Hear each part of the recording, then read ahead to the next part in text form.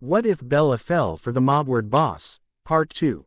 Edward Cullen didn't chase, he claimed, and Bella Swan was beginning to understand that falling for him meant losing everything else, freedom included. EPOV. Edward, I think this is originating from someone inside the States. Jasper sat back against the leather couch in my office, balancing his laptop on his thigh. It's been weeks, and we've exhausted all other options. Who in the States? I threw my hands up, at a loss. Things were out of control. A second shipment showed up off the coast of Santo Domingo with a cargo deck of underage girls. We made sure the girls were taken to safety, then left the crew deep in the Atlantic. I don't know, Jasper admitted. But Miami got hit again, as well. What about New York? Emmett paced as he thought over the question. They're the ones that tipped us off, warned us to check the boat before it docked in the U.S. What guys do we have in New York right now? I asked. Garrett and his crew, Jasper answered. But I have a theory. What if the info was leaked to New York on purpose? A false flag, diverting our attention from where the focus should be. I've talked to them 5 times. I explained, pinching the bridge of my nose. They won't tell me where the tip originated. Just that a capo came to them with it. Maybe they don't know either, Emmett said. Fuck. I slammed my hand on my desk in frustration. I think you need to take a trip to the Big Apple, Ed. Meet face to face, get them to bring in their capo, and drill him on what he knows. Respectfully, of course. I wouldn't break that alliance at the moment, Jasper advised. Jasper, set up a meeting as soon as possible and get the jet on standby. And until further notice, all our ships are to be checked as they come into port. If we catch another captain stupid enough to accept the order to traffic, I want him brought in for questioning. Just be careful you don't take them out too soon. Remember what happened last time, Emmett snickered. I flipped him off and looked out the window. What the fuck was I going to do? Ooh, it smells fucking amazing in here. I called as I entered the penthouse. One of the perks of having Bella as my live-in girlfriend was the home-cooked meals she prepared. I'd never tell my mother, but Bella's cooking rivaled hers. You're home late. She stood at the dining room table, looking just as delectable as the food on display. Oh no, I know that look. Edward, you are going to sit down and eat. I've kept this food warm for 2 hours. It will dry out if I put it back in the oven. Fine, but don't I get a welcome home kiss, at least? She raised a brow but reciprocated when I leaned in and pressed my mouth against hers. With one last nip on her bottom lip, I leaned back and smirked at her dazed expression. All right then, let's eat. You're impossible, she muttered, turning to serve our salad while I poured the wine. How was work? I asked. I'd been making an effort to be supportive of Bella's career. In reality, I hated that she hadn't left the library. The job was useless, and it made her miserable. I was more than able to support both of us financially. If she wanted to work, she could keep her job at the restaurant, where she'd at least be around family. She sighed. Esme's was fine, but the library sucked. Laura, N had me doing inventory for the 3rd day in a row. You know, it's sad how many books were missing from our collections. We don't have the budget to reorder them. Next week I get to make phone calls to see if we can get some of the overdue ones returned. How much would the library need to order new ones? Probably $10,000 more than the budget allows. Maybe the city couldn't sign that check, but I could. I decided to look into making an anonymous donation. What about you? How was your day? I'm heading to New York in the morning. I've got a meeting I need to attend.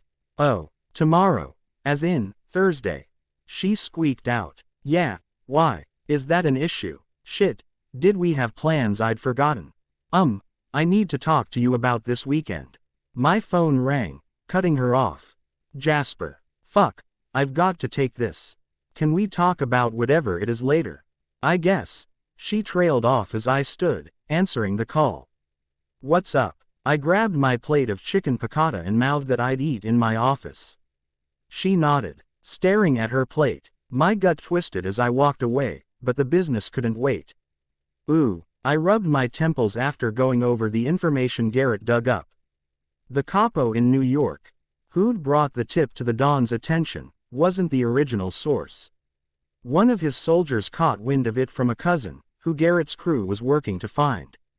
Edward, I looked up at the sound of Bella's voice. You're still up. I was waiting for you. She walked over and leaned against my desk. It's 2 a.m. You should be asleep. I traced my fingers over her stocking-clad thigh. She hadn't changed out of her dress from work. Fuck. I'm sorry, cor mio. I didn't mean to bail on you. My shoulders slumped forward in exhaustion and defeat. Edward, are you okay? I'm worried about you. Her hands found purchase in my hair, gently stroking the strands. I closed my eyes, reveling in the blissful feeling. For a moment, I considered telling her everything, relieving the pressure reigning over me. And getting a third party's perspective. I longed to hear her sweet voice tell me everything would be all right, but that wasn't an option. It wouldn't be fair to bring her into the mess that was the family business. It's just stress. I have a lot on my plate. Is there, anything I can do to help? My eyes shot open at the innuendo in her voice. She looked at me from under her lashes, holding her plump lower lip between her teeth. I growled, my mood rapidly improving as my blood rushed to a more southern region. What have I told you about biting that fucking lip? That you like it? She fucking smirked at me. I'm not a man who likes to be messed with, amore, I warned. She grinned and stepped away, leaving my cock growing and my body tense. I groaned as she turned her back to me, dragging down the zipper of her dress. She took her time, slipping her arms out of the short sleeves and letting the fabric drop into a puddle on the floor. Madonna mia, I palmed my dick through my pants, drinking in the sight before me. Bella's sinful curves were wrapped in the hottest fucking lingerie I'd ever seen. Tiny strips of black lace scarcely covered anything. The sheer fabric hinted at the treasures hidden underneath. A black garter belt hooked to thigh-high stockings, making me groan in appreciation. Come here, I demanded. She didn't hesitate, coming to stand between my spread legs. What kind of help are you offering, cara mio? She gave me a shy smile but no answer. Instead, she sank to her knees before me. Oh, Christ, I was panting in anticipation by the time she released my straining erection from the confines of my clothing. Her little pink tongue darted out and licked her lips before leaning in. I moaned my appreciation as she tentatively licked along my shaft. Impatient, I tangled a hand in her hair and urged her forward. Obediently, she opened her mouth and took me in as deep as she could. She made a soft choking sound before pulling back and trying again. The feel of her hot, wet mouth surrounding me was too much to bear. I gritted my teeth, refusing to come too soon. God, you look so fucking beautiful like that, I murmured and bucked my hips forward. Unable to hold still at the sight of her lips wrapped around my length and her wide chocolate eyes looking up at me. My balls tightened, but I wasn't ready to finish. I wanted to release inside her, where I belonged. Stand up, I growled, pushing her off of me. What? She scrambled up, confused. Did I do something wrong? No, amore, you did everything right, I promised. Standing and grabbing her hips to turn her around. Put your hands on my desk. I want to fuck you, Bella. She moaned and did as she was told, turning and placing her hands against the wood. She arched her back, pushing her ass in the air. I grunted, appreciating the view, before slapping my hand against one of her exposed cheeks.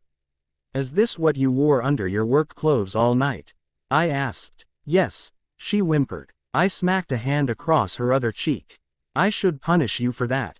How will I be able to restrain myself, knowing what is under those little dresses you wear? Yes, please, Edward, I grinned. She liked being spanked. I obliged her once more before I couldn't hold out any longer. I grabbed the scrap of fabric she passed off as panties and tore the sides, ripping them from her body. With one hard thrust, I buried myself in her tight heat, grateful for her birth control. Jesus, Bella, so fucking tight. Oh, God, Edward. Fuck me, please. I found a rhythm sinking deep inside her. Soon her walls begin to tighten around me. Leaning over and placing a hand on the desktop, I reached around her body to rub circles against her core. "Come for me, amore," I whispered. Her walls clenched, and she cried out as she climaxed. I pumped into her twice more before allowing her body to milk me of my release. "Oh, holy hell," she panted. "Jesus fucking Christ, that was amazing," I laughed, satiated and far more relaxed than a half hour earlier. "Thank you, amore. I needed that." I stood, pulling her up and holding her against me. "You know those panties were worth like $200. She scolded. I let out a hearty laugh. "I think I can buy you some new ones." I dipped down to pick up the discarded piece of fabric as she let out a yawn. "Come on, let's go to bed.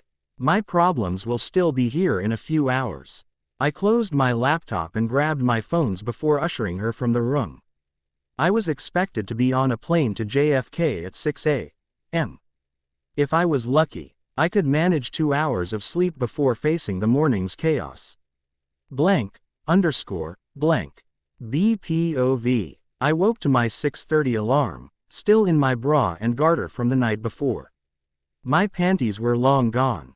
After our rendezvous in Edward's office, I was completely drained and fell asleep the second my head hit my pillow. Lying half naked with the previous day's makeup on my face and dried sweat on my skin. I wished I'd at least had the wherewithal to shower.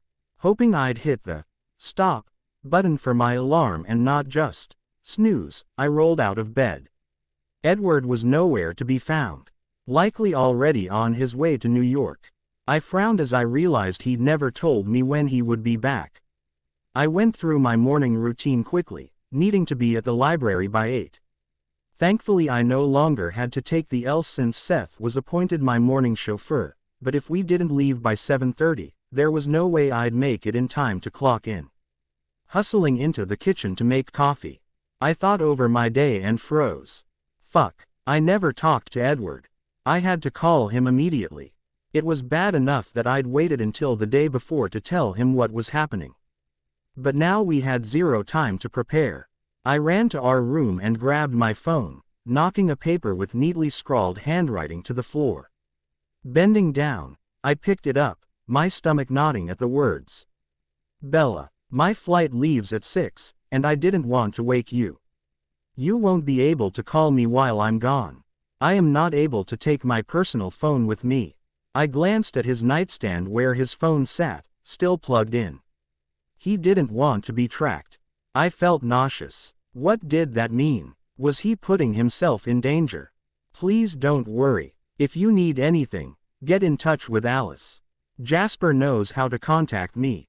I am not sure when I'll be back, but I am hopeful I'll get what I need by tomorrow morning.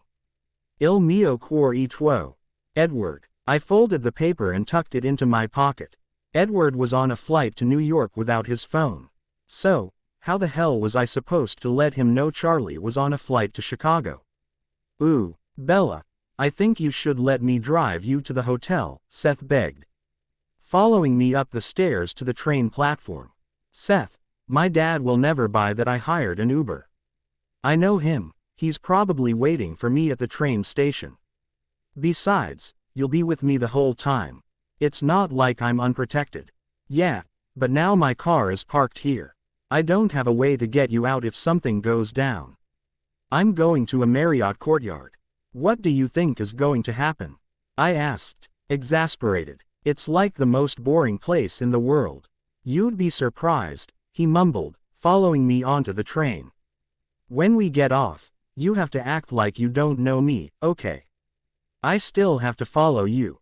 "Yeah, I know. Just keep your distance." "Bella, what's your plan?" "You already know. I'm going to see my dad. We'll get dinner and tea.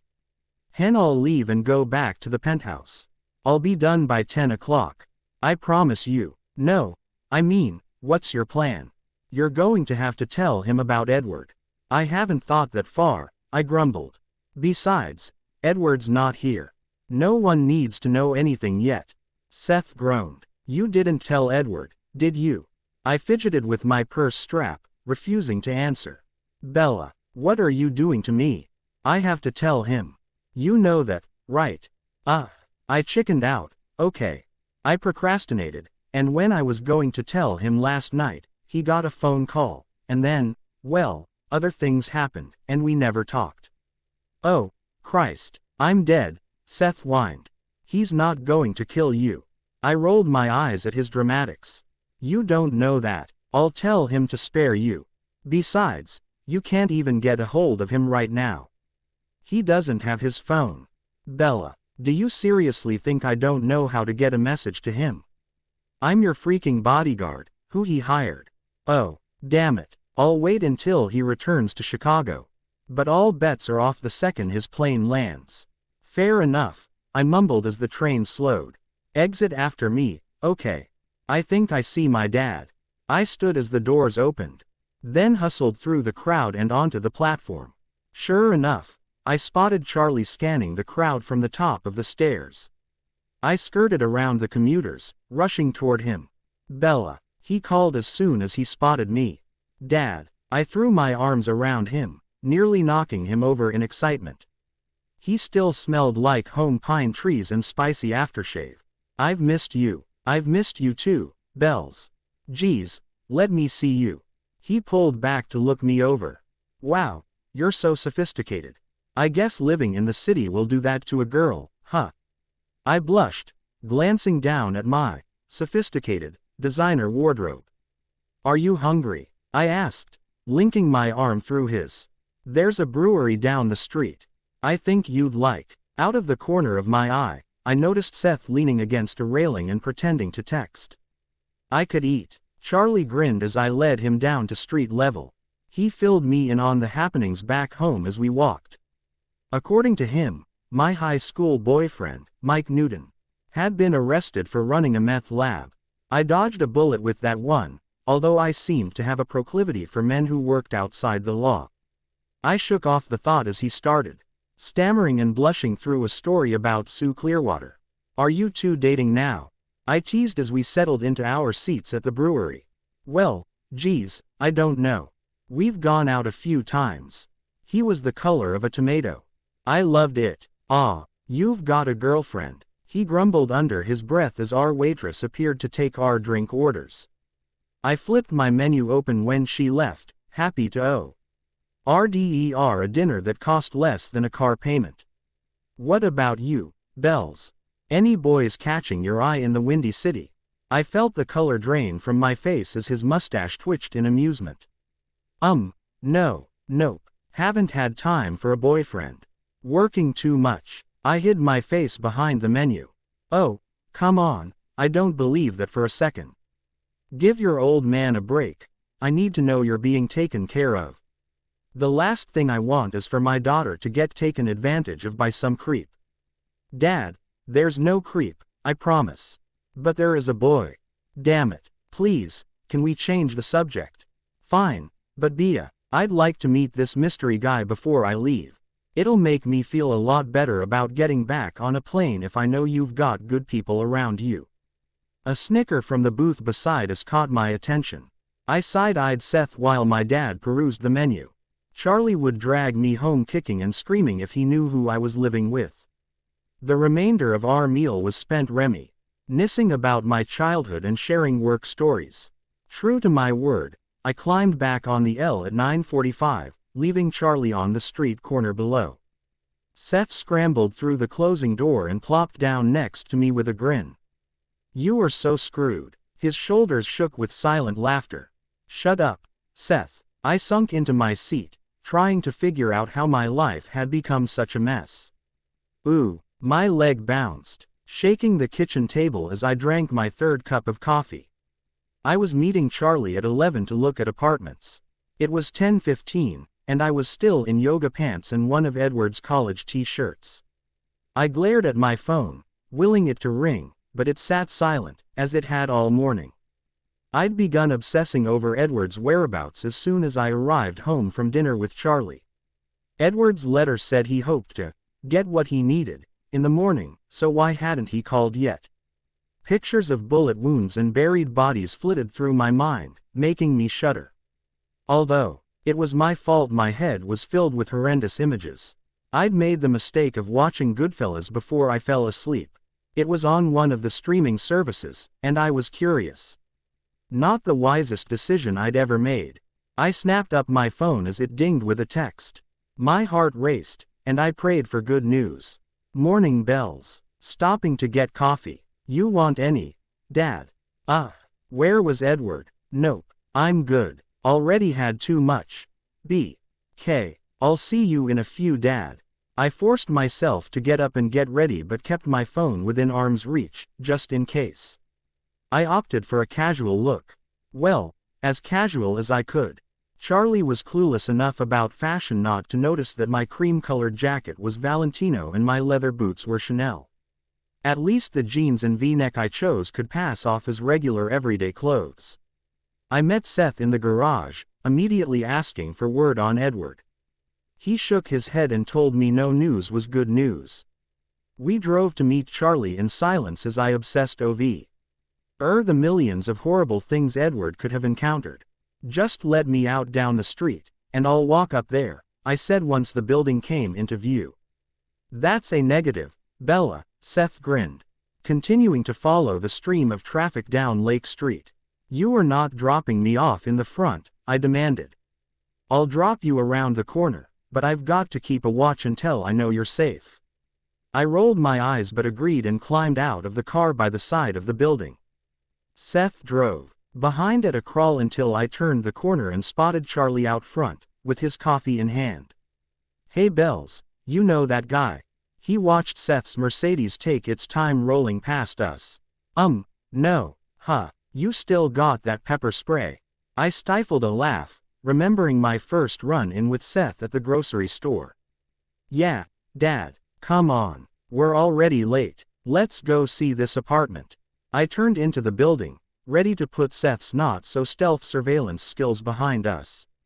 I already checked in. The leasing agent went ahead of us to unlock the place, he said, leading me toward the elevator and selecting the third floor once we stepped inside. You know, it's too bad that roommate of yours got the flu. I would have liked to meet her. What? Oh, Jessica. Yeah, I know. She wanted to meet you too. It's real nice of her to let you stay there rent-free. If she's feeling better by Sunday, maybe I could take you two out to dinner as a thank you. I'll let you know if she starts to turn the corner, I mumbled. I had a feeling Jessica's pretend flu would last until sometime after Charlie went home. We stepped from the elevator into a freshly painted hallway with newly affixed numbers hanging from each door. The agent said they just redid this floor. Looks pretty good, he explained. I nodded, following him down the hall to door number 5. He knocked twice, and it was instantly swung open by a petite blonde. You must be Bella. I'm Julia. It's so nice to meet you. I shook her outstretched hand. Stepping inside, I heard your old apartment got broken into. I'm so sorry. Yeah, thanks. Well, the good news is this place is available ASAP. Renovations were finished last week. The kitchen features granite countertops, and all the appliances are included. This unit even has a stackable washer and dryer in the linen closet. We followed her from the kitchen to a short hallway, where she opened a sliding closet door to show us the laundry machines. And if we continue in this direction, you'll find the bedroom. It's one bed, one bath, but the bathroom has 2 doors so you can enter it from the hallway or the bedroom. Clever floor plan, don't you think? Sure. I peeked into the tiny bathroom, unimpressed. Let me show you the balcony. You're going to love it. We headed back into the living area and waited as she unlocked a sliding glass door. There's plenty of space for a couple of chairs and a little table. We've had residents do cute things with plants to decorate their decks. Charlie and I stood on the cramped balcony and peered over the ledge.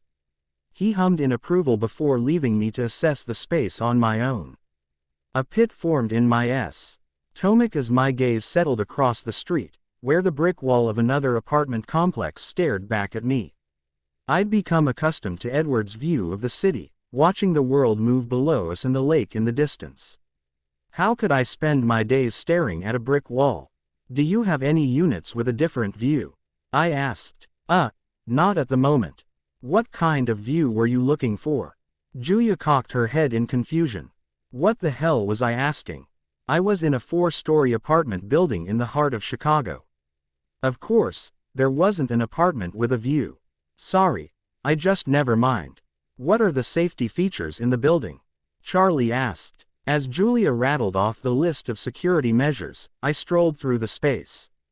2 months earlier, I would have jumped at the chance to live there. It was leaps and bounds better than my old apartment, but something in me was hesitant.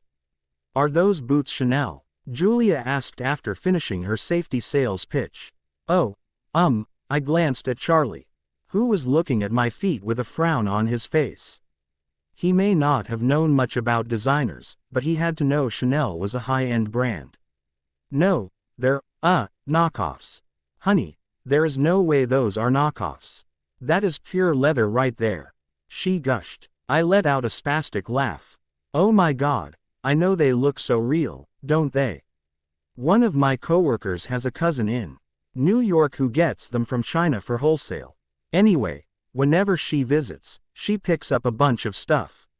She got me these for like $40. I glanced at Charlie to see if he'd bought my story. He was busy checking out the oven, making sure it turned on correctly. Wow, I could have sworn they were real. Impressive. She shrugged. So, Bella, what do you think? I bit my lip as both Julia and Charlie waited for my answer. I've got to think about it. We've got a couple more places we're looking at this weekend, Charlie chimed in. She'll give you a call when she makes a decision. Julia handed us a folder full of information before Charlie, and I said goodbye, leaving her to lock up. He spent the elevator ride back to the ground floor humming and hawing over the price sheet. But didn't say a word until we hit the street. That was smart thinking in there, Bells. You never want to say yes to an offer on the spot. Honestly, I think you can find a better deal. He looked up, glared across the street, then wrapped an arm around my shoulder and started walking. Besides, I'm not so sure about the area. Looks like there are some oddballs hanging around. I looked over my shoulder and had to stifle a laugh. Seth sat on a bench watching us over the top of a newspaper. The man did not have a future in espionage.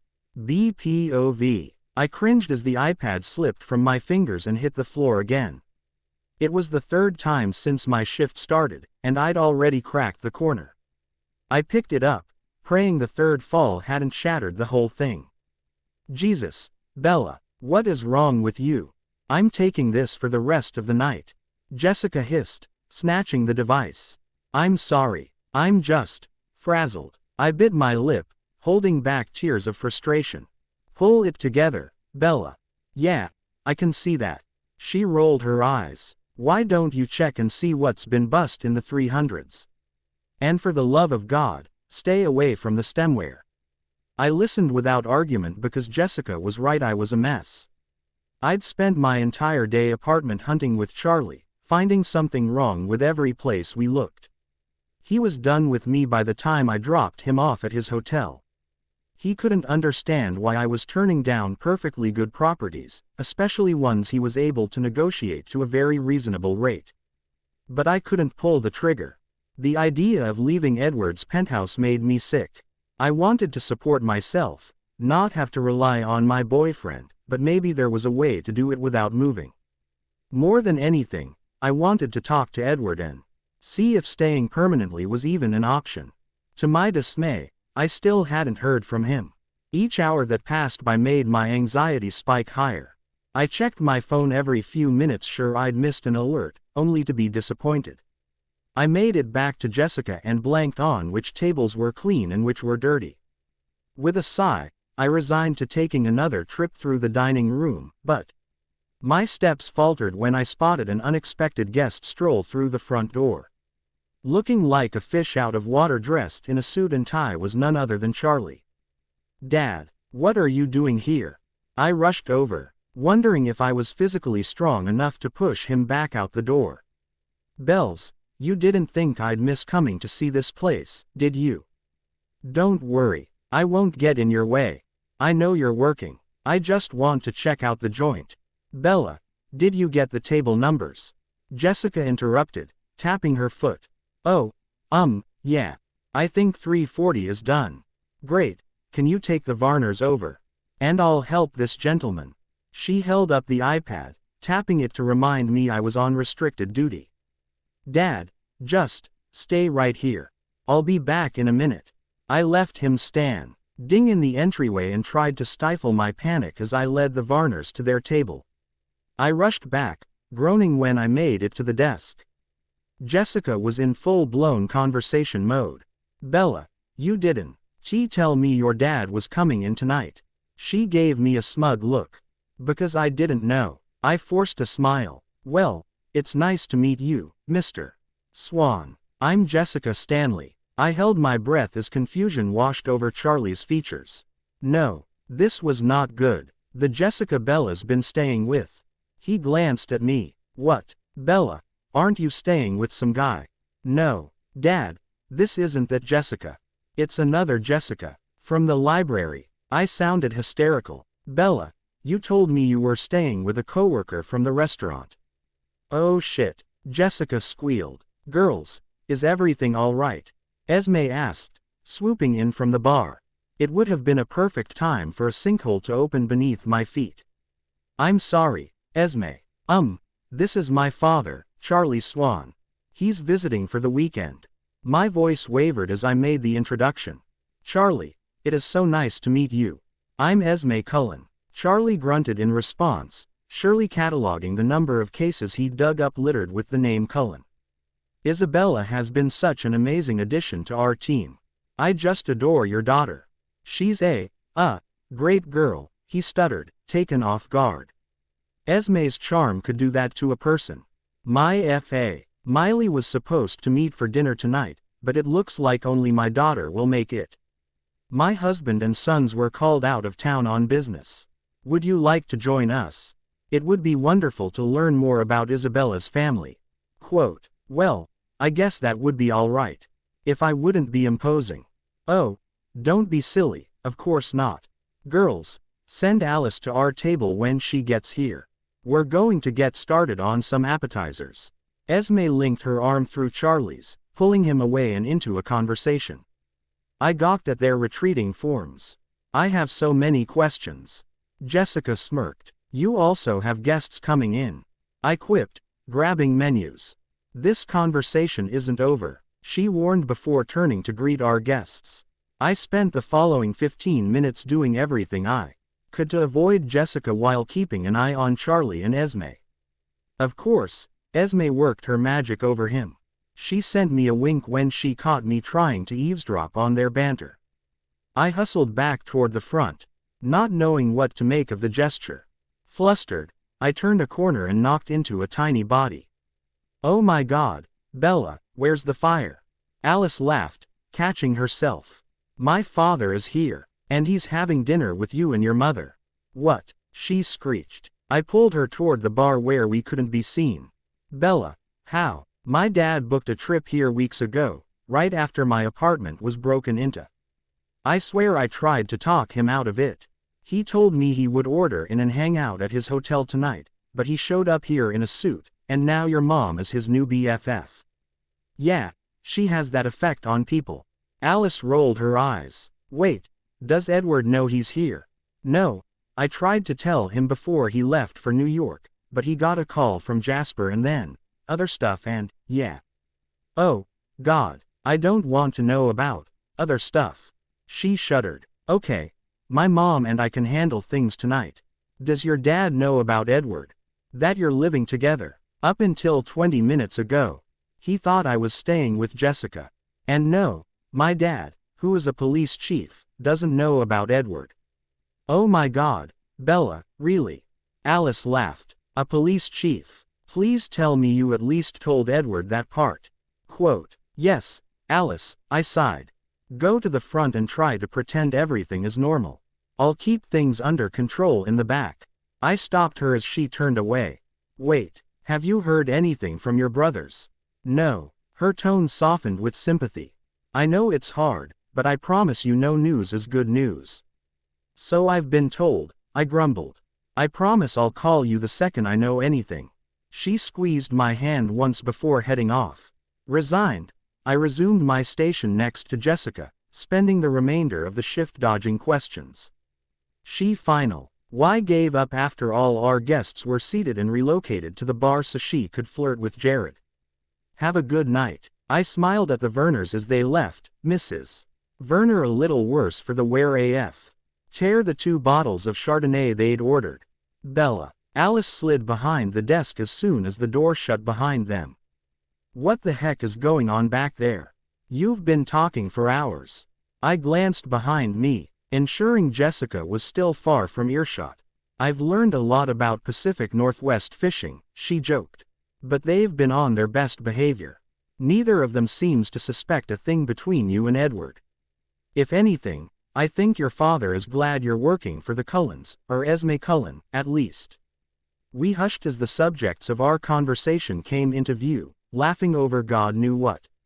Charlie, this has been the nicest evening. I do hope you can come back tomorrow. What? I looked at Alice. She shrugged. The rest of my family will hopefully be home by then. I'd love for you to meet them. Thank you for the offer, Esme. Your restaurant is delightful. Delightful. What the hell was happening? I think I'll take you up on it. I wouldn't mind trying that veal you mentioned. Fabulous. We will see you tomorrow night. Shall we say 6:30? Works for me. Bells, you gonna be okay getting home tonight? He asked, turning his attention on me. Yeah, Dad, I've got a ride, I said, dumbstruck. Great, I'll see you in the morning, kiddo. With a wave, he pushed through the doors, a bit unsteady on his feet. Don't worry, Bella, I ordered him an Uber, Esme giggled. I grimaced at the realization that they were both a little drunk. He's such a nice man. I hope Carlisle and the boys can meet him tomorrow, Esme said as she wandered off. For your sake, I seriously hope they aren't home tomorrow. Alice laughed and patted my arm. I'm calling out sick, I groaned. Was the pretend flu contagious? Blank, _ blank. EPOV. The key. D. New York got their intel from couldn't have been a day over 21. He was a soldier, bottom of the barrel as far as the families were concerned, but he'd made himself valuable. Too bad he didn't understand that. Sitting in a room with the family heads from New York and Chicago, plus his capo, he looked like he was gonna shit himself. My understanding is that the information came from your cousin. I asked. Yes, sir. He nodded. And where is this cousin now? He took off. I think Canada or something. He's a fucking moron. Got himself involved in some deep shit. Call him, I demanded, sliding a phone across the table. I'll try, he said warily. But he probably ain't gonna answer. If he knows what's good for him, he'll fucking answer, the New York boss, Santi, muttered. The kid dialed with shaking hands. Then put the phone on speaker. It rang 4 times before going to voicemail. Try again, I ordered. He redialed. On the 3rd ring, a voice with a thick Boston accent answered. Who's this? You hang up this fucking phone, and your cousin Freddie is no more, capiche? Santi growled. Oh, fuck me, I didn't mean no disrespect. I swear, what I was doing was I was trying to make a name for myself. I swear to God, I got mixed up with the wrong people. As soon as I found shit out, I told Fred, I promise. Stop, I shouted. Who the fuck are these, wrong people? Guys in Boston. I wanted in with a family. New York wasn't recruiting, so I had to look closer to home. These guys, they call themselves the New Boston Syndicate. They're after Chicago and Miami. They say the family head has a beef with the Cullens and the Saids. I locked eyes with Santi and shook my head. As far as I knew, we didn't have beef with anyone. What's the leader's name? I asked. I don't know. They're all tight-lipped. I got orders from a guy named Austin. His orders came from a guy named Marcus. I overheard him talking one night. That's the only reason I knew about the fucking ships. When I found out what was planned, I called Fred. I didn't want nothing to do with that shit. What else did you hear from them? Santi asked. They said something about Freeport. It wasn't nothing specific. Just that the Port Authority alerts the U.S. Coast Guard to shit. Fuck, Emmett hissed behind me. Mute it, I barked. Freddy reached over, silencing the call. We have a ship docking in Freeport tonight. I apologize, gentlemen, but we're going to have to cut this conversation short, I said, standing and motioning to Emmett. Good luck. Please know, we are not in favor of this new syndicate gaining power. We'll be happy to assist in any way, Santi promised. Thank you. I will remember the favor. Emmett and I shook hands with the men around the table before following a stairwell into a back alley and hopping into our waiting car. Alex sat behind the wheel, ready for directions. Back to the airport. Someone get Jasper on the phone. Sure thing, boss. Alex start the car and placed the call over Bluetooth. Edward. Jasper answered on the first ring. It's coming out of Boston. Someone's after us in Miami. They're trying to start a new organization, said they have beef with us in Amman. What? I had the same damn reaction. I'm putting you on speaker. Carlisle is here, Jasper explained before transitioning the call. Hello, Edward. My father joined in. Any clue why unknowns in Boston would be after Chicago and Miami? Boston. Amman and I had enemies in the past, early on when we started to reform our cities. Never in Boston, though. Okay. Where then? Who the hell are we dealing with? I snapped. Where are you headed right now? He asked, ignoring my question. Freeport. I'll meet you. We can talk there. Talk about what? What do you know? I'll see you in the Bahamas. He disconnected the line, leaving me with more questions than when I'd placed the call. Mafankalo. I swore, running my hand through my hair. How am I supposed to take over his fucking job if he won't tell me what the fuck is going on? You're wound too tight. If he gives you bad info, you're gonna pull the trigger too soon. It could destroy relationships. You know that, Emmett reasoned. I took deep breaths and pinched the bridge of my nose. Emmett was fucking right. I was ready for a fight, and feeding me shit information was a route destined for failure. Change of plans, I announced. We're going to Miami first. I need to talk to Amman. Ooh, Edward, what a surprise. I wasn't expecting you. Amman breezed into his conference room dressed in a linen suit, fitting for the stifling Miami heat. I apologize for the lack of notice, but we got out of a sit-down in New York and felt it was pertinent to meet. Please, let's talk. He closed the door, and we settled around the table. We talked to the kid who gave the heads up about our shipment. According to him, there's a new organization forming in Boston. They're behind everything. They claim to have a problem with Miami and Chicago. I waited as Amman chewed on the information, his practiced expression as stony as my own. Boston. He rubbed his chin as he spoke. I've spent a lot of time trying to figure out who was targeting us, but I never considered Boston a threat.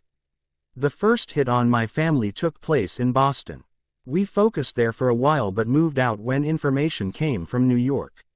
So why come to me here? Why are you not in Boston? Because a third hit is coming, and they've thought this one through. We've got a boat scheduled to refuel in Freeport tonight.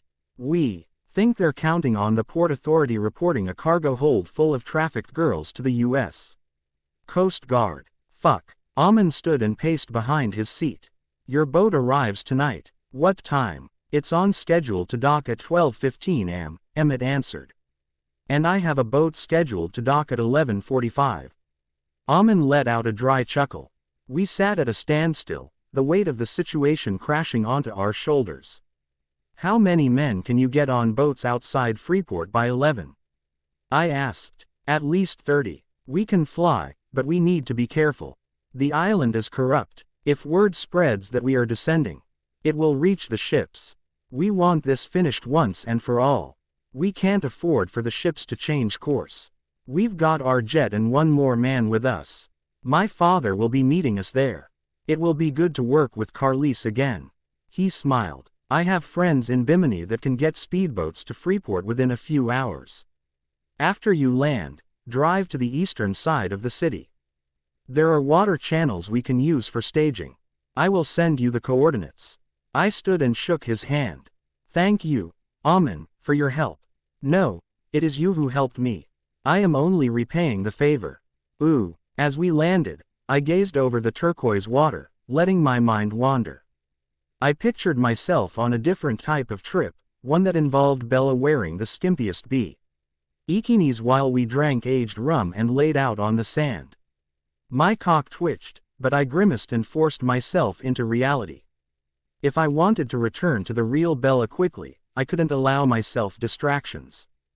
Jasper just texted. "We've got the coordinates," Emmett said. For once, his interruption was welcome. "We need to get Amen's guys armed." I nodded to the 4 men in the back of the plane. "I'll hook 'em up when we land. I think we've got enough guns in the cargo hold to arm a fucking military." The plane landed with a jerk, and I was on my feet barking orders before we'd taxied off the runway. We descended the stairs onto the tarmac, finding 2 black SUVs waiting for us, thanks to Jasper. I put Emmett in charge of getting the men from Miami situated in their vehicle while Alec and I worked on ours. "Hey, boss, you should probably get your vest on now." Alec handed me the heavy Kevlar with a nod. He was right. Out in the open, I was a sitting duck. "Okay, they're good to go." Emmett joined us, already decked in his vest and carrying multiple weapons. "Can you put those down? You look like Rambo." I snapped. "I know, it's awesome." He grinned. I ignored Emmett as my phone rang and pulled it from my pocket. "Hello, Edward, are you here?" My father asked. "We just landed." "Where are you?" "In a private hangar on the north side of the tarmac. I took a charter from Savannah." "Give me the hangar number." "We'll come to get you." I instructed Alec to find hangar 12 as we jumped into the car.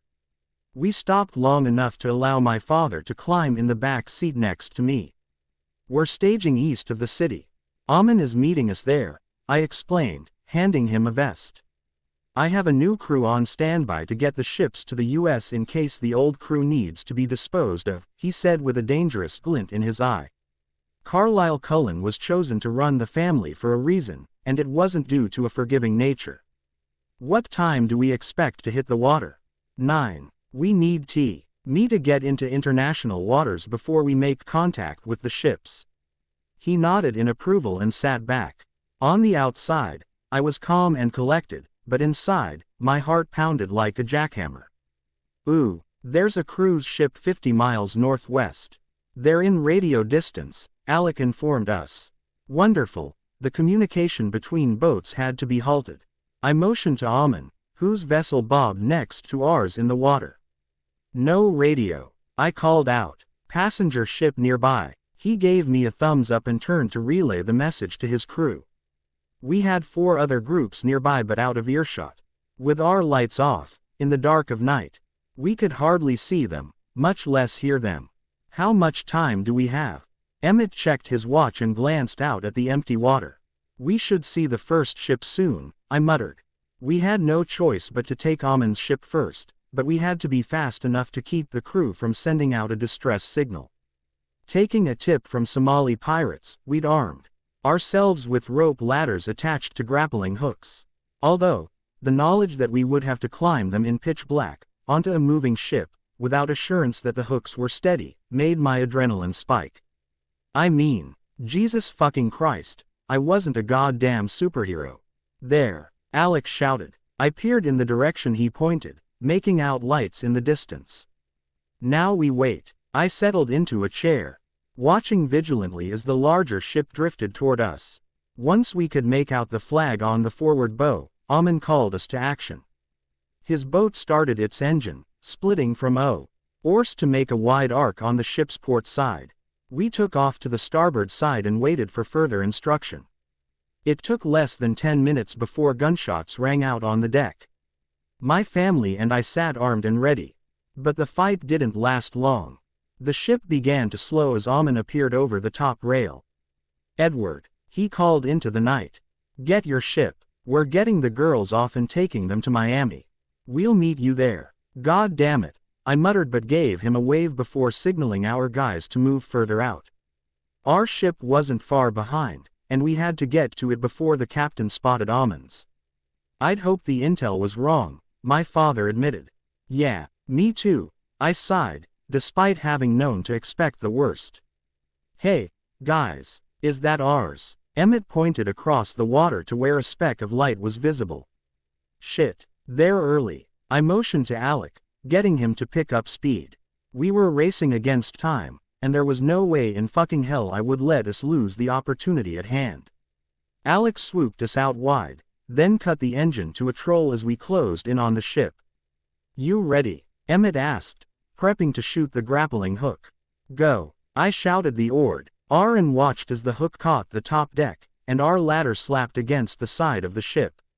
Emmett and I tugged it together to check its sturdiness before I jumped on and began to climb. Emmett, T and Alec followed behind while my father took control of our boat, moving it to the side so the next team could climb aboard. I pulled myself over the railing onto the deck and crouched low, waiting for the others to follow. Once enough men made it aboard, I moved forward, staying in the shadows. As we closed in on the front of the ship, voices carried from around a corner. I aimed my gun, keeping a finger hovering over the trigger. 2 crew members stepped into view, speaking in an unfamiliar tongue. Before they had time to spot us, I'd placed a bullet in each of their skulls. Get them overboard, I hissed at a few of the men from Miami. We inched further until we gathered next to the bridge, where the captain and first mate stood behind the wheel deep in discussion. I gave the signal, and stepped back as Emmett slammed the door open with a bang. What's up, motherfuckers? He bellowed before grabbing the captain as Alec swooped in for the first mate. Slow the ship and get these 2 off. Then take care of the rest of the crew, I called out as chaos erupted. Shots rang out and mingled with the screams of frantic crew members. Hostia puta. What the hell is going on? The captain cried out, his Spanish accent strong. Where are the girls? I spit, storming forward until my face was inches from his. I don't know what you're talking about. His face went pale while his body shook in terror. I wouldn't fucking lie if I were you, Emmett warned, holding the man with one arm and pushing the barrel of a gun against his temple. Why, you are the sea cops? The man stuttered. Are we the air, you fucking serious? I laughed. Guillermo. They are the Cullens. The man Alec held hissed. You don't know the men you work for. Why have you captured us? Guillermo's voice quivered while a tear trailed down his cheek. Because, amigo, you've got a group of underage girls you're trafficking on one of our fucking ships. I screamed, making him wince. But, Mr. Cullen, it was your order. The first mate argued, shutting up when I shot a venomous glare in his direction. Shit, it wasn't us, man. You got played, Emmett explained. So, I'm gonna ask one more fucking time. Where are the fucking girls? I growled. 6th deck cargo hold, Guillermo answered. I signaled Emmett and Alec to get the 2 men off the boat. I had questions that I'd force them to answer later. Back on the deck, I grabbed a few of Amon's men and left the rest to dispose of the butchered crew. We wound through the ship's lower decks until we reached the cargo hold. As I shoved my body weight into the heavy wood door, it slid open with a pathetic groan. Light filtered into the space, and I choked, my stomach churning. Holy Mother of God, someone muttered in disbelief. Get these girls out of here and onto the boats. We're taking them to Miami. I refused to show weakness and kept my voice steady despite the brutal ache I felt as my heart shattered. Cries of terror echoed through the chamber as my men stepped forward. They tried to communicate in English and then Spanish, but the girls couldn't understand either language. I don't wanna hurt them. One of the men turned to me with his hands out in defeat. Don't let them move, I ordered, leaving the men to watch over the distraught girls. I rushed up the stairs to the crew's quarters, grabbing blankets and sheets from the rooms as quickly as possible. I returned to the cargo hold with my arms full. Stepping into the room, I scanned over the terrified victims. Many of the girls wore little other than torn t-shirts and shorts. In the corner, I noticed 2 of them clinging to each other, one younger than the other. Their distinct features made it easy to understand the relationship sisters. Bile rose in my throat, but I pushed it back and crossed the room. Squatting in front of them. Blanket, I explained, handing them each a piece of bedding. The older girl eyed me for a moment before grabbing one for herself and one for her sister. I nodded and backed away, giving them space as I turned to the rest of the group. Some of the girls eyed me with skeptical curiosity, while others remained wary. "Let's try this again," I said to my men, giving them bedding to pass out. Walking back to the sisters, I gestured to the open door. The older girl stood and then pulled her sister up. The other girls slowly followed, lowering us to lead them toward the lifeboats that would transport them to our waiting vessels. "How many are there?" Emmett appeared by my side as I watched the girls disembark. 15, I sighed. "Christ. Any ideas on ages?" He grimaced. I shrugged. "Honestly, I don't want to fucking know. Let's just get out of here and get to Miami." "Hey, bro, for what it's worth, you're a fuck awesome leader." He patted my back as he pushed away from the railing. "I'll see you on the boat." The compliment was the best I could receive, but it was impossible to revel in pride. As the final boats loaded, I gazed across the deck, and the urge to burn the ship to ashes coursed through me. But destroying my property wouldn't solve anything. So instead, I climbed over the railing and down the ladder. With patience, I would get my vengeance. And it would be tortuously sweet. EPOV. Sweat rolled down my back as the humid Florida air made my dress shirt cling to my sea brine-coated skin. The first fucking thing I wanted once we docked in Miami was a goddamn shower. My family led the way toward the U.S. coastline as the two boats filled with terrified girls followed close behind. Once we could get back on radio frequency, Amon directed us to an old dock he owned near the Everglades. His wife and daughter waited there to help transport the trafficked girls to a home run by a human rights charity. The sun broke the horizon as we trolled into Amon's docks. His groups had made it before us and were busy unloading. Jesus. He scanned our boats as we set foot on the worn wood platform. "I want to destroy the bastard behind this." I gritted out. "I can agree to those terms. What's going to happen to these girls?" He sighed, turning toward me. "My wife says some will be sent home if their families can be found and want them back. Others will stay here and live as wards of the state until they're 18. They'll be awarded refugee status, and the charity will help them learn a skill." "In reality?" I asked, scoffing at the rose-colored picture he painted. "No matter what we do, some of them will end up in prostitution. The lucky ones will find minimum wage jobs and receive government assistance. Money would help. Money would help. Send me the name of the charity." He nodded, and we fell silent, the scene around us too somber to continue dwelling on. "Amon, Edward, I have many theories on who may be involved in orchestrating this mess." My father joined us, his brow furrowed in frustration. Amon glanced at my father, sharing his concern. "I would like to invite all of you to my home for the night. Perhaps we can take a few hours to clean up and regroup, then discuss this over dinner. I also have a few theories." I gave my agreement. I needed to know whatever they'd do. One before it came up to bite me in the ass. We've placed the captains and first mates in a facility south of the city. My men will hold guard tonight, and we can question them in the morning," Amon said in between sips of his whiskey. "I appreciate it," I answered. "Now, I'd like to discuss the theories on Boston." The serving staff had cleared our dinner plates long before, and I was tired of making small talk as the older men reminisced. "Understood. I suppose we've kept you waiting long enough," Amon chuckled. "Carlyle, correct me if I'm wrong, but there were bodies buried over the years that may be resurfacing. One stands out in my mind above the rest, a man named Eero Volturi." "Yes, I thought of him," my father agreed. "Why don't I know that name?" I looked at my father. "He wasn't someone you would have encountered. His death occurred a month after you were born, and his organization fell apart shortly after. Most of his men were based south of the border and joined the Mexican Kings. A few sided with us, and a few with Amon. In the years since they've all retired or passed. That's why I dismissed anyone left from his organization. They're all gone." "Yes, I thought the same at first. But finding out that orders are coming out of Boston spurred a memory, Amon said. Carlyle, do you remember Arrow's wife? I do. Do you remember the fanfare around their nuptials? My father nodded. She was Irish, and he was Italian. It was an issue back then. Was she part of a family? I asked. Yes, one based out of Boston. See, Amon grinned before explaining. Arrow was running drugs from Cuba through Miami, up the coast, and over to Chicago.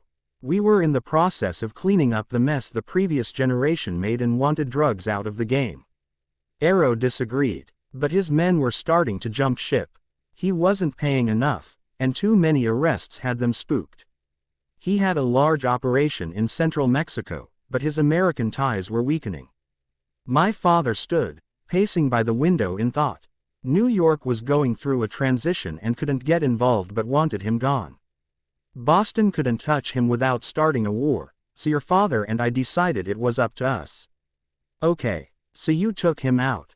His operation shut down, and his guys dissipated. What the hell does that have to do with what's happening now? I asked. Edward's right, Amon. There's no one left to come after us. Carlyle, think again. The last time we saw Arrow's wife, what did they tell us? My father glanced down, running through the memory before his brows shot up in shock. She was pregnant. Precisely. After Arrow's death, she returned to Boston where she had family. That organization dissolved a few years after Arrow's. Yes, but Arrow still had an heir, with connections. Our conversation paused as we worked to make sense of the revelation. Do we know the kid's name? Emmett asked. I had one of my men look into it. Arrow's wife gave birth to a boy 3 months after returning to Boston. She named him James. James Vulture, Emmett muttered. Motherfucker. I stood, slamming my hands on the tabletop. Jess UT. Holy shit. Emmett's eyes went wide. I'm calling Jasper. Amon, thank you. I am beyond grateful for your hospitality and your help. I hope you don't mind if I get to work. Of course, Edward. Carlyle and I still have plenty of scotch and memories to revisit. We'll leave the work to the young men, he said, raising his glass. I could hear Amon's next comments to my father as I passed into the hallway. He's going to follow in your footsteps well, my friend. You should be proud. Quote, I couldn't stop my smile at the, I am, that followed. Ooh. It didn't take long to get the stories out of the ship captains and first mates. All 4 men were consistent. James Vulture had contacted them, claiming to be an affiliate of the Cullen family. They took his word, not knowing better and afraid of our wrath. James told them extra cargo would be loaded onto the ships at an African port. None of them knew what they were transferring until they saw the girls. We finished the questioning and arranged for the men to be sent home. A hefty payout and year of a repeat visit would keep them quiet. After nearly 60 hours without sleep, I could feel exhaustion down to my bones.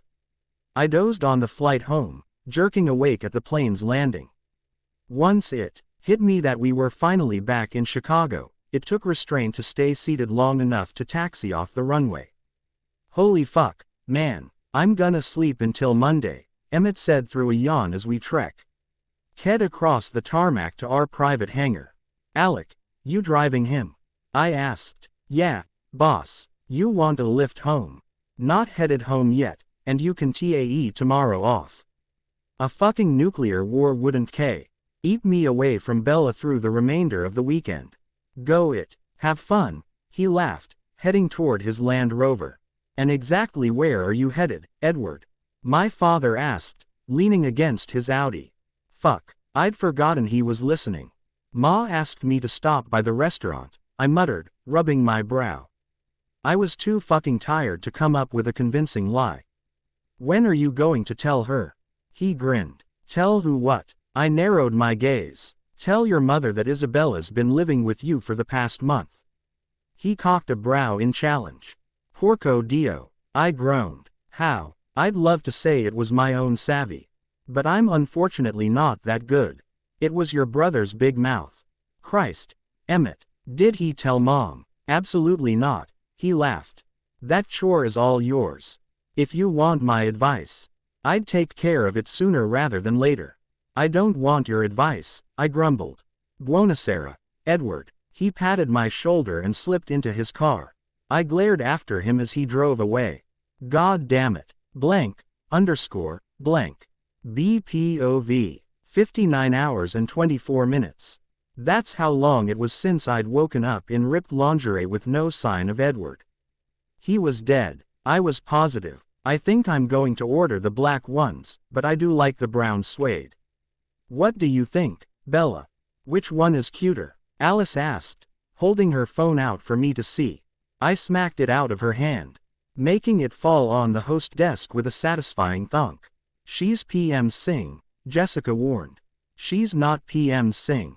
She's just being absurdly overdramatic.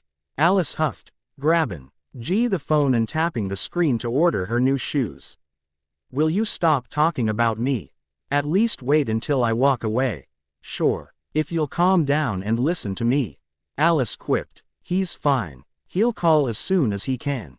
Wait, who's fine? She does have a sugar daddy, doesn't she? Jessica butted in, eager for the gossip. Alice rolled her eyes and walked away, muttering about needing a drink. Jessica side-eyed me but wisely chose to keep her mouth shut. I sighed, leaning against the desk and closing my eyes. On top of everything else, my father was planning to have dinner at Renesmee's. He'd spent the day talking non-stop about the previous night's impromptu soiree, even admitting that he may have been wrong about the restaurants linked to organized crime. Although he did make sure to tell me he was still suspicious of the Cullen men. Fabulous. I'd allowed him to drag me through 5 more apartments before I put a stop to the madness. I told him it was all too overwhelming, and I needed a couple of days to decide. Just long enough for him to get back on a plane to Washington so I could move out of my pretend friend's apartment. My lies were even confusing me. Jessica gave me probationary use of the iPads for the night, likely because she was afraid I'd cut a bitch, namely her, if she didn't relinquish control. Not in the mood for pleasantries, I'd spent most of the evening behind the desk, glued to the device. Hey honey, you look very pretty tonight. I glanced up at Charlie's voice. He grinned and offered me a one-armed hug as I came around the desk to greet him. Thanks. Renesmee set up one of the private rooms for you guys, I said and led him toward the back. He cleared his throat. Any idea if the rest of the family is joining tonight? I don't think they're home yet. I tried to keep the disappointment out of my tone. He stopped walking and pulled me to the side. Bells, how often do you see those men? What men? I stammered. Oh, God. I was exhausted from all the lies I'd told my father. I wasn't sure I had it in me to add another. Charlie, I'm so glad you're here. Alice bounced over, saving me. Her wink told me her timing wasn't a coincidence. I've got to go back up front, but I'll check in when we slow down, I said and wasted no time escaping from Charlie's questions. As I sulked through the dining room, I made a mental list of the tables ready to be seated. Rubbing my temples, I joined Jessica behind the desk. It wasn't even 7. How the hell was I going to make it through the whole damn night? Jessica, 410 is ready, I mumbled. I'll take them back. She grabbed menus and hurried off, leaving me to wallow in peace. The front door opened, and I glanced up, trying to muster the enthusiasm to greet whoever the hell was interrupting my pity party. What the fuck? A dry chuckle broke from my throat as white-hot rage built in my core. Bella. He released my name in a breathy sigh as if he were a dying man standing in front of an oasis. I wanted to wring his neck. Where the hell have you been? I slammed the iPad on the desk, obliterating the screen. His smile fell and he tugged a hand through his hair. I told you, and I left a letter. Didn't you get it? He walked toward me, only stopping when his legs hit the front of the host stand. I stepped away and crossed my arms. You said you would be back yesterday morning. I thought you were dead. My eyes started to water. Amore, please, don't cry, he begged. Oh my God, no fucking way. Shit, Jessica was back. God damn it, I muttered, grabbing a napkin and wiping my face. Bella, Please. I didn't mean to disappear. I got caught up. He narrowed his eyes toward Jessica, who watched us with a giant grin. You couldn't have sent a message through someone. I huffed. If something bad happened, we would have. That's not good enough. I threw my hands in the air and glared at him. All right, time out. Jessica stepped in between us. I have no idea what the hell you two are fighting about, but can we all just call this what it is, a lover's quarrel? Her boobs threatened to break free from her dress as she bounced in excitement. Shut up, Jessica. Edward and I snapped. Maybe we should discuss this somewhere else, he said through gritted teeth. I agree. I stepped around the desk, shying away when he placed his hand on the small of my back. He huffed but led me toward the kitchen and through the back door to the alley. Bella, he began, his jaw ticking as he searched for words. I propped my hands on my hips while some choice language of my own ran through my head. Then his shoulders slumped, and his bright emerald eyes searched mine, begging for forgiveness.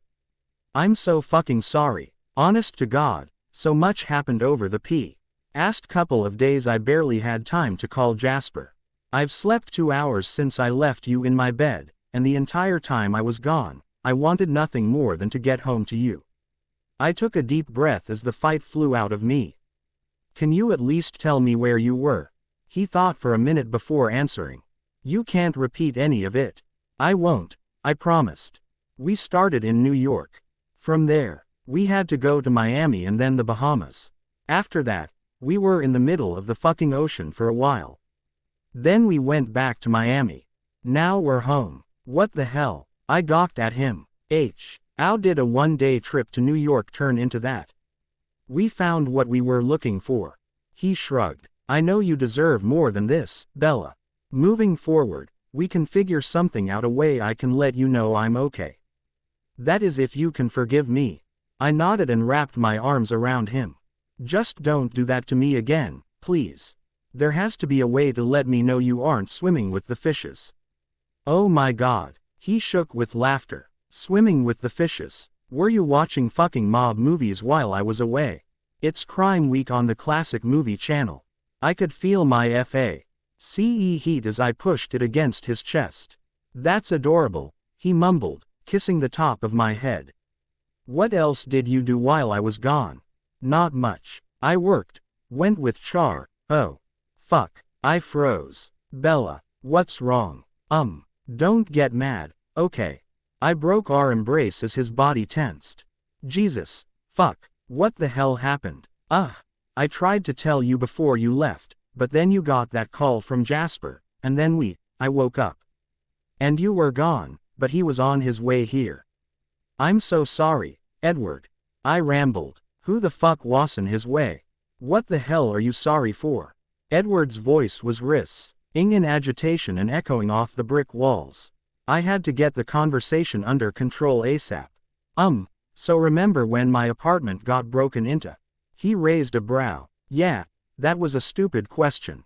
Well, after I texted Angela, she couldn't get a hold of me because we were busy. He smirked. Yes, exactly. So, Angela called my dad and told him what happened.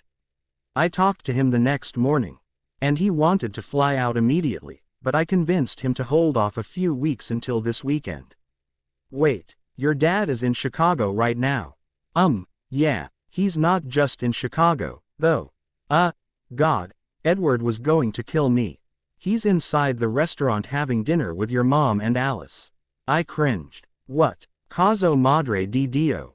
Jesus Christ. Bella, how much does he know? Edward paced in front of me, tugging at his hair. Nothing. I promise. I spent the weekend with him apartment hunting. I told him I'm staying with a friend and she has the flu, so we had to meet at his hotel.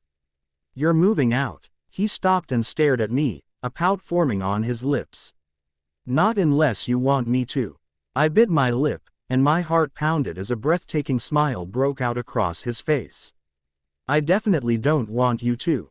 He closed the distance between us, crashing his lips against mine. We pulled apart, gasping for air.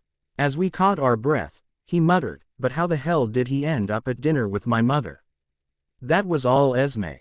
He showed up here last night to surprise me. Your mother won him over, then invited him to come back tonight. I need to go in there. He took my hand and opened the door leading back into the restaurant. Edward, what? My father doesn't know about us, but he knows who you are. You can't go in there. Go home. I'll leave as soon as possible and meet you.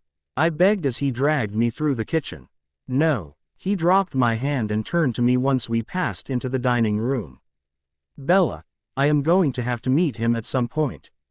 How will it look if I avoid him now? I've already got enough stacked against me. I'd like to have a small chance of impressing him, at least.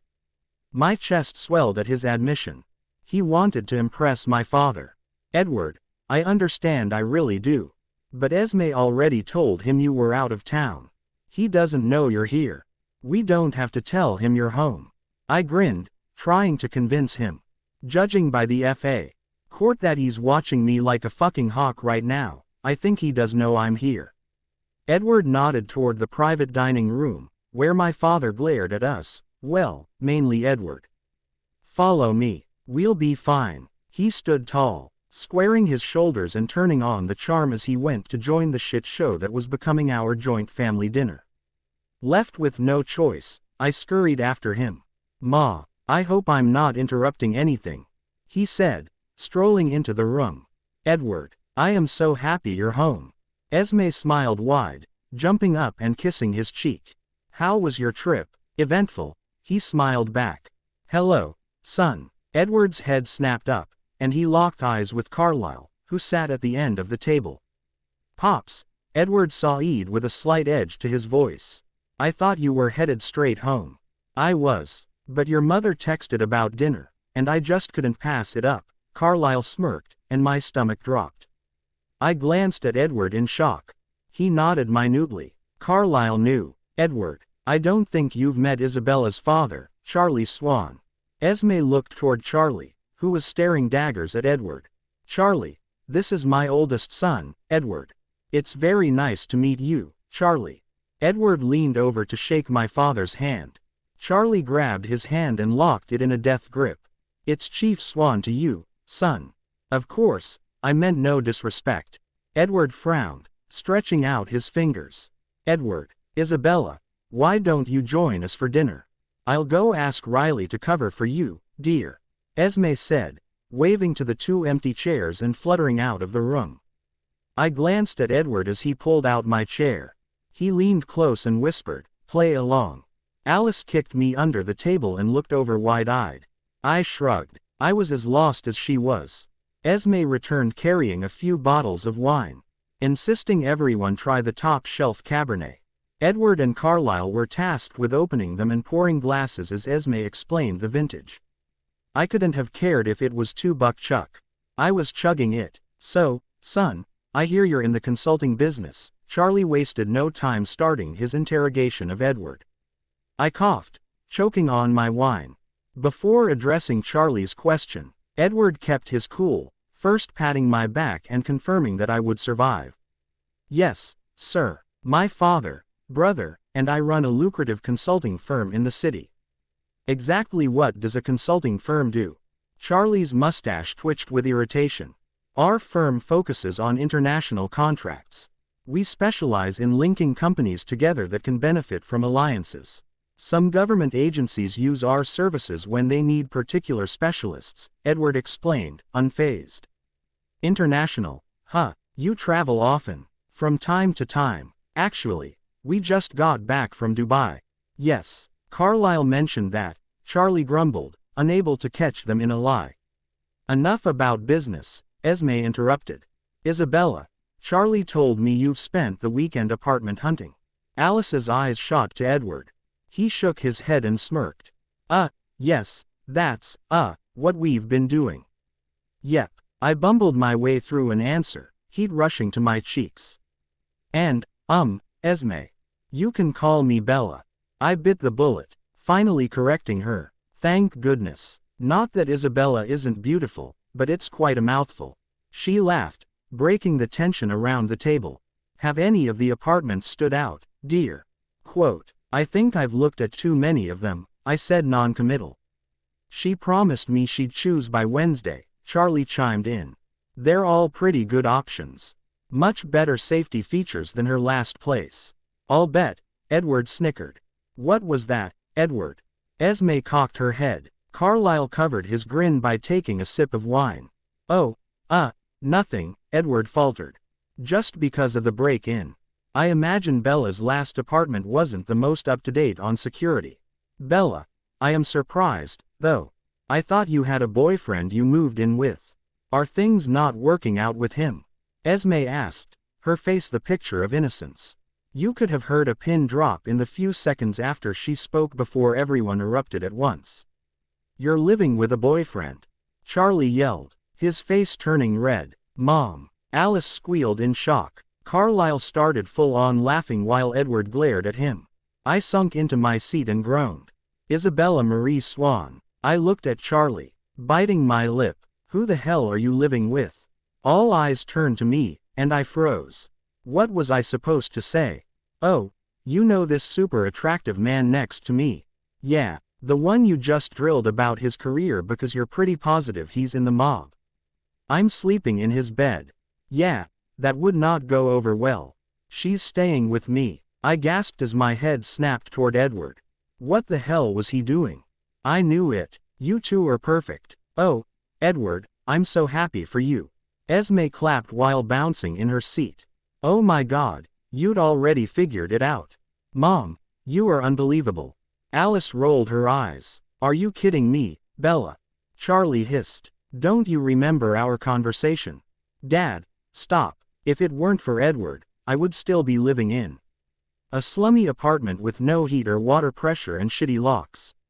He's been trying to help since he first dropped me off and insisted on walking me to my door. He told me the apartment wasn't safe and begged me to leave, but I wouldn't. So instead, he bought me space heaters and had new locks installed. The night my apartment was broken into, he helped get my things in order and offered his guest room to me. Alice snickered when I mentioned the guest room, earning glares from Charlie and Edward. So you're saying in his guest room? Just until you pick a new place. You two aren't an item. Right. Oh, but I thought. Esme trailed off, heartbroken. I bit my lip, considering my options as Charlie fumed, and Esme sighed. I turned to Edward, looking for an answer. It's up to you, he murmured. Under the table, he took my hand in his, squeezing softly. Oh, screw it, I muttered, downing my wine. I intertwined my fingers with Edward's and turned toward Charlie, praying he would understand. Dad, I'd like you to meet my boyfriend, Edward Cullen. BPOV. No, I'm sorry, what? My voice wavered, and I scrunched my brow in confusion. I said no, Charlie repeated, reaching for his wine. I'm not 17, Dad. I wasn't asking. I was telling, I scoffed. Amore, maybe we should give him a minute, Edward murmured. Charlie's expression twisted, and his face erupted into an angry crimson, making my breath hitch. What the hell did you just call my daughter? Amore, Esme said with a dreamy sigh. It means love, in Italian. Goddamn Italian. Love, bullshit. I cowered as the sea. Rimson morphed to a purplish hue I'd never seen on a human before. Dad, please, can we just have a nice dinner and get to know each other? There's a wonderful veal dish on the menu. I frantically tried to defuse the situation. You, Charlie interrupted, pointing a furious finger at Edward. Yes, sir. Edward sat confident and calm as he faced his opponent head-on. His lack of fear was only making the situation worse. I know who you are. Charlie's eyes narrowed in accusation. I don't know what the hell you told my daughter, but you don't have me fooled. Consulting. Bullshit. Your business is goddamned organized crime. He shouted, making me flinch. I'll get the door. Alice jumped out of her seat, running to protect our conversation from unwanted attention. Sir, I assure you I have not lied to Bella. And my business is consulting. And you, Charlie pointed to Carlyle, who raised his brows in response. You run the whole damn operation, don't you? Well, guess what? No more. I'm taking the two of you down. He slammed his hand on the table, rattling the glassware. Dad, stop, I cried. This was getting out of control. Bella, it's time to go, he ordered, throwing his PK in down and shoving his chair backward. I'm not leaving, I whispered, humiliated at his display. You're acting ridiculous. Please sit. I will not break bread with criminals, and neither will you. Let's go. He stood behind me and pulled my chair back, forcing me off my equilibrium. Edward tensed as I ripped my hand from his to steady myself. I'm so sorry, everyone. Give me just a minute with him, I apologized, scrambling after as he stalked out of the room. As I slipped out the front door, I shied away from Jessica's curious gaze. Charlie was already halfway down the block, forcing me to run in heels to catch up. What the hell is wrong with you? I screamed. His shoulders tensed as he halted mid-step and pivoted to face me. What's wrong with me? He scoffed. What's wrong with me? My daughter is dating a known criminal. That's what's wrong with me. Dad, stop. I don't want to hear it. I don't know what that boy told you, but I can guarantee he's not who he says he is. He wouldn't lie to me. Where's he been all weekend, Bella? In Dubai. I faltered, a response I couldn't give caught on the tip of my tongue. No, he's been everywhere but Dubai. Exactly. He's a charming kid, I'll give you that. It makes sense that he'd try to come in and sweep you off your feet. You're a beautiful, kind girl that a guy like him doesn't deserve. Charlie pinched the bridge of his nose, letting out a frustrated sigh. Let's get you back home, and we can figure this out from there. I laughed, pulling away. Home. Did you not hear what we told you? I live in Edward's penthouse. To Forks, Bella. I knew Chicago was too big of a city to send you off to alone. I blame myself, but we can fix this. I stumbled back as if I'd been slapped, narrowing my eyes and steeling my resolve. Dad, you can go wherever the hell you want, but I'm staying in Chicago.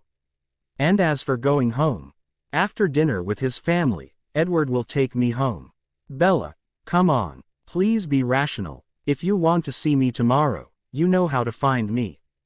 Otherwise, have a safe trip. I turned and stomped back to the restaurant, letting my hair fall in front of my face to hide the tears that ran down my cheeks. Bella. Edward stood and rushed over when I reappeared in the private room. I melted against his chest as his strong arms cradled me. He hates me, I whimpered. Oh, darling, a parent can never hate their child, Esme promised, handing me a napkin. He's perhaps in shock. Keeping relationships a secret is never a good idea. Did you hear me, Edward? She swatted his arm as I pulled away to wipe my face. Jesus, Ma, I'm sorry. Cut him a break, Esme. Remember, I kept our relationship from my parents for 3 months, Carlyle said. That was different. You didn't see them every day. We were at college. I hate to leave this riveting conversation, but can Bella and I grab food and go home? I'm about to pass out. Edward rubbed his eyes, the dark circles underneath them more pronounced in the dim lighting. Where were all of you? I get a call from your father saying he's meeting you, and then nothing for 36 hours. Esme scolded. We were everywhere, Edward answered. Except Dubai. Ooh, you sure you don't want to try the veal? Edward asked, holding his fork over his plate. Baby calf not my thing. I shuddered as he shrugged and continued eating. Your dad will get past this. You know, he loves you too much. I put my plate on the coffee table and stretched my legs across his lap. It sucks. He didn't take the time to meet you. He just jumped Ed to conclusions based on some stupid case files. He's a cop, Bella. I'm a criminal. We're sworn enemies. Edward saw Ed with a little grin. What? I bit my lip, trying to decide if asking questions would be acceptable. What? Why were you what? I huffed as he raised his brows in amusement. Why were you in the Bahamas and Miami? Earlier, you said you found what you were looking for. What were you looking for? He grimaced and leaned forward, setting his plate next to mine. A litany of emotions ran across his face before he closed his eyes and rested his head on the back of the couch. I wondered if he'd fallen asleep when he finally spoke. God, I wish I could tell you. You have no idea how much, but I can't. He whispered, turning his gaze toward me. A storm brewed in his eyes, belaying the war between his impulses. You wouldn't lie to me, right? I mean, if you can't tell me, fine, but you haven't made things up, have you? Charlie's words echoed in my mind. How did I know if everything Edward told me was the truth? I haven't lied, and I won't. Cuero mio, you mean too much. He shook his head and scoffed. Christ, Bella, you've become embedded in me. I think I'm in love with you. My mouth dropped at his words. Judging by the shock that washed over his face, he was just as surprised at the admission as I was. Edward, it's too soon, I know. He ran his hands through his hair. I didn't even realize it until just now. But yeah, I fucking love you. A vulnerability radiated from him as his gaze softened, and a smile lit his face. My heart fluttered as warmth filled my chest. What did it mean? I'd stopped myself from thinking too deeply about my feelings for Edward. I couldn't bear to lay my heart down, only for it to be trampled and tossed away. But I trusted him. Maybe he would never be able to answer all my questions, but I understood. He wanted to protect me, to keep me shielded from the dangers in his life. Did I love him? My vision roamed over his sharp features. The mess of coppery hair upon his head, his eyes that held so much want it made my breath catch, and the lips that spoke my name in the sweetest tones. What would I have done if he hadn't returned to Chicago? If he'd? Nausea rolled through me, and my heart hattered at the thought of losing him. Despite the hurdles life threw at us, he'd become my world, and I couldn't live without him. I love you, Edward. I smiled as happy tears threatened to fall. Oh, Christ, thank God. I was freaking out over here. You know you've been staring at me for like 60 seconds. He growled and climbed across the couch until he hovered over me. I had to be sure. You're a lot of trouble sometimes, I giggled, giddy with joy. Trouble? You wanna see trouble? The predator was back, and I was about to become his prey. My panties moistened, and my heart accelerated. I guess I better run. I winked, slipping under his arm to dart across the room. His footsteps follow, close behind as he chased me to the bedroom. Strong arms locked around my waist and lifted me in the air as I reached for the doorknob. You think you can outrun me? He murmured in my ear. You're mine now, Bella. There's no escape. A shiver of arousal ran down my spine at his claim of possession. Does that make you mine? I asked as he tossed me onto the bed. Yes, amore. Per sempre tua. He ripped off his tie, followed closely by his button-down shirt and belt. I struggled to pull my dress over my head, succeeding in time to see him crawl onto the bed between my legs. Open yourself to me, amore. I did as told, letting my knees fall open while he watched with rapt fascination. Say bellissima, I moaned as he stroked a finger down my folds, dipping the digit into my core.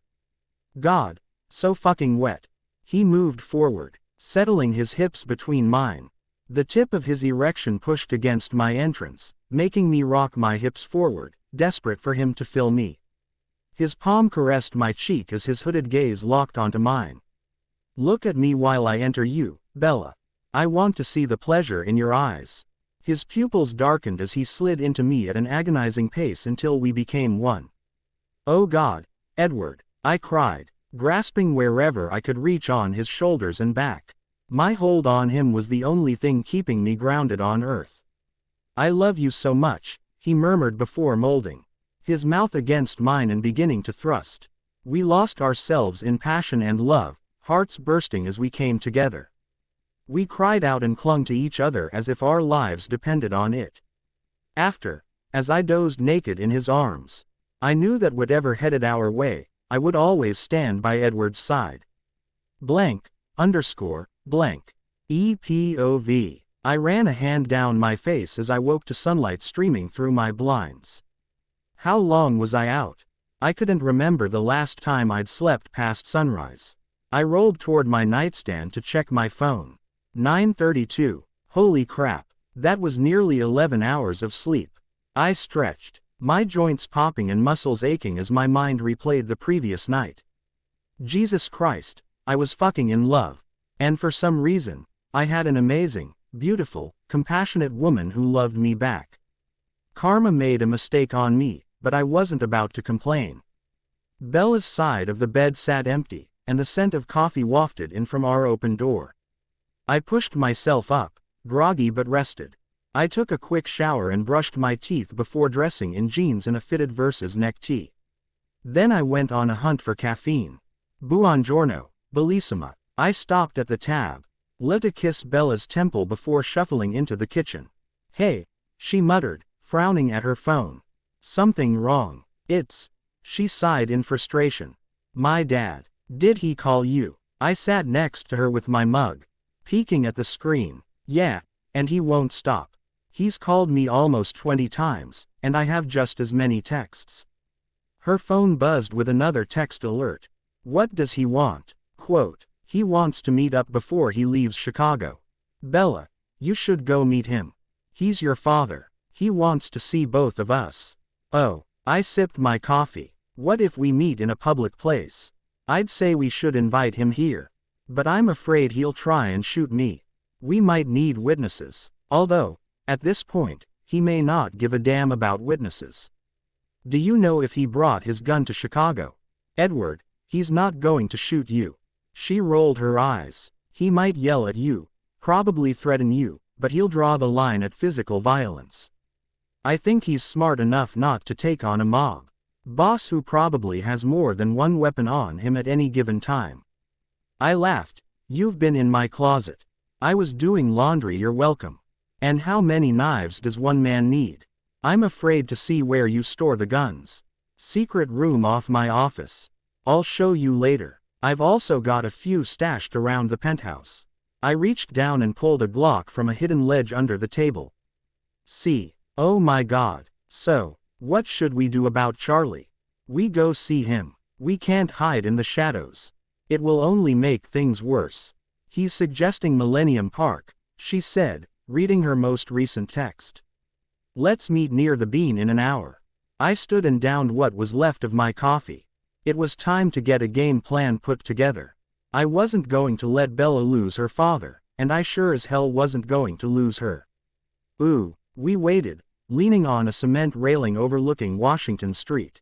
The penthouse was only a few blocks from the park, which made me wonder if Charlie was savvy enough to have figured out where we lived. I bought the home under a trust, but a little digging would show me as the owner of that trust. There he is, Bella muttered, wringing her hands. I stilled them with my own and threaded our fingers together. We needed to show Charlie that we were a united front.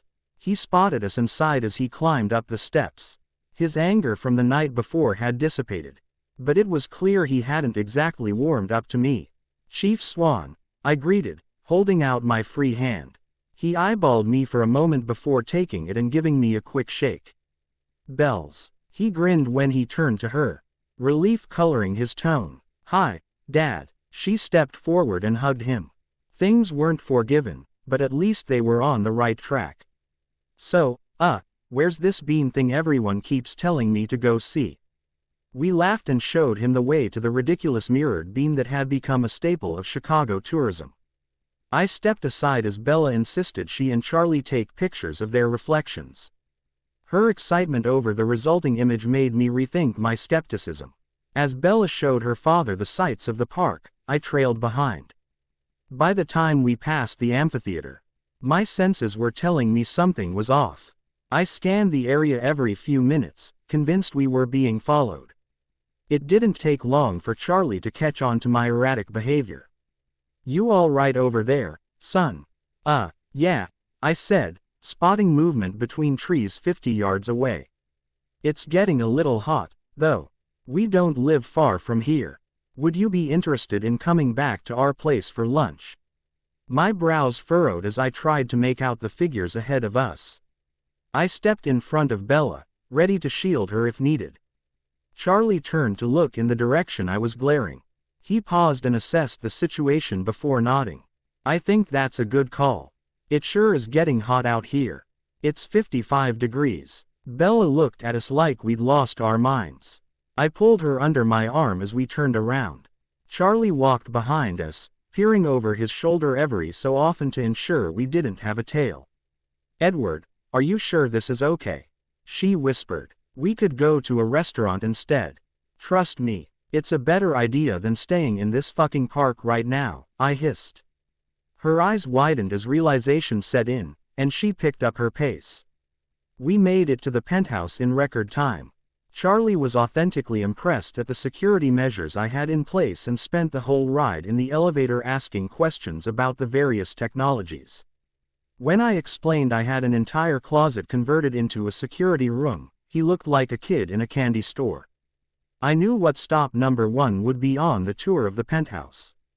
Here we are. I swung open the front door, allowing Charlie to enter before me.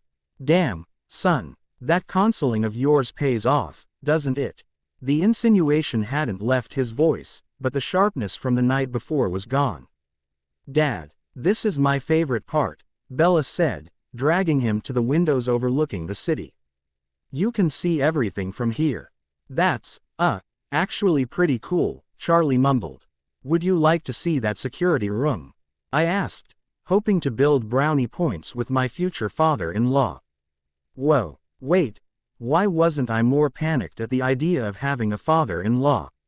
Absolutely. He followed me while I shook off the weirdness inside my head. I'm going to go start on food, Bella said. I gave her a thumbs up before disappearing around a corner. So, most of this is purely security for this building, I explained while opening the small room. But I also have some cameras set up with feeds to our main offices. This is pretty amazing. I'm not gonna lie. Charlie scanned the wall of monitors in awe. I've also got communications systems in here, so on the off chance something goes wrong, I can contact my men of the security team. My slip didn't pass his notice. He cocked a brow and smirked. I'd guess there's no feed into your work office, is there, Edward? No, sir, there is not, I sighed. It was time to play the interrogation game. I believe we need to have a chat, son, Charlie said. Closing the door. I'd never been claustrophobic in my life, but stuck in a small room with my girlfriend's chief of police father, I could feel the walls caving in. I wonder, if I'd look like a pussy if I hit the panic button. What would you like to discuss? I asked. I want to tell you about a friend of mine. Guy the first grew up with. Okay. Well, that wasn't what I expected. His name is Billy. Billy's a straight shooter, the kind of guy that always follows the rules and doesn't lie. You know anyone like that? Honestly, not many, Charlie. He grunted at my use of his given name. But he had me pinned into a corner, and I wasn't about to lose my footing. Yeah, well, neither do I. When we were kids, I was a handful. Got up to no good as a teen, ended up with a pregnant girlfriend and no goals. Then the most amazing thing happened. Bella was born. Suddenly, I had no choice but to pull it together and be a man. Billy was in college, working toward a criminal justice degree at UW. A 4-year university was out of the cards for me, but a community college in our area offered similar classes. So guess what I did? Well, I'm going to assume you took those classes and became a cop. Don't be a smartass. But, yes, that's what happened. You know what Billy did. Became a lawyer. Became the special agent in charge of the Chicago field office for alcohol, tobacco, and firearms. I froze and felt the color drain from my face. So last night when I left your mother's restaurant, I was pretty hell-bent on taking you and the entire Cullen organization down. I called Billy to tell him I had a personal in with you and your family. Told him I'd do anything I could to help his investigations. Billy told me to meet him at his house. We had to talk. I got a damn Uber and went all the way out to the suburbs. I spent the entire ride coming up with ways to get you away from my daughter. So, I get to Billy's house. He sits me down, and you know what he says. Please don't tell me. My jaw locked as I prepared for what was coming. That you're a goddamn confidential informant. As a matter of fact, You and your father report directly to him and have for over a decade. You cannot tell anyone. You don't understand what it will do to our entire operation, let alone the hundreds of cases we've assisted on. I demanded. Slow down, slugger. Charlie threw his hands up, warding me off. I'm not as dumb as I look. Billy filled me in on your history, and as much as it pains me to say this, I don't think you're a bad guy. What does that mean? I glared at him skeptically. It means that I trust my damn friend. He seems to think you're more of a vigilante than a gangster. Trying to do right, but being forced to break the law at the same time. I'm not a vigilante, I scoffed. No, but you're not a gangster. See, those punks that broke into Bella's apartment then mysteriously got the shit beat out of them, those kids were low-life gangsters. I chuckled. How could I not agree with that? Thanks, by the way, for taking care of them. God knows my hands were tied, and arresting the shitheads would have had them back on the streets 2 days later. You did what I wish I'd been able to. I have no idea what you're talking about.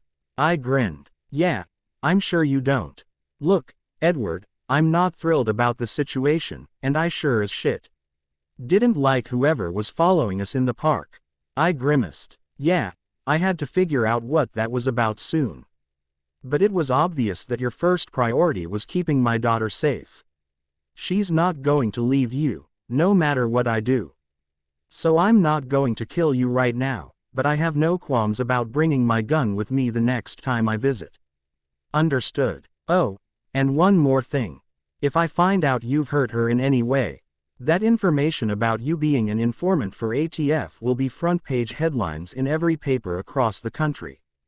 Capiche? Capiche. Great. Now, I'm starving. Let's go eat. I took a deep breath before following behind Charlie. The man could destroy me with a single word. Thank God I had no intention of ever hurting his daughter. EPOV. Thanks, I muttered, taking my coffee and slipping $1 into the tip jar. I hadn't needed to make a morning stop at the coffee shop since Bella moved in, but the inconvenience of rushing out the door was a sacrifice. I'd always make if it meant waking up to a blow job. Bye, Edward, the barista behind the counter waved. What was her name? Jenny, Jamie, whatever. I gave a quick nod before I passed through the door. It'd be easier to ward off advances if you had a wedding ring on your finger. I stopped mid-stride, causing my Americano to slosh onto my hand. What the actual fuck? Over the weekend, thoughts I see. Couldn't explain kept popping into my head. Since when did I want to get married? I fucking loved Bella, but, what? Wedding rings. What kind of ring would Bella want? How big of a diamond could I convince her to wear? Oh, fucking Christ. Lost in my inner debate, I turned the corner to Cullen Consulting and realized too late that another set of footsteps had fallen in line with mine. I slipped my hand under my jacket, ready to pull my weapon. Mr. Cullen. I stopped, wary, and prepared for a fight, but my hand dropped from my waistband when I processed the badge held in my direction. How can I help you? I smiled at the agent, attempting to appear cool and collected. Meanwhile, my mind raced through the alibis I had at my disposal. I'm Special Agent Black with the FBI. I have a few questions for you. Fuck, it was that cocksucker. My jaw ticked in irritation. Oh, you want to talk to me this time? Not an unsuspecting woman, I snarked. Miss Swan told you about our chat. He grinned. What do you want, Black? Where were you last Friday night? Fuck me, not sure. I'd have to think about it. Most nights, I'm at home with my girlfriend. Definitely not staking out my own fucking ships in the middle of the Atlantic. Interesting, because intel came into us that you were spotted with your brother in Freeport. How odd. Let me ask you something, Agent Black. Do you have a warrant or an indictment of any kind? Or can I go get my workday started? I raised a brow, knowing he'd have arrested me already if he had anything. Where are the girls, Edward? He seethed. What? You knew we were waiting for you in Freeport, didn't you? I gotta say, the whole operation is impressive in a real fucked up way. You get out to a ship in the middle of the ocean and collect a bunch of teenage girls. Did you know the youngest was only 12? You're a sick bastard, and one of these days, I'm going to take you down. 12. I wanted to vomit. Black, your intel is bad. Out of curiosity, who's it coming from? I had a pretty good feeling I already knew. Someone here in Chicago. I'll see you soon, Cullen. And next time, it'll be with a warrant. Good luck with that. I held my coffee up in a toast as he stomped off. Ooh, alright. Someone is fucking following me. Emmett slammed a sub sandwich on my desk and began pacing around my office. Yeah, it's probably the feds. I had a run-in this morning, I answered, glancing up from scouring a contract. Nah, man, I don't think it's the feds. I mean, these guys aren't stealth. Because the feds are stealth. I laughed. They aren't this fucking obvious. What happened? I sat back and grabbed my sandwich. I wasn't going to get any work done with Emmett in there blabbing. It started over the weekend. Rosie and I went out on Sunday.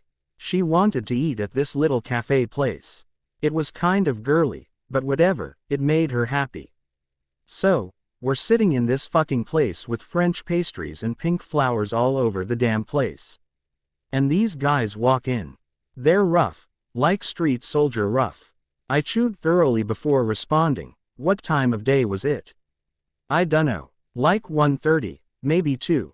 Any chance you were on my side of town? Yeah, the place was 3 blocks from your building. Why? God damn it. I sighed, my sandwich forgotten. I had a run-in with the same fuckers that morning. They were following us in the park. So what happened? They sit down and order coffee or some shit, but then they just glare at us. One of them's watching Rosie in a way I really don't fucking like. So, I told her we had to go. She was pissed because she'd only eaten 2 bites of her food. Did you see them today? Yeah, when I went to pick up our sandwiches, they followed me down the street. Before I walked back, I called Felix and had him meet me at the deli. Didn't seem smart to get myself in a 2-on-1 situation with all the shit going on. A knock sounded at my door as Rosalie entered. Hey, Edward, I think you might want to see this. I waved her over, taking the envelope she held up.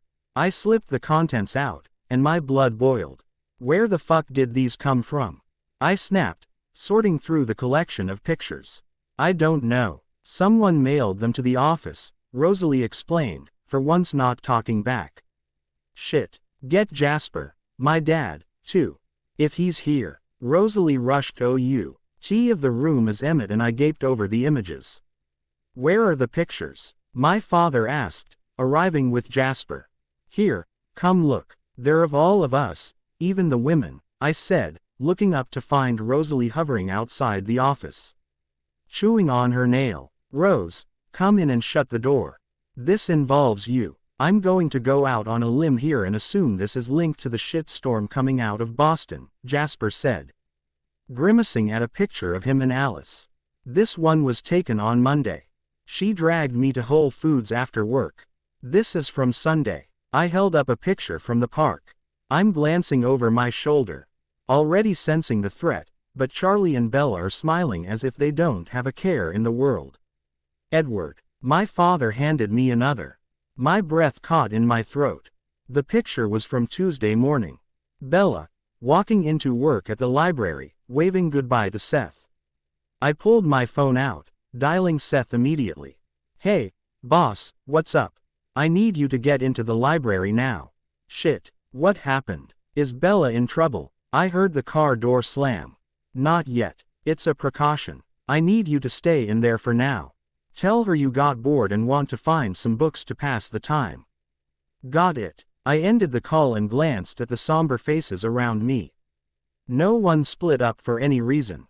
We travel in pairs at all times. Rose, do you have a security detail? And no. She looked toward Emmett, unsure. Emmett, get her one. And she stays at your place until this is resolved. I can live with that. He grinned. As the others filtered out of the office, my father remained behind. Sifting through the pictures. Pops. I ran a hand through my hair as I glanced out the window. How the fuck do I prevent a war? You cut the enemy off at the knees. But remember, They're attempting to do the same thing to you. And right now, they're on offense. Fuck. Ooh. The smell of lasagna baking in the oven welcomed me as I trudged into the penthouse. Bella. The dining room table was set with salad and garlic bread, but she was nowhere to be seen. Bella. My heart beat faster as thoughts of the surveillance pictures bombarded me. No, she had to be home. No one could get into the penthouse without me knowing. Oh, Jesus, Edward, you scared me. She appeared around a corner, holding a bottle of wine. Sorry. I wrapped my arms around her waist, reveling. In the relief of finding her safe and sound. The food smells amazing, amore. Anything I can do. Get the wine poured while I take out the lasagna. She handed me the bottle and a corkscrew, grinning as she wiggled out of my grasp to pull dinner from the oven. We've got to let this sit for a few minutes, but we can start on everything else. I pulled out her chair before taking my seat and starting on the bread. Where'd you buy this? It's really fucking good, I mumbled with my mouth full. Oh my god, please chew. And I didn't buy it. I made it. She smiled, tearing a piece off and popping it in her mouth. Holy shit, it's amazing. I took another slice, stuffing my face. So sue me, I was hungry. Thanks. She paused, taking a sip of wine. So, I had an interesting day. Oh, yeah, apparently. Seth is getting bored during stakeout duty and decided to come into the library. She cocked an eyebrow. Shit. Did you know that Seth is a huge Harry Potter fan? What? I snorted. Yep. And did you know that he loves to talk about Harry Potter? He has read the books so many times he can quote them word for word. No way. Oh, that intel was gold. And did you know that by the time we left, I wanted to bitch slap him if he opened his mouth again? Oh, God, I'm sorry, Bella, but that is fucking hilarious. She didn't seem to appreciate the humor in the situation. Edward, why the hell did you send Seth in to check up on me? How do you know I sent him? I trailed off at the death glare she sent my way. I'm sorry, I was going to talk to you about it tonight. About what? Is everything okay? I grimaced. I don't know where to start.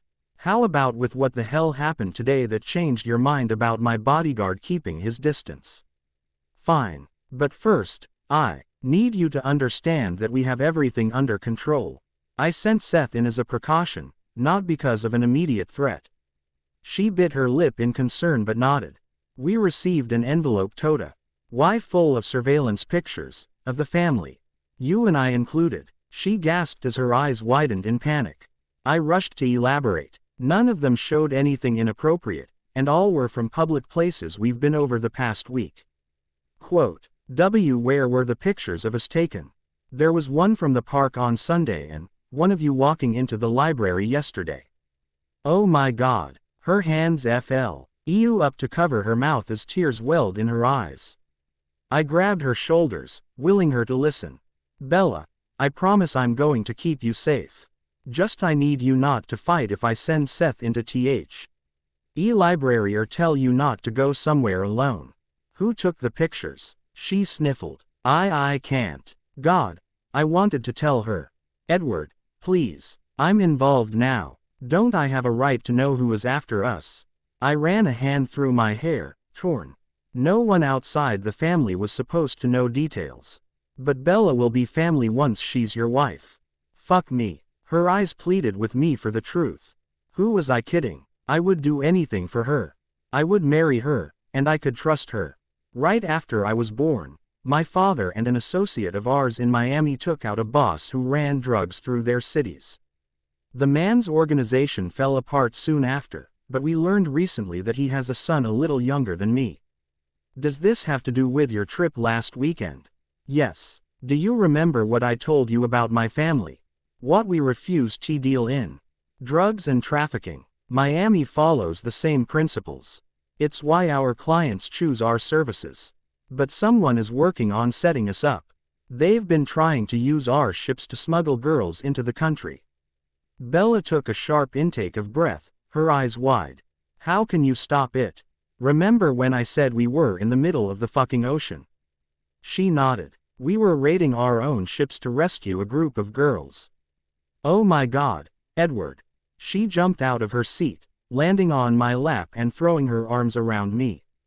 What happened to them? We got them to Miami and set them up in a charity-run home. The Miami boss and I donated money to the organization to help the girls get on their feet. I love you so much, she said before planting a vigorous kiss on my lips. So, then what happened? What about the pictures? We think the son of the old boss is out for revenge.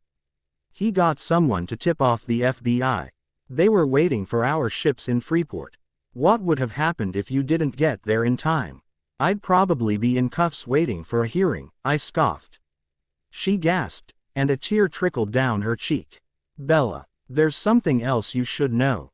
Edward, I don't know if I can handle any more.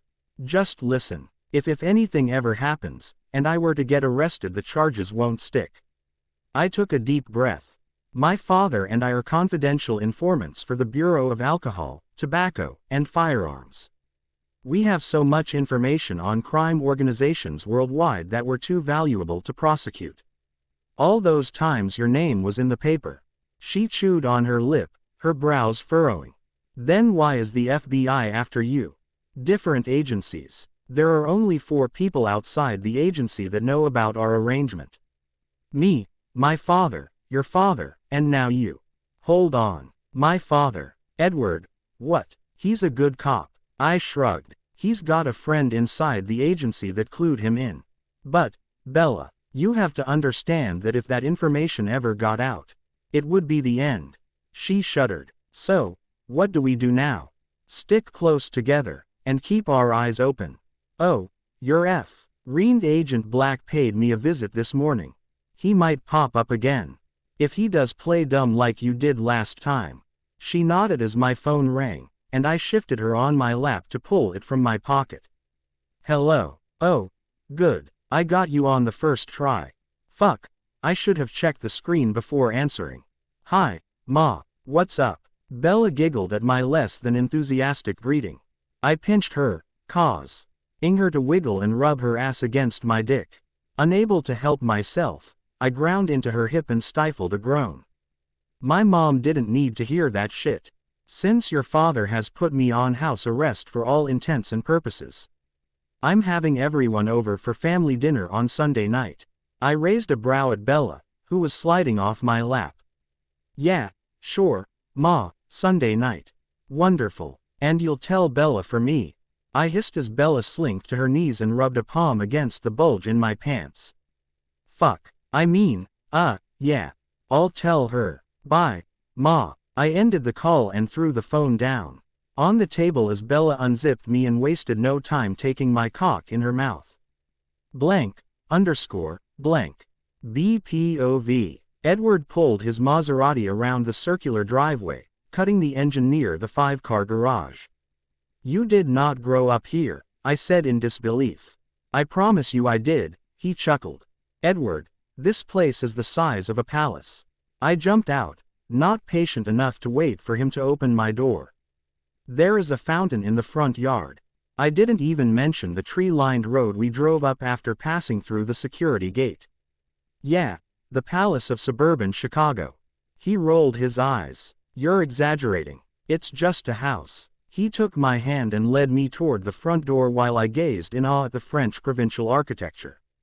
He didn't bother ringing the doorbell. Instead, he pulled out a key and unlocked the door. The chime from a security alarm alerted the household to our arrival. Ma, we're here, he called as he guided me through the entryway. We passed a grand staircase that split as it climbed to the 2nd floor. A crystal chandelier hung from the vaulted ceiling above. Like hell, Carlisle and Esme Cullen lived in a basic suburban home. Buon pomeriggio. How was your drive? Oh, I'm so happy you're here. Esme rushed forward as soon as we entered the kitchen, kissing both of us on the cheek. Not much traffic. It took about 40 minutes. Edward shrugged and wandered off to the island counter, snatching prosciutto off a charcuterie board. Edward, stop that. Wait until everyone is here. I'm hungry, he whined, stealing another bite before Esme shooed him away. Go find your father. He wants to talk to you. Bella and I need some girl time, anyway. His eyebrows shot up. Now I'm afraid to leave the two of you alone. Edward, go. I rolled my eyes. Esme, how can I help? I asked, making my way toward the countertop as he sulked off. Would you mind arranging the vegetables? I've already chopped them. They just need to be plated. I nodded and got to work, marveling at the absurd amount of food she'd put together. You must enjoy cooking, I mused. I have too. You would not believe how large our grocery budget was when Edward and Emmett were teenagers. I thought we'd go broke having to feed them. Clearly, I couldn't help but laugh as I looked around her gorgeous home. All right, that may be an exaggeration. However, I did spend an exorbitant amount of time in the kitchen. Now it's the easiest way to get my children back home. Promise to feed them, and they show up. Oh, Ma, we'd show up anyway. We love you, Alice laughed, flitting in the room, followed by a statuesque blonde I assumed was Emmett's girlfriend, Rosalie. Hello, girls. If everyone is here, we can start putting out hors d'oeuvres. Let's sit on the back patio. It's so beautiful outside. I took the veggie tray and followed Alice through the back door. Not shockingly, the patio belonged in a designer magazine. We settled on a circular couch and set the appetizers on the large coffee table/fire pit in the middle. Wine bottles were already chilling in buckets of ice. God, I love it here, Alice sighed, plopping down on the cushions and gazing over the sprawling lawn. It's so weird being outside and not hearing the sounds of the city. I still can't believe this is how you grew up, Rosalie said, popping open a bottle of Pinot Grigio. I'm Rose, by the way. You must be Bella. Yeah, it's nice to meet you. I've heard a lot about you, I smiled, taking the glass of wine she offered. Crap, seriously, I swear, whatever Edward's told you, I'm not that big of a bitch. What? No, he's only told me good things. He thinks you're great at your job.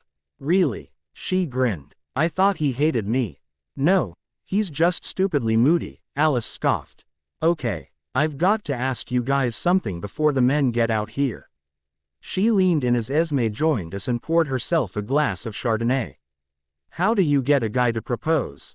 Oh, God, not this again, Rose groaned. Alice, we talked about this. You can't force it. I mean, I've left hints everywhere. She continued, ignoring Rose. Clippings from bridal magazines on the kitchen table.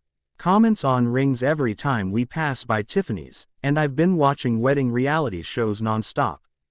Alice, Rosalie is right. You can't force him. Maybe Jasper wants to surprise you. He can't do that if he knows you're expecting it, Esme advised. Bella, what do you think? There's got to be something that would work. What if he's not ready yet? I regretted the words as soon as they left my mouth. The look of horror that crossed Alice's face made me cower into my seat. That's one thing I doubt, Rose said. That man has goo-goo eyes for her. Same as Edward does for you, and I think Emmett does for me. Oh, he does, Esme laughed. I've never seen either of my sons so in love. Rose, have you thought of settling down anytime soon? Excuse my language, but hell no. I told Emmett I need at least 5 years to build a career for myself. 6 before I start popping out his enormous babies. I'd like to enjoy my figure until I turn 30. We'll see how that goes, Esme chuckled. You have time, though. It's not as if Emmett is under the same pressure to marry as Edward is. I'm sorry, what? I sputtered. Edward has to get married before he can take over the family, Alice stated. Matter of fact, since when? Since always. It's a stipulation. She shrugged. The foreign families won't take him seriously if he comes across as a bachelor unable to make a commitment. Bella, has he not mentioned this to you? Esme asked. No, I screeched. Maybe we should let him. When does he have to be married by? Before Carlisle hands him the title, Rose muttered. Which is when? All 3 sets of eyes watched me warily. No one was willing to answer. I loved Edward, but the concept of marriage terrified me. Of course, I'd pictured a happily ever after with him. With 2.5 kids and a dog, but in 5 years, like Rose said. Yes. Food. Emmett interrupted our conversation, appearing through the sliding door. He rushed over, plopping down by Rose, and began inhaling the hors d'oeuvres. Slow down. The rest of us want to eat too. Edward scolded, joining along with Jasper and Carlyle. As the men tore into the food, the conversation shifted away from prospective nuptials. I remained silent, unable to concentrate on anything other than my shock. After a few minutes, Edward turned to me with a frown. "Hey, you okay?" "Yeah, just a headache," I muttered. "You need anything? I'm sure my mom has ibuprofen somewhere." "No. Can we leave after dinner? I'd like to get home early." "Okay." His brows dipped, but he turned back to Liste. And to Jasper talk about the upcoming baseball season. As for me, I was seething and counting the hours until I could give him a piece of my mind. EPOV. I grit my teeth, irritated with the shift in Bella's mood. Fucking hell, I knew I shouldn't have left her alone with my mother. "Are you sure you're okay?" I tried again as she picked at the pot roast. "I'm fine," she hissed. "Will you stop asking and just eat?" "I'll eat when you do." I snapped back under my breath. She glared as I stabbed a carrot with my fork. Maybe she was dealing with women's issues. Well, fuck that. I had too much on my mind. To spend the night trying to decode a hormonal female. Jasper sprung a bomb on us as soon as he arrived. Garrett's team found James Volturi in Boston, and then fucking lost him. They told Jasper that James and his underboss vanished into thin air. Something was brewing, and I had no time to get ahead of it. I used the need to find Volturi as a reason to bail from my parents' house the second the dinner plates were cleared. My Maserati whipped through the streets of Chicago as the tension inside the car escalated to an unbearable level. There was chocolate stashed in one of my kitchen cupboards. I planned to toss it in Bella's direction as soon as we got home and then hide in my office for the rest of the night. She let out a huff as we rode up the elevator to the penthouse, announcing her irritation. The dramatics were getting old. "Okay, will you please tell me what the hell is wrong with you?" "Nothing," she gritted out, refusing to look me in the eye. "I call bullshit, Bella. You've been pissed since before dinner. Are you know? Am I what? On your period?" I mumbled, then cringed at the venomous glare shot in my direction. "I know you did not just ask me that," she snapped. "Well, what am I supposed to think? You won't tell me what's wrong." I stepped out of the elevator and rushed to open the front door, afraid of sustaining bodily harm. "You want to know what's wrong, Edward?" She stomped inside, dropping her purse on a side table. "Yes, obviously, or I wouldn't have asked. What's wrong is I had to find out from your sister that you have a stipulation to Ed married before you take over the family." "Oh, that's what she was mad about." "Yeah, I do." So, I cocked my head, not following what the problem was. It wasn't like I was planning on marrying someone else. She was pretty much top choice as far as I was concerned. I mean, honestly, Bella, I've barely even thought about it. I pushed past her, loosening my tie and heading to the fridge for a beer. "You haven't even thought about it," she squealed. "When is this wedding supposed to take place?" "I guess sometime before the end of the year." I shrugged, searching for my bottle opener. "Oh, and who the hell were you planning on marrying?" I figured it was pretty fucking obvious at this point," I scoffed. "But, what, do you want me to propose right now?" It wasn't exactly what I pictured, but whatever. "Bella, don't you dare finish that sentence." "Why not? It's what you want, right? A proposal." I bit back. Fuck.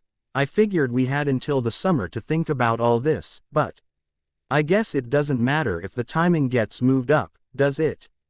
But it would have been nice to have a say in how I did this.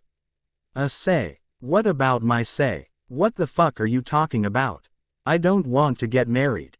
My gut twisted in knots. What the actual fuck? She wasn't upset because I hadn't proposed. She was upset because I planned to. You don't want to marry me. It's not that I don't ever want to marry you, it's that I'm not ready yet. I don't understand. What's the difference if it's going to happen anyway? Not that I was ready, right? Then why did it feel like I'd been kicked in the balls and sucker punched at the same time?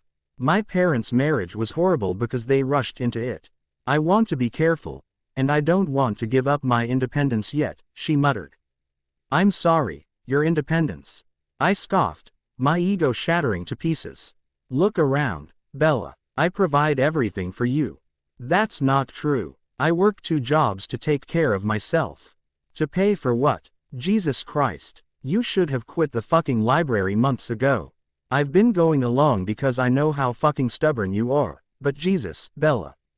Once you're my wife, you'll have more than enough on your schedule to keep you busy. Her eyes watered, and her hands curled into fists. Is that all you think I'm worth? Being your little wife, cooking for you, cleaning for you, going to stupid fundraiser luncheons. Clean for me. We have cleaning people, Bella. Oh shit. Her nostrils flared as her eyes narrowed. I wished I could shove my words away, but it was too late. We were in a standoff, each seething and unwilling to compromise. I can't do this, she mumbled. Her face fell, and her shoulders slumped as she turned toward the front door, grabbing her purse. What do you mean, you can't do this? I raced after. Leave me alone, Edward, she cried, rushing into the elevator and furiously pressing buttons. Bella, wait, I begged as the doors slid closed too fast for me to stop them. I roared as I slammed my fists on the cold steel. What the fuck just happened? Blank, underscore, blank. BPOV. My hands shook as I ordered an Uber on my way to the lobby. Luck shined down on me, and there was an available car around the corner. When I reached the sidewalk, it was pulling to the curb. I hopped in, ordering the driver to step on it. I refuse. Ed to look out the window behind me as I fought the tears stinging my eyes. Once the building was out of sight, I scanned the road, looking for Seth's Mercedes or Alex's Land Rover. Not that either of them were prepared to follow me. As far as they knew, I was with Edward and didn't need bodyguards. I sat back in a stupor, closing my eyes and trying to make sense of the evening. What the hell happened? Was Edward so pretentious he believed I would marry him with no notice? That I would want to jump into early matrimony only to have it crash and burn? The circle of emotions infiltrating my mind were dizzying. I snapped to attention as the Uber driver pulled up in front of a familiar building. I climbed out, my cheeks heating as I opened the app to leave a large tip. The poor guy looked terrified, driving a bailing woman around the city. Although, I appreciated the box of tissues he handed over before hightailing it down the street. I slipped my spare key into the lock of the brownstone, grateful I didn't need to be buzzed in. I climbed up the 3 flights of stairs and paused in front of apartment 3A. With a deep breath to settle my nerves, I knocked. I got it, babe. Ben shouted as he swung open the door. Holy shit, Bella, are you okay? Hi, Ben, I sniffled. Is Angela home? Yeah, come in. Can I, get you something? Coffee, water, tissues. Tissues would be great. Oh my God, Bella. Angela ran over and threw her arms around my shoulders. What the hell happened? He's such an asshole, I cried, unable to stop my sobs. I'll go get those tissues, Ben said, running from the room. Honey, let's sit down. Angela guided me toward the couch. Can you tell me what happened? He has to get married. I blubbered. He's engaged, she shrieked. I'm going to kill him. No, he's not. Let me start over. I sniffled. We were at his parents' house. I was talking to his sister and mother, and they told me there's a stipulation that he has to get married before he takes over his father's job. I'm confused. So, who is he supposed to marry? It's not an arranged marriage. He gets to choose and he wants to marry me. My tears started back up as Ben popped in with the tissues. He escaped back to the bedroom, muttering about needing to finish some work. And the problem is, Ange, I'm not old enough to get married. She burst into laughter. Bella, you're 3 months older than I am, and I'm married. But you knew Ben for forever before you got engaged. Right, because my parents were footing the bill. They would have killed me if we were engaged before I got my MBA. We wanted to get married our senior year of college. You never told me that. Because I knew you would tell me not to do it. Bella, I love you and don't take this the wrong way. But you have a very jaded view of marriage. I scoffed. How could I not? You know what happened with my parents. They had a shotgun wedding. Your parents were never in love, Bella. Think about it. Were they ever happy together? All I remember was constant fighting. And how often do you fight with Edward? We argue, but this is our first real fight. I blew my nose, my anxiety and frustration settling to a simmer. Exactly. It's just that, a fight. Do you love him? I bit my lip and nodded. Yeah, I do. Then marry the poor guy. God, I can't imagine what you've done to his ego. A pang of guilt hit me as I considered how Edward must have felt after I left. But he also wants me to quit my job at the library. I remembered. The bit of fight left in me reared its head. He said I don't need it. And I'm not supporting myself. That when I'm his wife, I won't have time for it. Bella, are you supporting yourself? Yes. How? I pay for my. I trailed off, trying to come up with anything Edward hadn't taken on over the months we'd been together. Almost all the money I made went into a savings account that I'd barely touched. He's been supporting you. If you don't like that, fine. Talk to him. I'm sure you can come up with something you can pay for. But I don't think it makes him a bad guy. Also, you hate your job at the library. No, I don't. Quote, you've been complaining about it non-stop for months. I have. Tell me what you like about it. I like the free books. It's a library. The books are free for everyone. She rolled her eyes. I sighed in resignation. When I started working there, I felt like it held so much potential, but after a few years, it kind of feels like a prison. I spend more time dealing with jerks and problems than I do enjoying the work. And you have a man asking you to let him support you while you figure out something better. Maybe better is being a housewife, or maybe it's writing a novel, or raising kids. Or maybe you find out you're a master gardener, and you open your own greenhouse. Seriously, I can't keep a cactus alive. I let out a watery laugh. My point is, you're pushing away the man you love because you have a fear that has nothing to do with your relationship. Oh, God, I was such a bitch. I whined, hiding my face in my hands. I'm sure he was an ass as well, but that doesn't mean you guys can't kiss and make up. She grinned. It's almost 10. Why don't you stay here tonight? I've got a pint of chocolate chip cookie dough, and the proposal is on Netflix. We can ease you into the idea of weddings while you both have a chance to cool off. Thank you, Ange. I told you, our couch is always open. She winked, getting up to grab ice cream as I found the remote and turned on the TV. First thing in the morning, I would quit the job I hated, and then I would find Edward and talk things through. If we loved each other, a silly timeline didn't matter. Sitting on the L was unsettling without Seth, my constant companion. I was surprised when no one showed up banging on Angela's door in the middle of the night, but it made sense once I got on the train and checked my phone. I'd turned it off after I climbed out of the Uber and forgot to turn it back on. Edward had to be losing his mind with worry, or he was so furious he'd never speak to me again. I vowed to call him. As soon as I finished giving my resignation to Lauren, I left the station and walked toward the library in a daze, planning the various ways my conversation with Edward could go. Should I apologize I'd off the bat or make him grovel a bit? Our argument wasn't 100% my fault. Although, I was the one that told him I didn't want him to propose. Maybe I needed to apologize first. I'd spent a few hours thinking it over in the middle of the night while I tossed and turned on Angela's couch. What would have happened if Alice never said anything and I'd been surprised by Edward's proposal a few months later? My pulse accelerated at the idea, but it wasn't from panic. It was my heart screaming yes. I had to figure out how to communicate that to Edward without sounding like I was expecting a proposal immediately. After all, I wasn't Alice. I stumbled in the boots Angela was nice enough to loan me along with a blouse and pants. I looked a little silly. She was 3 inches taller and a shoe size bigger. But I only needed the get up for a couple of hours. After catching myself from face planting, I looked up, and a shiver shot down my spine. A young man with beady eyes and a slimy grin blocked my path. "Oh, excuse me," I said, stepping around the man while my instincts screamed at me to get away from him. "Hello, Bella." His voice slithered around me like a snake. Do I know you?"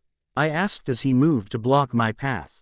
I eyed the back door of the library, calculating how quickly I could run the few yards to reach it. "Not yet," he chuckled humorlessly.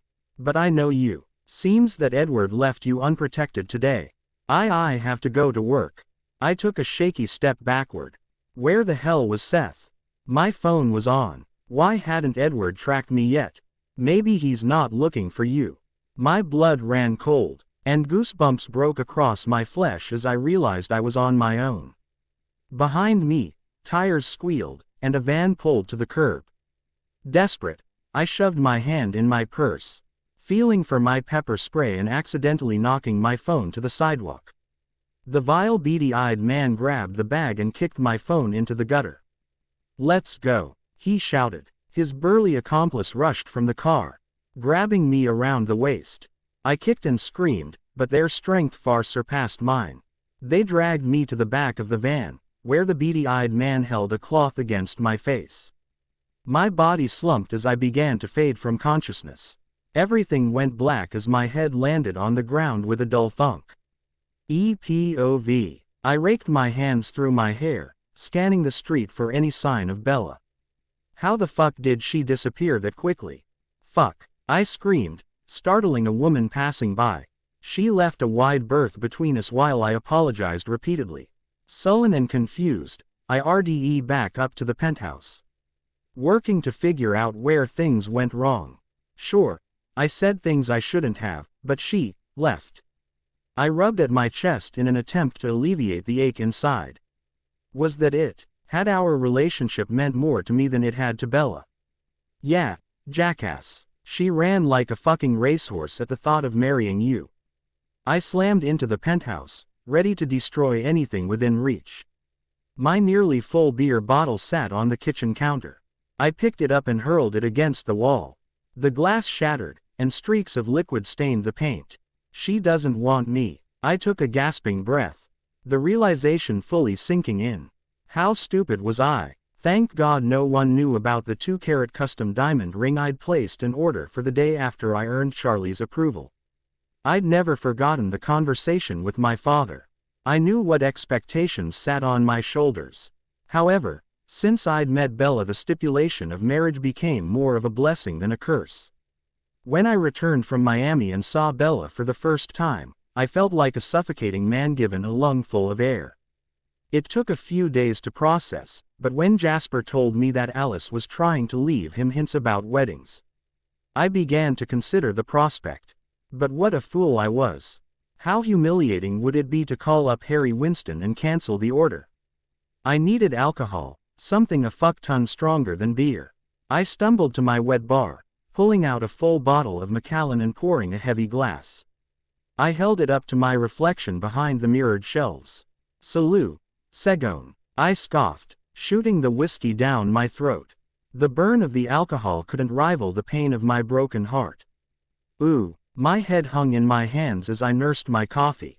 I wasn't hungover. I couldn't be because I was still drunk. An hour after Bella disappeared, I'd polished off enough scotch that I thought it would be a good idea to call her. When her phone kept going to voicemail, I decided it would be better to go look for her. Except Find My Friends wasn't working. She'd fucking blocked me. Alice nearly murdered me when I showed up at her door drunk, slurring, and searching for Jasper. Hell, had me figure out her phone was off and began scouring networks to find the last ping it sent. He tracked her down to a 2-mile radius in the middle of the city. Not helpful. The shitty break room FFEE scalded my mouth as I took another gulp, but I didn't give a damn. It hurt less than Bella's rejection. Oh, Christ, what the hell happened to you? Emmett asked, barreling into the office. You look like shit, Ed. Fuck, are you wearing the same clothes you wore yesterday? She left me, I grumbled, unable to look him in the eye. What? It sounded like you said, oh, shit. She didn't want to fucking marry me. I scoffed. Can you believe that? My depression was morphing back into rage. I would have given that woman anything she wanted, and she just fucking spit all over it. Whoa, dude, what happened?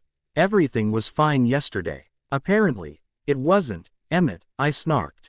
Our darling mother and sister brought up the fucking marriage stipulation. Oh, shit, yeah, when we got home, Bella made it perfectly fucking clear she didn't want to marry me. Wait, you asked her? I didn't have to. She gave me the answer without a goddamn proposal. A knock sounded at my door. Who the fuck is it? I screamed. I could hear your conversation from down the hall, my father said, calmly strolling in. I glared at him. He could at least have the decency to look enraged. Emmett, do you mind if I speak to Edward alone? Go for it, Pops. I'm gonna go find out what the hell Ma and Alice said to Rosie yesterday. I grimaced as my father took Emmett's place on a chair in front of my desk. Edward, what happened? I thought you heard, I growled. Bella left me. She said those words. That she was leaving. No, she said fuck. I don't even remember what she said. But she was mad, and she ran out of the penthouse, then disappeared. Her phone is off, so I can't find her or call her. I'm a fucking moron for ever falling in love with her. You're in love with her? He raised a brow. Fuck, yes, or I was. I don't even know. I was gonna marry her. And you know what? I trusted her. I told her oh fuck. I told her everything. She could bring the family crashing down. You told her what? He asked, smirking. Was it wrong to sucker punch your parent? She knows everything. About Boston. About the ships. Fuck, she knows about our agreement with the ATF. He nodded but showed no indication of the impending doom I felt. Why did you tell her all that? I trusted her. I was in love with her. God, I'm a fucking moron. I know the fucking rules. I've known them my whole life. You don't trust anyone but family. No bond is stronger than blood. You're wrong, Edward. There's one thing stronger. I furrowed my brows, too drunk and devastated to try and puzzle out his words. Edward. Jasper ran through the door, not bothering to knock. Her phone just turned back on. She's on the L. What? I pulled my phone out of my pocket and tapped on Find My Friends. Sure enough, Bella popped up on the L tracks. Is she headed to work? I assume so. Are you going over there? Fuck yes. I jumped up and swayed on my feet, a wave of nausea rolling through me. Edward, I think hashing this out at her place of employment isn't the best idea. Especially before you sober up, my father advised. She's turned her phone back on, and she knows you can see where she is. Let her get through her work day. Talk to her tonight at home. What if she doesn't come home? I don't even know where she was last night. I think she was at her friend Angela's apartment. I looked around the area where her phone pinged. It was right down the street from one of her previous residences, Jasper said. Text her. Tell her you're sorry for fighting and want to talk after work. Listen to him, Edward. He has to diffuse arguments with your sister. I let out a half-hearted chuckle at my father's joke. Can I also advise flowers and a nice meal waiting when she gets home? It would go a long way to reconcile things. Make sure you've also got chocolate and wine, Jasper added. Do you think I can actually fix this? I asked, a bubble of hope building inside me. Maybe she wasn't ready to talk about marriage. That was fine. I could wait. We loved each other. What the fuck did a timeline matter? Ooh, I had dinner prepared by 5:30, knowing Bella usually arrived home before 6. When I decided to make the meal, I hadn't realized how complicated cooking was. How the hell did my mother and Bella do it all the time and make things taste good? The sautéed chicken breast I ate, tempted, was somehow burnt to a crisp on the outside and raw on the inside. What the fuck? I resorted to penne with store-bought pesto. I had enough skill to boil water and pour sauce. I'd picked up a caprese salad, chocolate cake, and a bouquet of red roses. Yeah, they were cliché, whatever. Hopefully, Bella would enjoy them. A bottle of the Cabernet we'd shared on our first date sat on the table, ready to be opened. All I needed to complete the meal was Bella. By 6:30, I was getting antsy. Bella's phone still showed her at the library. I texted Seth, who I'd gotten to the building 5 minutes after her phone showed her there. Any idea what's holding her up? Hey boss. No clue. According to her, I'm not allowed in anymore, but you want me to go check? Yes. I tapped my finger against the table while I waited for my phone to buzz. Front door's locked. I can't get through the back entrance without a key card. Don't think I should break and enter. It's fine. Maybe they had a meeting. Just let me know when she comes out. Will do. My gut churned, but I told myself it was the hangover, not my instincts. It wasn't unheard of for Bella to get stuck in meetings after work. She would be out by 7. While I might die waiting for her, it wouldn't change my plan. By 7:30, I was in a panic. Seth, what do you mean everyone left? I barked into the phone. I cunted. The IT guy and some volunteer left a couple of hours ago. Then the 2 women that work with Bella took off. Her boss just left with the rest of the group. I don't think anyone is still in there. Her phone is showing her in the building. Could she have left it and gotten by you? I haven't taken my eyes off the 2 doors all day. I parked illegally so I had a view of both. There's no way she exited onto either street. Fuck. Okay. Stay there in case. I'm coming down. I hung up the call, then grabbed my jacket and keys. Something wasn't right, and the churning in my gut was no longer alcohol-induced. In the garage, I jumped into my Aston and dialed Jasper. Edward, he mumbled through a mouthful of food. Something's wrong. I ran a hand through my hair and gritted my teeth as I waited for the gate to slide open. Okay. What's wrong? Bella's phone still shows her at the library, but Seth's there, and everyone has left. He claims he had a clear view of both exits all day but hasn't seen her. Hold on. Let me get my computer. My sister whined in the background as he left the dinner table. It's possible her phone is off again, but the app isn't registering it. Then why didn't Seth see her? I growled. I don't know. He's human. Maybe he sneezed and missed her walking out the door. Don't fuck with me right now, Jasper. I've got her phone pulled up. What? It's still on. Battery is dying. But the phone is definitely at the library. Wait. Edward the First, don't think the phone is in the library. What? Except maybe my system is wrong. Maybe there's a staff room somewhere near the exit. What the fuck are you talking about? It looks like the phone is outside the staff exit. Like on the street. My foot pounded the accelerator, picking up speed, and forcing me to whip around other drivers. Edward, how far out are you? 10 minutes. I'll meet you there. The line went dead as I zipped through a stoplight, giving 0 fucks over damaging my damn car. I pulled up to the library, spotting Seth exactly where he said he'd be parked illegally, kitty corner to the library, where he could see both the exits. Hey boss, still nothing, he said as we climbed out of the cars. I'm getting worried. I ignored him and ran toward the back exit, praying Jasper's GPS software had a glitch, and Bella's phone was tucked safely in her purse while she avoided me from inside the building. I stopped at the back entrance, scouring the sidewalk. What are we doing? Seth jogged up behind me, glancing at the ground. Looking for the fucking phone, I growled. You think she dropped it? I swear I don't think I missed her coming out of here. I've been glued to this building all day. Can you just fucking look? Seth nodded and began searching the sidewalk. I followed along the side of the building, coming up empty. An iPhone lying in the middle of a sidewalk was hard to miss. She had to be inside. I went back to the door, examining the locking system and calculating how much work it would be to break through it. Boss, Seth yelled. I looked up to find him crouching next to the curb. I think I found it. He reached into the gutter and led up the purple-cased phone I'd seen every day for months. I ran over and snatched it from his hands. The screen was shattered, but the thing was still on.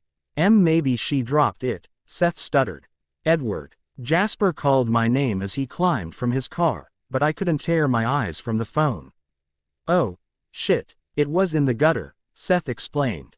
It wasn't an accident. My voice came out, strained as I tried to control the cacophony of emotions that raged inside me. Garrett just called. Jasper grabbed my arm, forcing my eyes up. James Volturi has Bella. BPOV. My teeth chattered from the cold as a throbbing pain radiated through my head. I curled into myself, shivering. The radiator broke again, but that didn't explain my aching body or the ringing in my ears.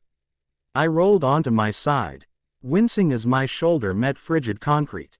No, something wasn't right. Why was I sleeping on concrete? Why was the radiator broken? How could it be broken? I didn't have a radiator anymore. I sucked in a lung full of musty air, adrenaline forcing me to move. My eyelids fluttered, allowing dim light to filter into my vision. No, no, no, no. I wasn't in my apartment.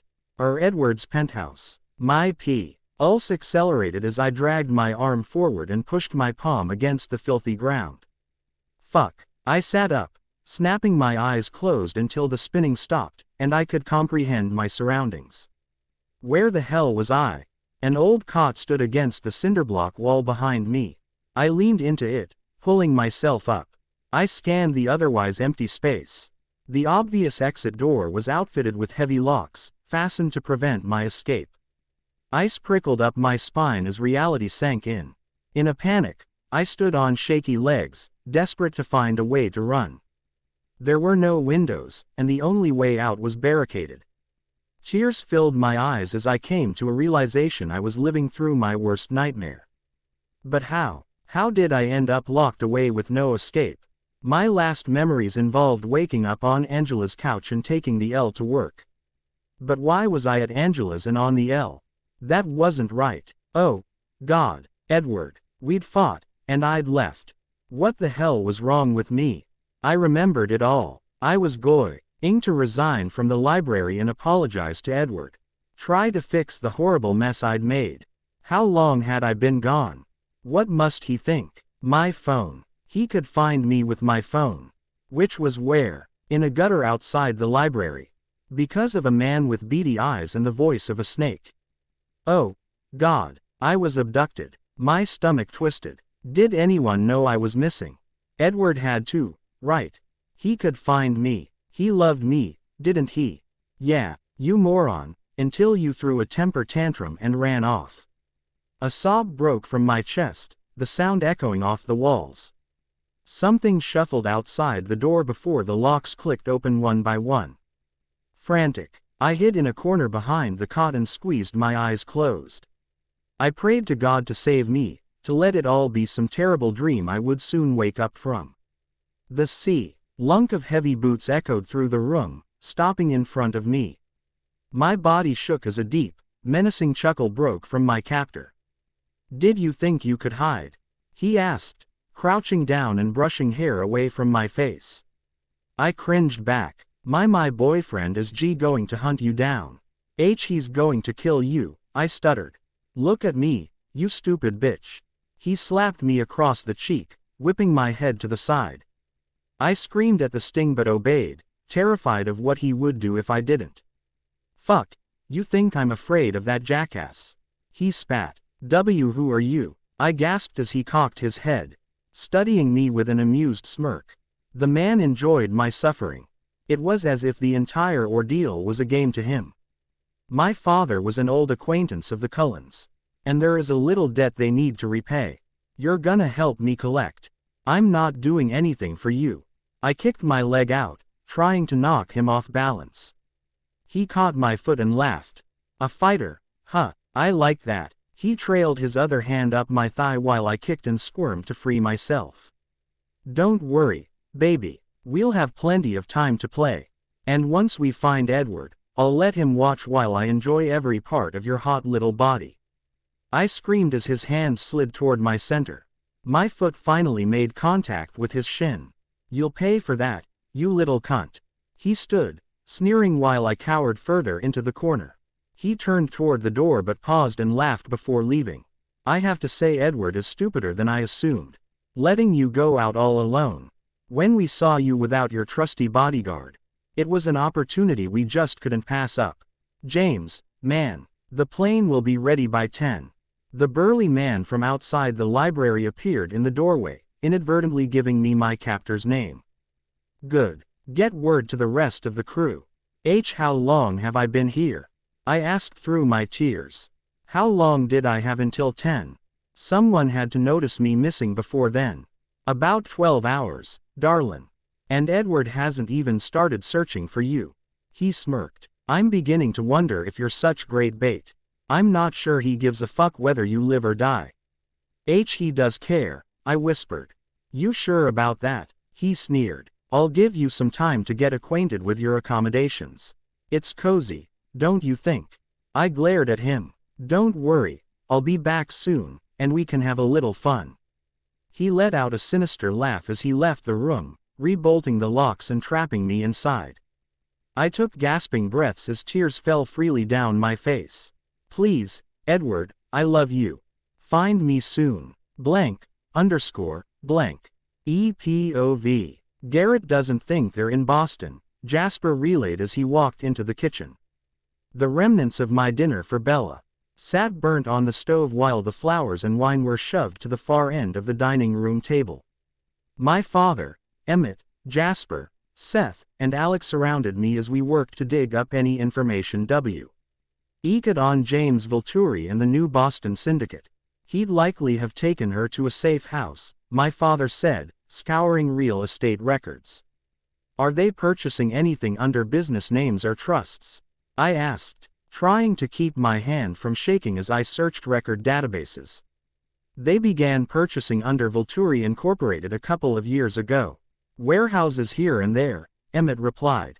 Anything near Chicago. Closest is Philly. He frowned. Jasper, any luck on the phone records?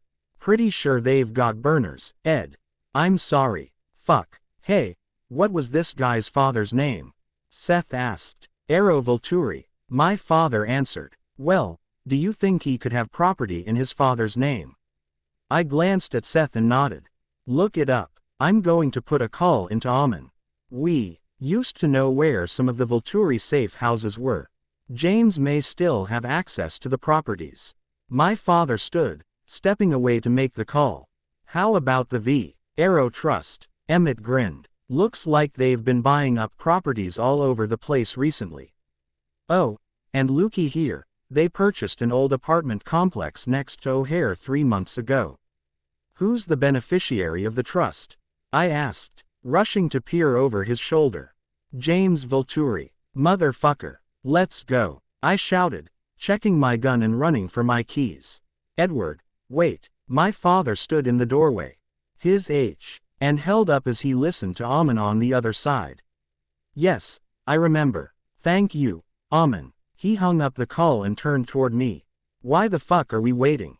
I snapped. Do you understand what you are walking into? I paused, processing his question. Blinded by the need to find Bella, I didn't consider why they took her in the first place. It's an ambush, I muttered. He expects you to run in, guns blazing. You can't let your heart get in the way. If you don't use your head, you won't make it to Bella alive. So, what do we do? Emmett asked. We need to prepare, I said. My father nodded in approval. We can't go in without a plan. There is no guarantee Bella is in Chicago, my father explained. For all we know, she's already in Boston, Philadelphia, or anywhere else. Amen belly. Eves he still has a list from years ago of the Volturi safe houses. He's working to track it down to send to us. Jasper and Seth, you two stay here. Compile a list of any properties linked to the Volturis. Keep watching their cell phones and bank accounts. If they pop up on a grid anywhere, let me know. Emmett, pull whatever information you can regarding the apartment complex by the airport. The 4 of us will start there. Ed, I have a feeling we're gonna need more than a single handgun, Emmett pointed out. Emmett, you have permission to go full Rambo. Sweet. Let's get this motherfucker. Ooh. We killed our headlights as we entered the Chicago slum hosting the abandoned apartment complex.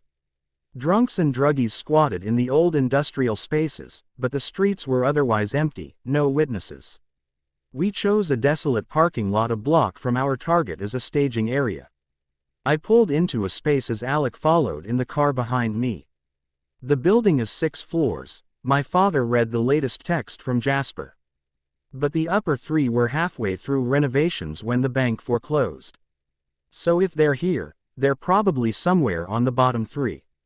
Or below ground. He cocked a brow as he climbed out of the car. Right, we always used the basement. No windows and very few access points. Easy to guard. Dad and I will come from the east. You and Alec go around the block and approach from the west. Got it, Emmett replied, clipping an extra magazine to his belt. Check your earpieces, and wait for my signal before entering, I said as we split ways. As we crept toward the building, my father and I stayed in the shadows. With guns in hand, we crouched behind a ledge near the sidewalk. I don't see any activity, I muttered. Neither do I. I clicked on my radio to contact Emmett. Emmett, let us know if anything is happening over there. It's quiet on our side. Coming up to the building now, his staticky voice said in my ear. No movement, but I think I see light. Man, what do you think? Hey, Edward, Alec joined. There's a faint light coming from one of the front windows. Hold tight. We're moving closer. I hunched down and ran from our hiding spot toward the cinder block walls of the building. My father followed a few seconds behind. You're getting slow, old man, I teased. He shook his head as I motioned us toward the doors. Edward, wait, look. He stopped as we passed one of the lobby windows. Across the room was a stairwell emitting a faint light. Emmett, I said into the radio.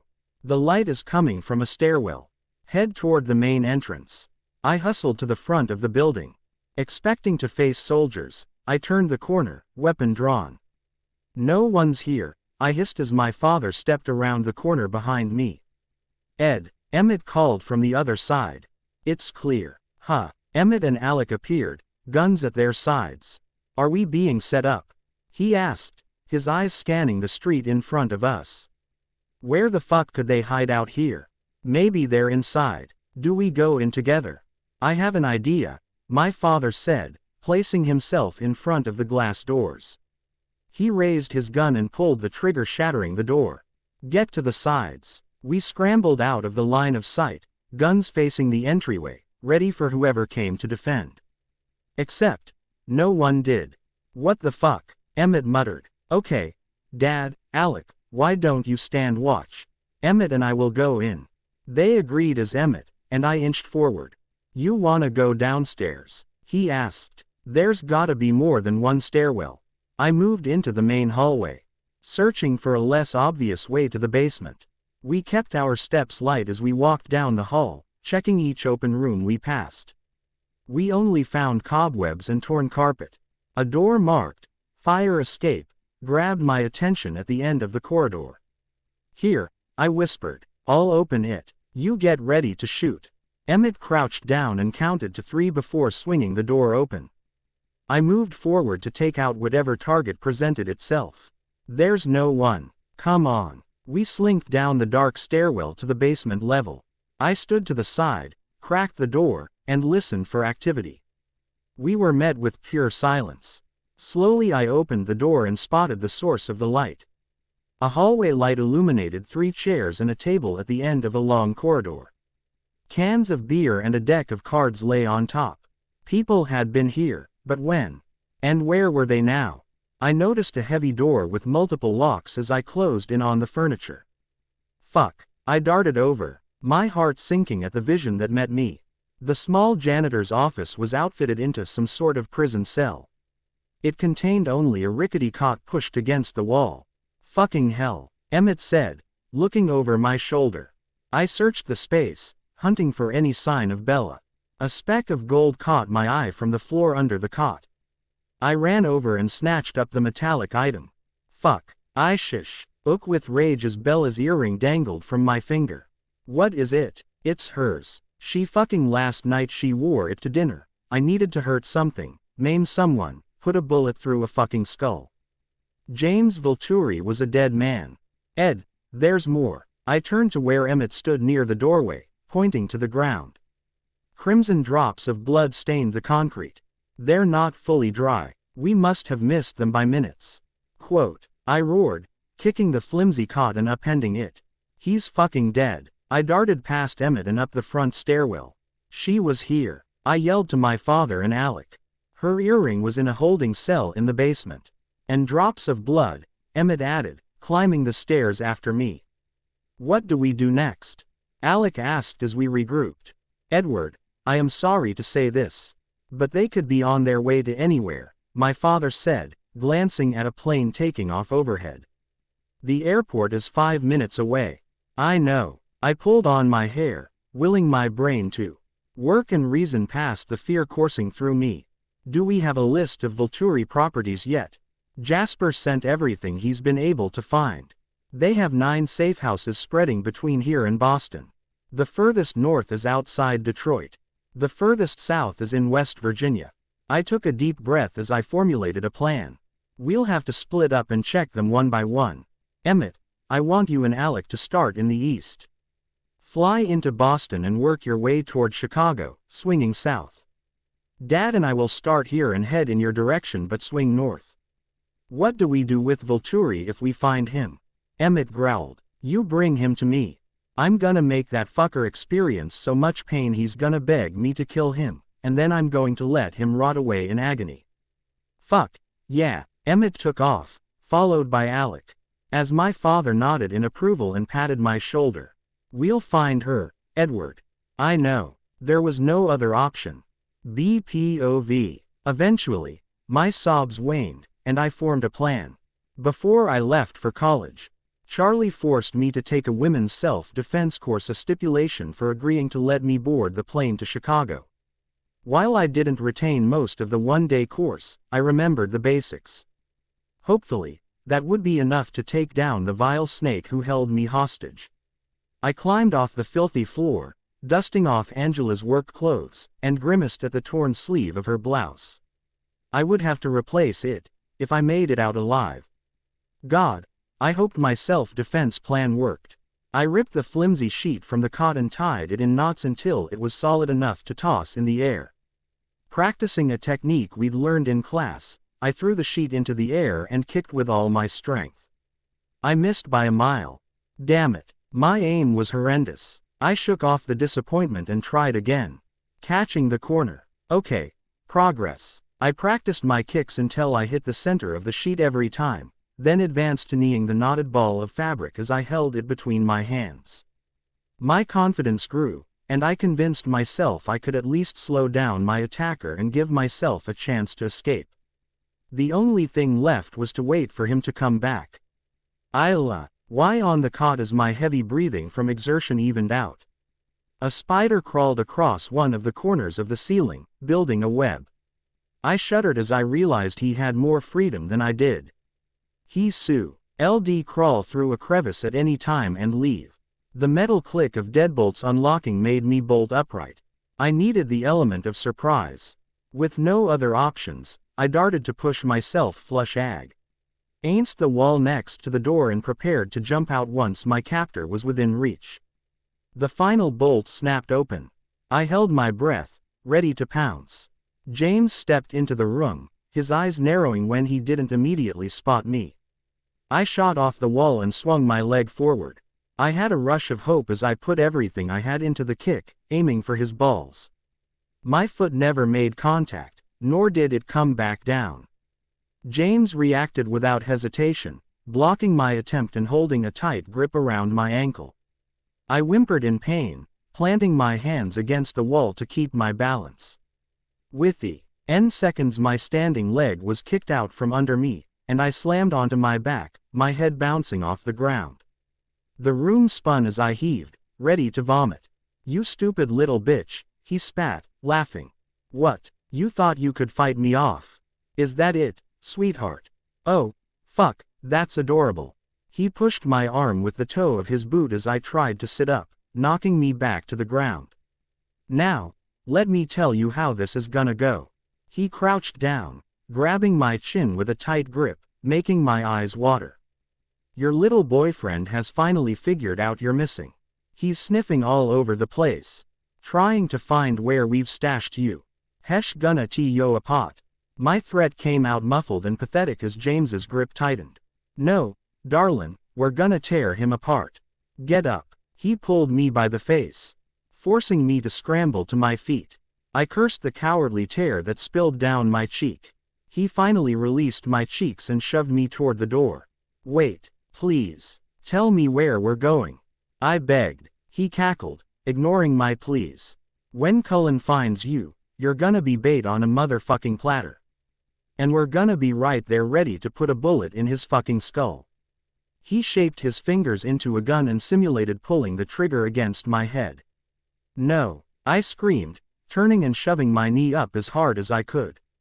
He caught my leg between his, locking it into place. I stumbled, hopping on my other foot until the heel of Angela's boot caught and my ankle rolled. I fell backward, slamming my forehead into the doorway. I turned on my side, heaving and expelling nothing but acid. Blood dripped to the ground from the gash on my temple. Oh, that's perfect, James growled. Bleed all over the place, that's gonna make Cullen lose his fucking shit. Hell, let's even leave him a souvenir. He pulled on my earring until it slipped from my ear and threw it across the room. Now get up, bitch. My limbs were as heavy as lead, and my mind swam in a sea of fog. A pair of burly arms picked me up and swung me over a large shoulder. Where AAAAMMIG going? I slurred, grasping the final threads of consciousness. James's laughter was the last thin G I heard before slipping into the darkness. Blank, underscore, blank. EPOV. The road from Chicago to Beaufuck Nowhere, Indiana, was 10,000 miles long. While driving 95 miles per hour and swerving through traffic, my mind ticked through every possible way a confrontation with James could go. The only thing I knew for sure, I was walking into an ambush. Bella was bait, and they expected me to lose my head so focused on saving her that I'd forget to cover my own ass. They weren't wrong, which was why I'd chosen my father as backup. Cut the lights. We've got half a mile until the turn off, he muttered, scrutinizing the satellite images Jasper sent. I'd veered off the interstate a while back. There may be a fence blocking our path. Either way, we need to hide car behind the brush and continue on foot. I nodded, more than happy to take direction. We bounced along the paved country road, damaged by years of snow and ice. Is that it? I asked, spotting a break in the trees ahead of us. Slow down. I slowed to a crawl as we approached the old dirt road. A broken wood gate stood to the side. On it, a "No trespassing" sign dangled by a single screw. I turned and scanned the woods, trying to find anywhere large enough to stash the car. A walking trail curved to our right, leading into a collection of elm trees and thicket. I followed the path, cutting the engine after it turned and shielded us from the main road. Locking our weapons into place, my father and I climbed out, closing the doors with a gentle click. We crept forward, staying hidden behind the trees. I see it, I hissed, spotting an old hunting cabin down the road. No lights on inside, he muttered.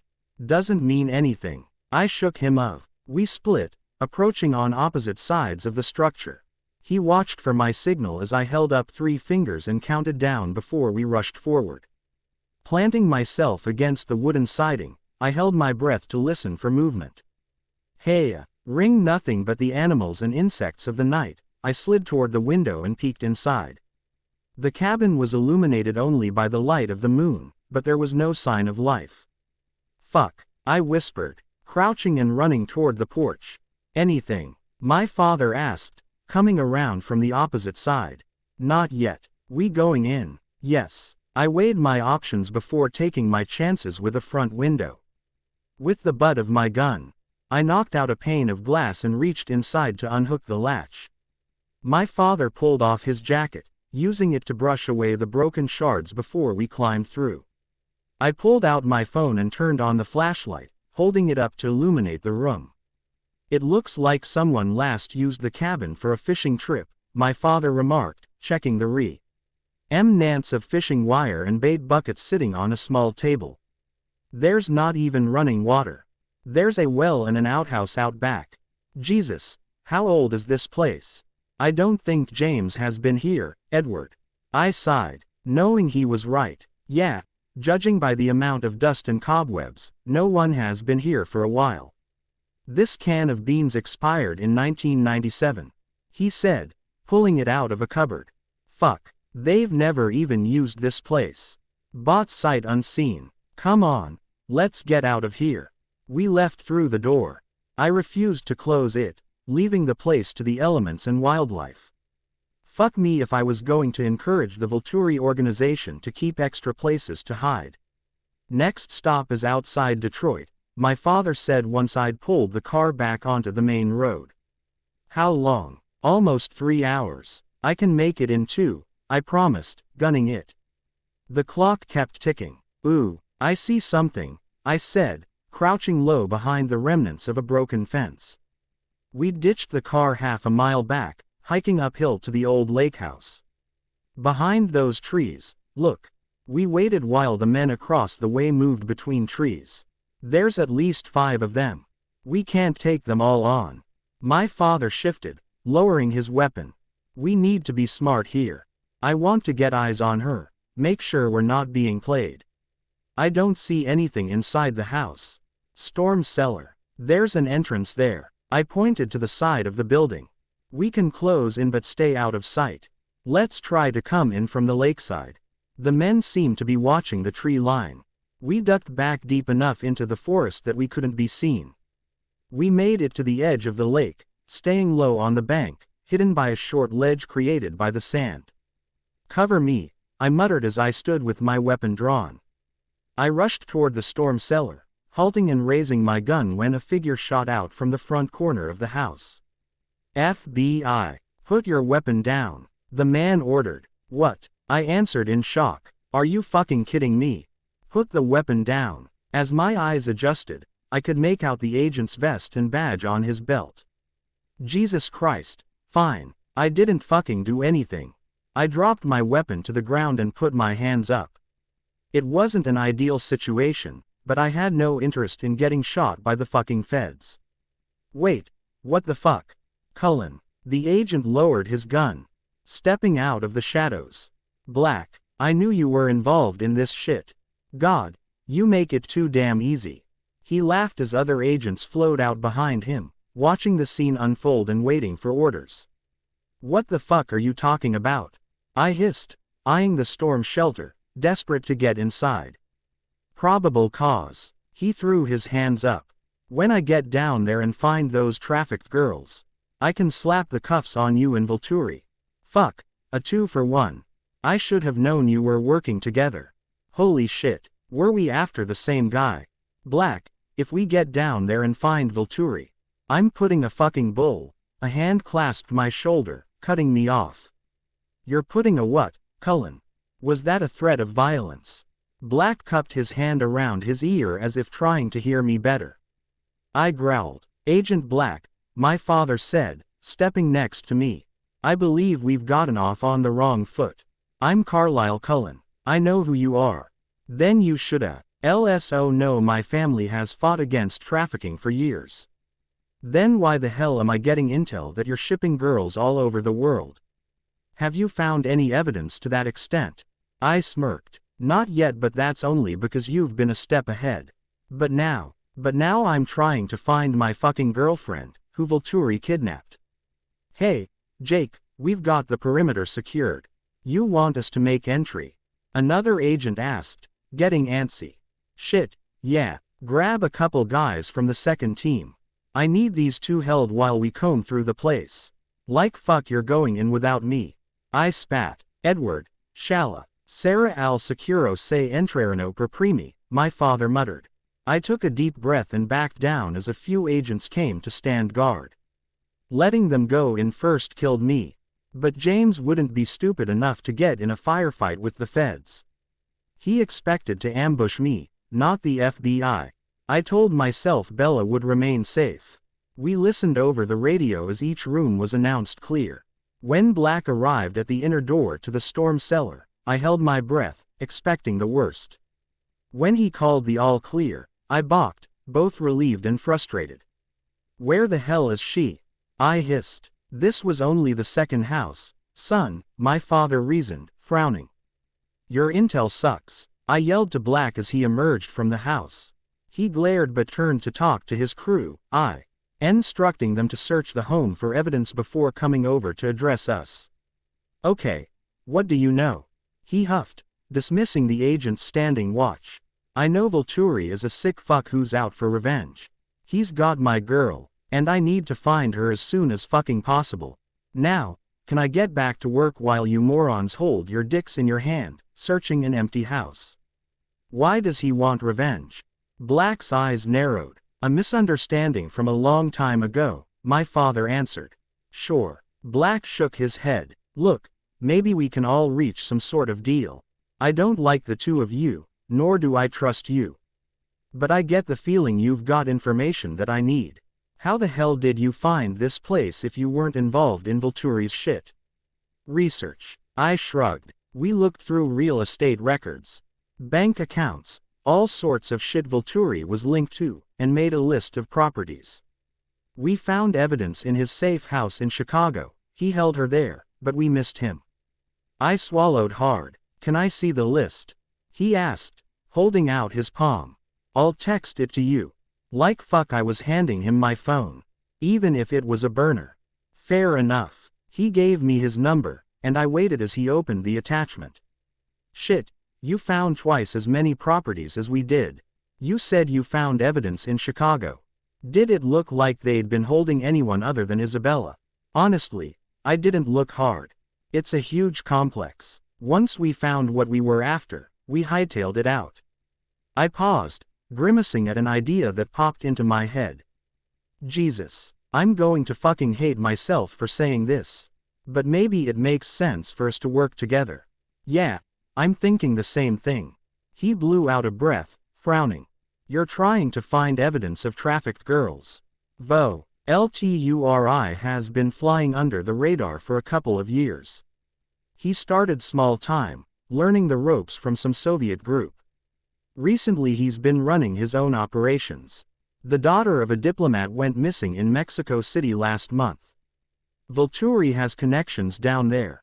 A tip came in that 2 weeks ago, a couple of girls showed up in a motel in Alabama with a guy matching Volturi's description. The following night another girl was reported missing from the same town. He's getting ballsy, abducting girls from inside the states. And you avenue no idea where he's stashing them. None. Pops, where are we headed next? Down to Ohio. What do you say, Black? You up for a road trip? He glanced behind him, tapping his finger on his thigh. I gotta get approval. The fucking paperwork will take at least a couple of days. Yeah, well, I don't have a couple of days, I scoffed, turning to leave. What the fuck was I thinking? Working with the goddamn feds. I'd lost my mind. Wait, he growled and glanced at the group of agents collected in the driveway. You know what, fuck protocol. Let's go find this asshole.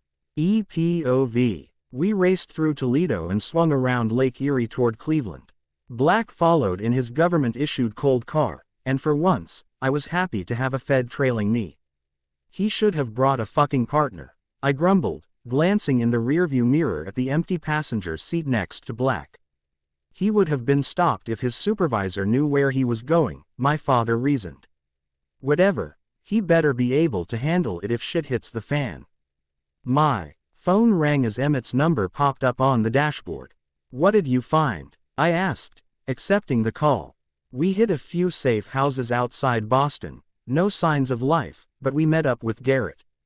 Okay, his guys on the street are hearing rumors. According to some of the capos, James likes to brag. He was running his mouth about a place near the Canadian border that his dad left him. Saying shit Ike. The feds could never find him there. It's off the grid. Fuck. Do we have any idea where? No one knows. He's a moron but not stupid enough to have let that slip. Arrow used to do the same thing, my father jumped in. He mentioned a place once. It was on a lake bordered by Canada. Always bragged that jumping in a boat and crossing without being noticed would be easy. Which fucking lake? I spat. Pops, did Amon find anything? Emmett asked. He had that list of old properties. Do you think it could be on there?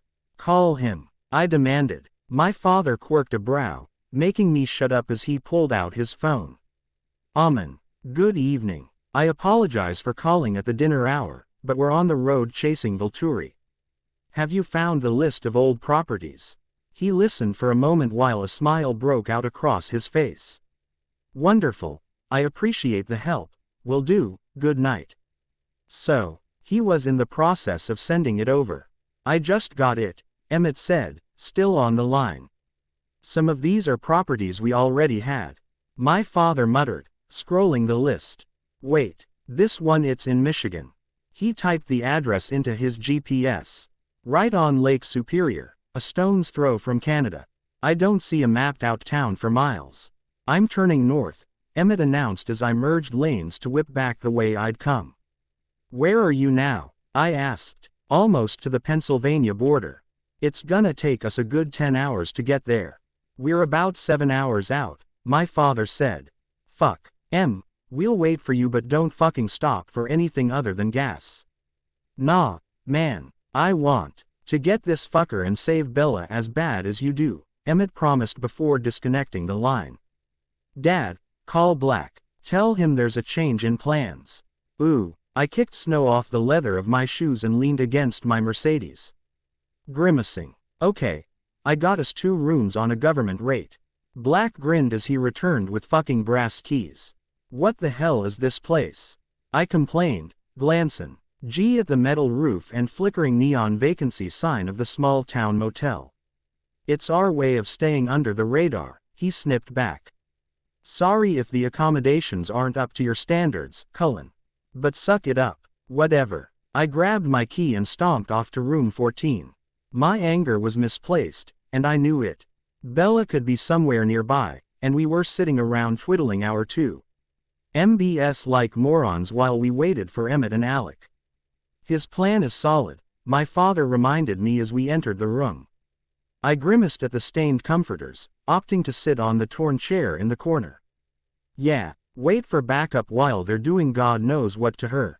Fucking feds. Edward, he has protocol that he's got to follow if we want his help. You and I will be outnumbered if we go in alone. We need to wait for Emmett and Alec. I know, I groaned. But we could at least start staking out the place, see if she's even there. He hummed in thought. You have a point, but not yet. Wait until Black gets an expedited warrant and Emmett and Alec are within an hour of the property.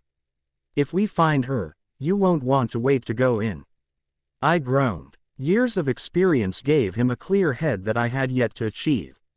Although he'd never had to rescue my mother from a demented psychopath. Try to get some sleep, son. We're not going anywhere for a while. Yeah, right, I scoffed. And turned to watch snow flurries out the window. We were close. I could feel it. Ooh, I've got the warrant, Black yelled, barging into our room. I jumped, grabbing for my weapon as I groggily assessed my surroundings. Fuck, I fell asleep. I contacted the closest field office, and they're piecing together a couple of dozen agents ASAP. How far away are your guys? He asked. I just spoke to Emmett. He's within 60 miles. My father said. Can we fucking go then? I snapped. We'll need to be careful. Stay in the shadows until backup arrives, Black warned. I scoffed. Who the fuck did he think he was?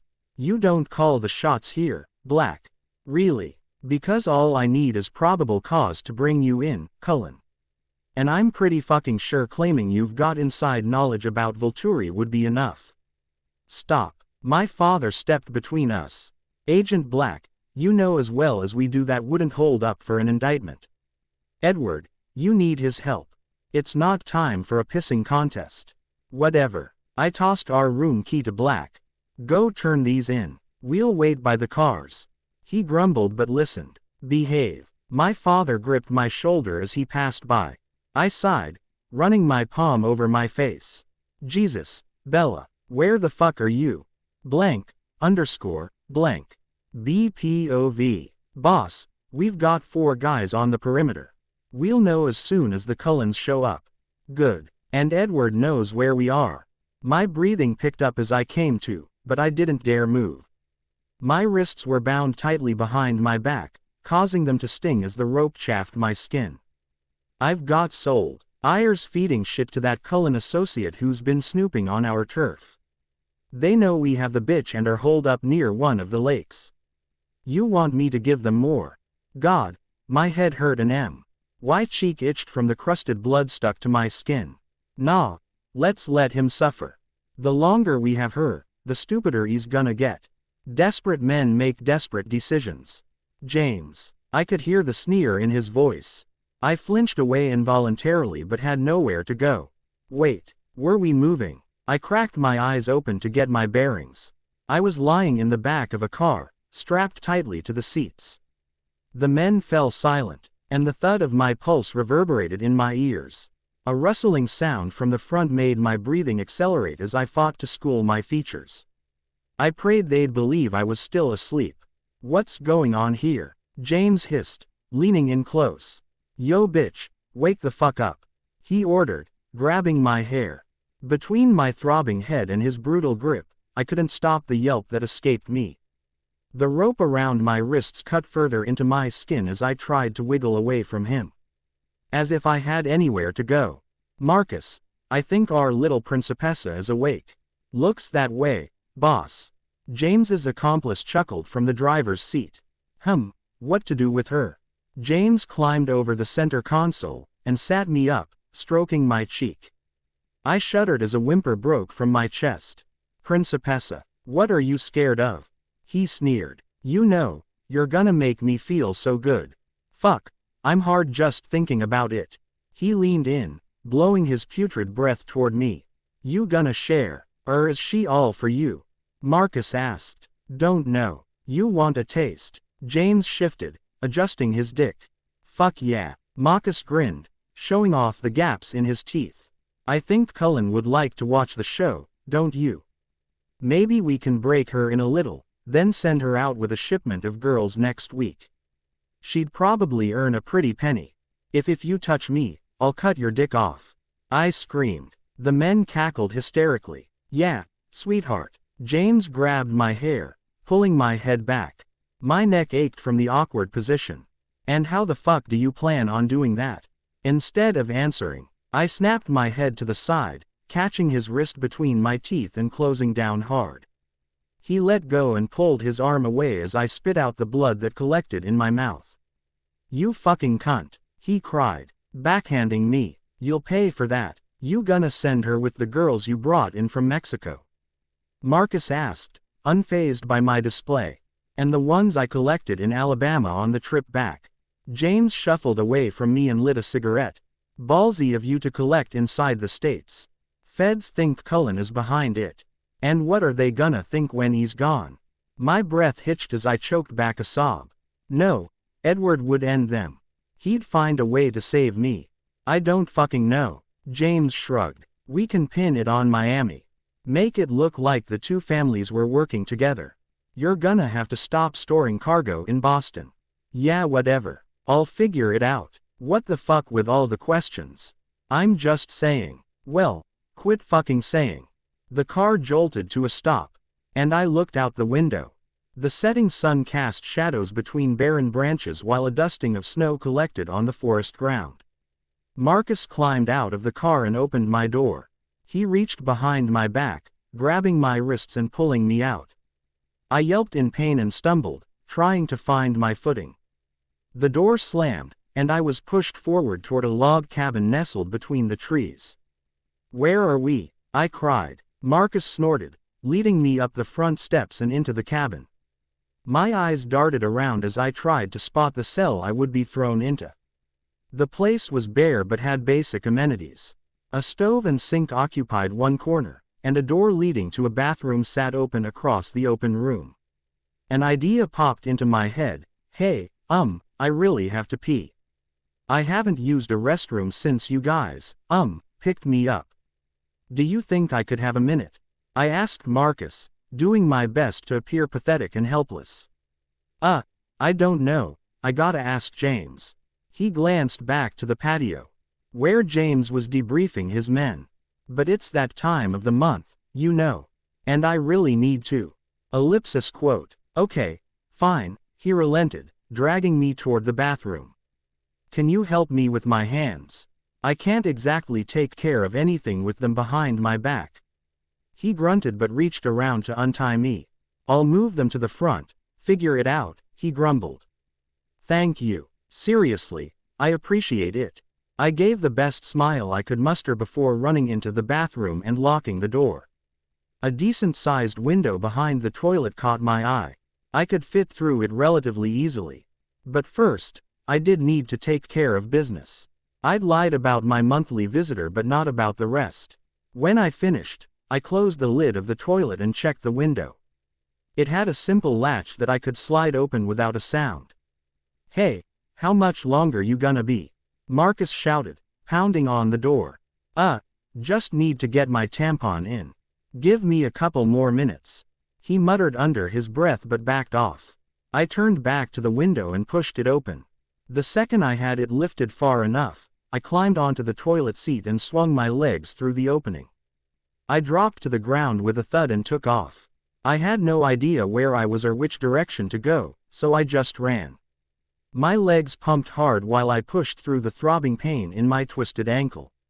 I gasped for oxygen, the cold air stinging my lungs. As the tree line crept closer, I became giddy at the prospect of escape. I needed to figure out how to tell Edward that I was okay. Maybe I could find a town or another cabin where someone could help me. I was so close to freedom I could taste it. A few more steps, and I'd be hidden in the forest. As I crossed the tree line, someone shot out in front of me.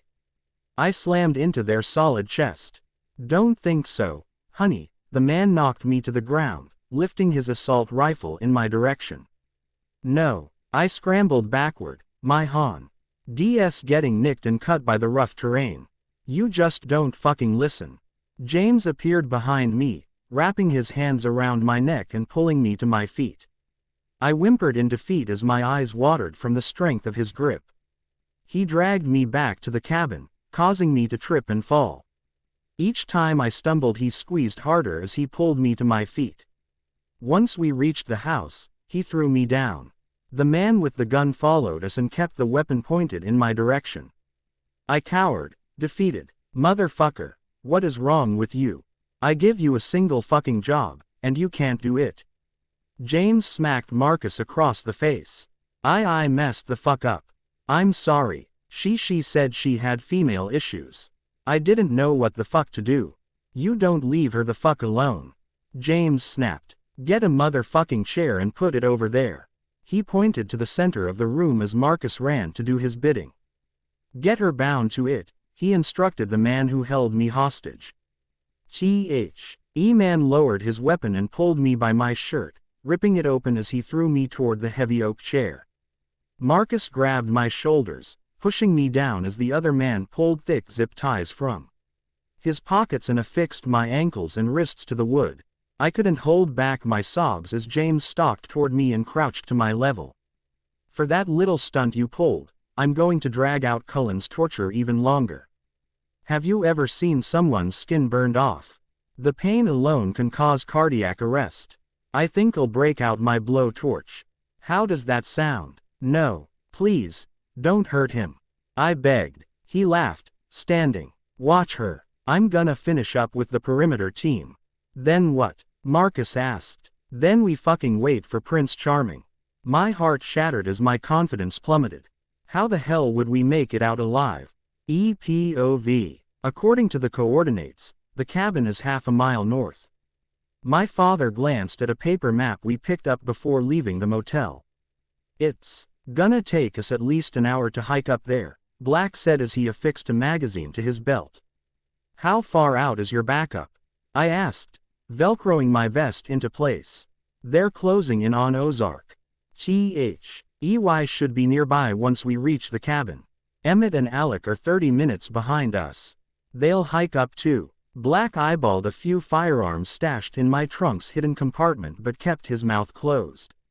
I was gaining respect for the guy. Didn't mean I liked him, but push come to shove, I could work with him. My father kept constant watch on the compass as we trekked through the soggy forest ground. The snow partially melted throughout the day, but without sunlight, the puddles of mud were turning back into ice. 50 minutes in, I spotted a building through the trees. I snapped and pointed, alerting my father and Black.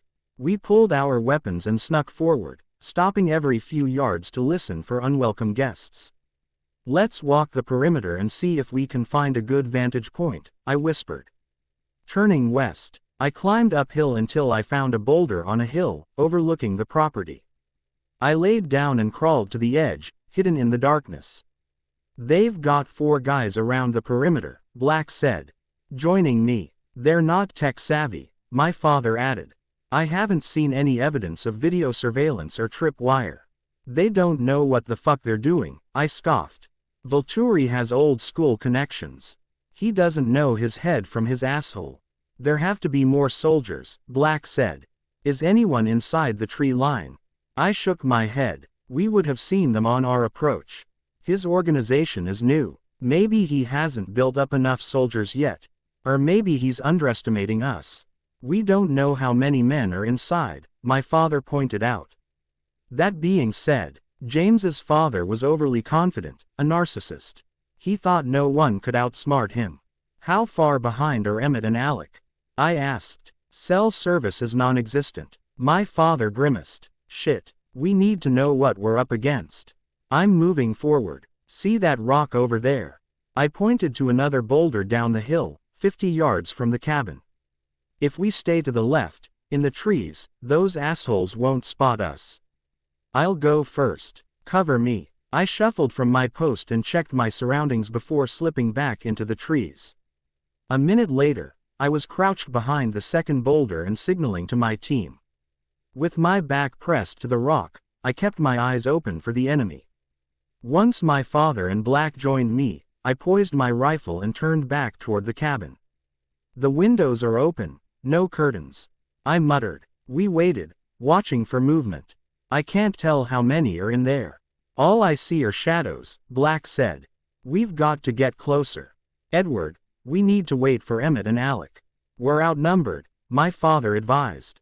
I held my hand up, halting the conversation as the front door to the cabin swung open. A scrawny guy with a ponytail stepped onto the porch, followed by a bulkier man who had to be his enforcer. "That's Volturi," Black hissed. He darted back into the woods and crept further towards the cabin. Following suit, I pushed away from the rock with my father right behind me. We caught up to Black as he hovered near the tree line, listening to the men on the porch. "Cullen's gonna come looking for the bitch," the enforcer promised. Black whispered to us, "That's Marcus Volturi, cousin of James." I nodded and turned back to the cabin. "Yeah, where the fuck is Edward then?" James asked, lighting a cigarette. "You didn't exactly map our location out for him." "I'm tired of waiting. Call the capos back home and tell them to leak the location." "I'm in the mood for a bloodbath." "You could always take a little aggression out on the girl," Marcus chuckled. "Fuck, if I start.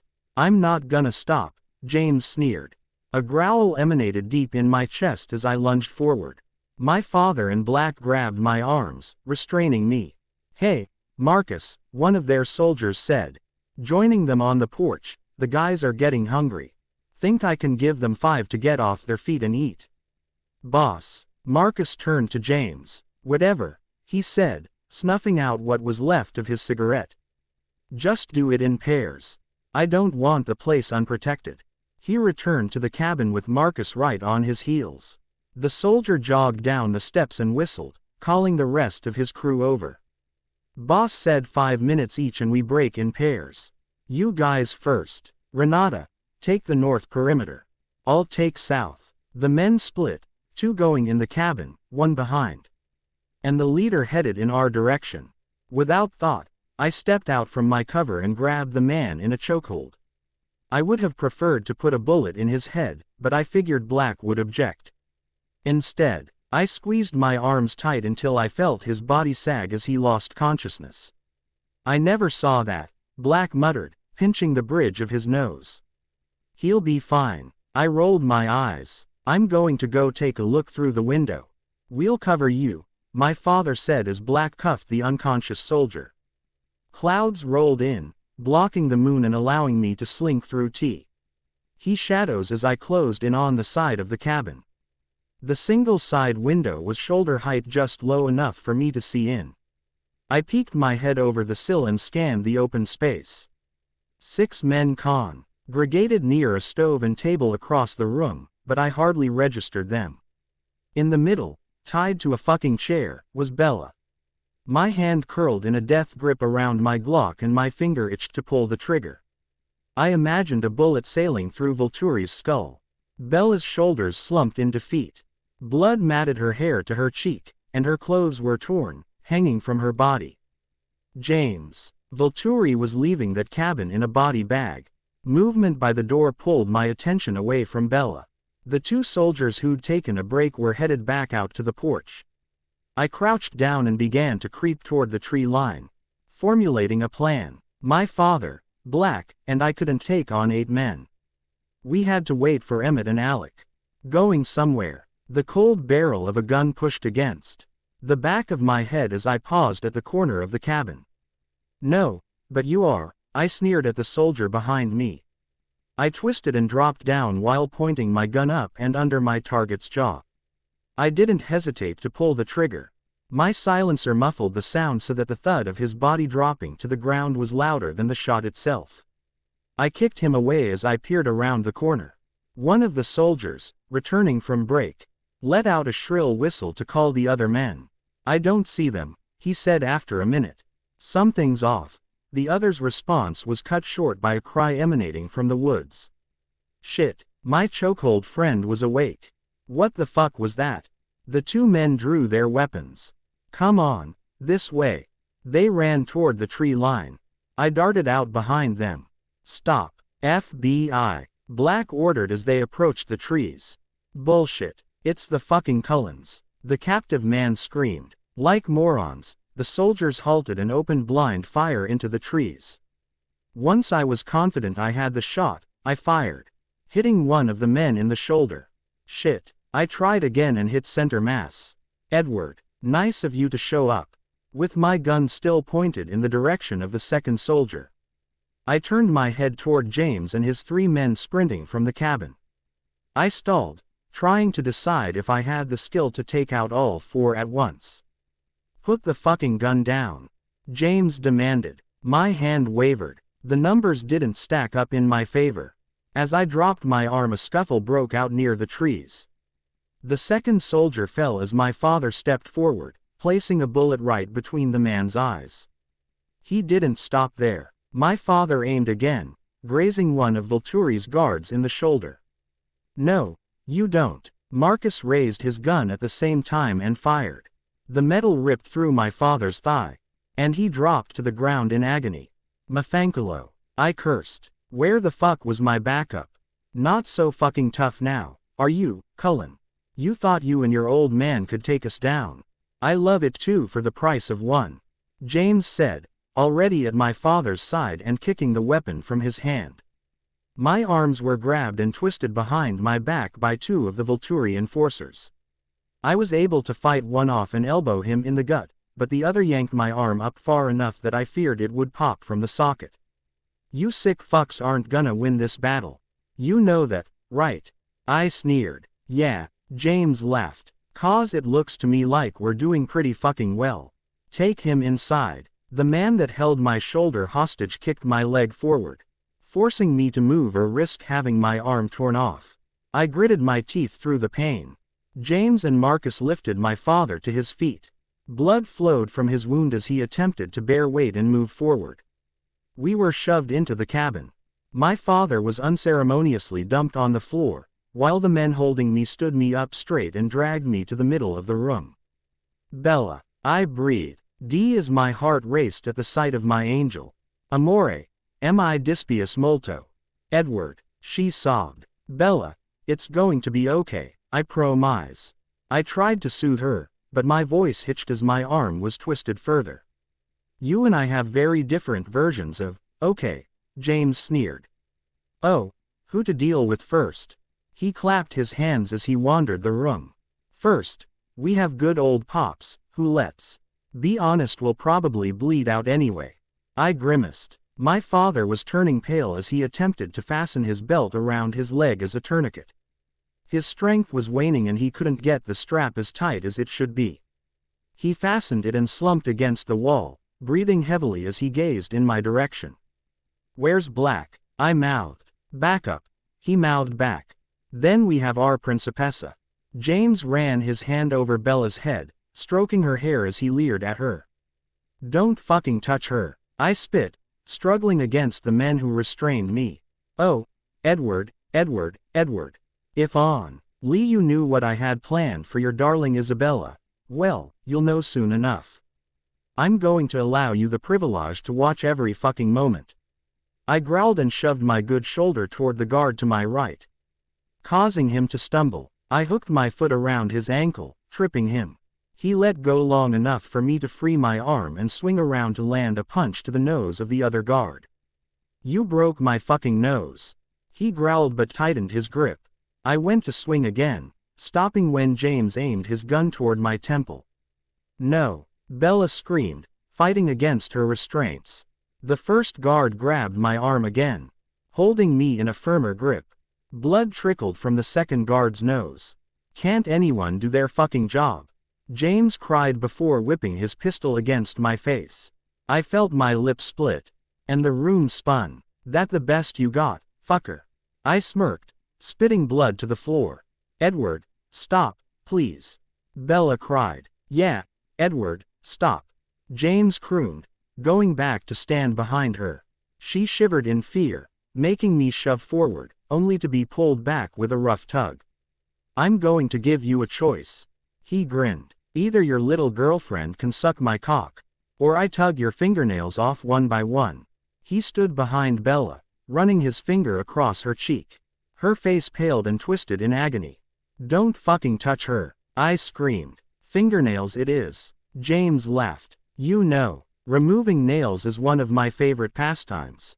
My uncle taught me the best way to do it when I was a boy. The trick is adding salt at the end. Gives the whole process a little kick, he said, gathering tools from the table. As he came toward me, his guard's grip on me tightened. From the corner of my eye, I noticed movement in the window. Hold his hand out, James instructed. Marcus, leave the old man and come help. My father was nearly unconscious, fighting to keep his eyes open. I hope you enjoy this as much as I do, James chuckled. Oh, I think I will. I grinned, lifting my foot and slamming it flat into James's kneecap. With a sickening snap, he fell backward, landing hard. I laughed as he screamed and writhed in pain. Pazzo di merda del caso. I roared, spitting on him. I was greeted by a punch to the gut by one of his men. James pulled his gun and stood, using Bella's chair to support his weight. Growling, he raised his arm pointing his gun at my head. Your time's fucking up, Cullen. Say goodbye to your sweetheart. A bullet ripped through the air. I landed in a heap on the floor. Blank, blank. BPOV. My ears rang with a shrill inhuman scream. I squeezed my eyes shut, barely registering the commotion that broke out around me. Voices screamed and cried out in pain, my own mingling with them. Behind my lids, an image I couldn't comprehend was looping through a constant replay. The horrendous details were a torture worse than anything physical I could have endured.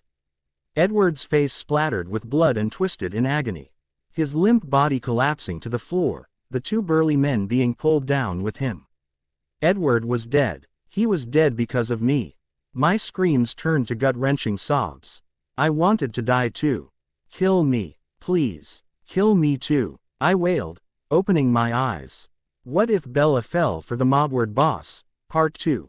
Edward Cullen didn't chase. He claimed. And Bella Swan was beginning to understand that falling for him meant losing everything else, freedom included. I twisted in my chair, unable to look at the heap in which Edward laid lifeless on the floor. Where was James? He didn't need me anymore. He'd gotten what he wanted. Why wouldn't he put me out of my misery? I blinked, trying to clear my vision. I gasped and flinched away from a body lying stock still on the ground next to me. I glanced down to find James looking back, with a vacancy in his eyes that chilled me to the bone. I took a shuddering breath, scrunching my brows in confusion as I noticed blood trickling from a circular wound between his eyes. How? I stuttered. I scanned the room and found a slew of people rushing into the cabin. In the corner, Carlyle sat slumped against the wall, but next to him were Emmett and Alec pressing cloth to his injured leg and reassuring him the bullet made a clean exit. Nearby Marcus was being cuffed by the FBI agent who'd cornered me months before. Another agent appeared before me, asking a slew of questions I couldn't answer.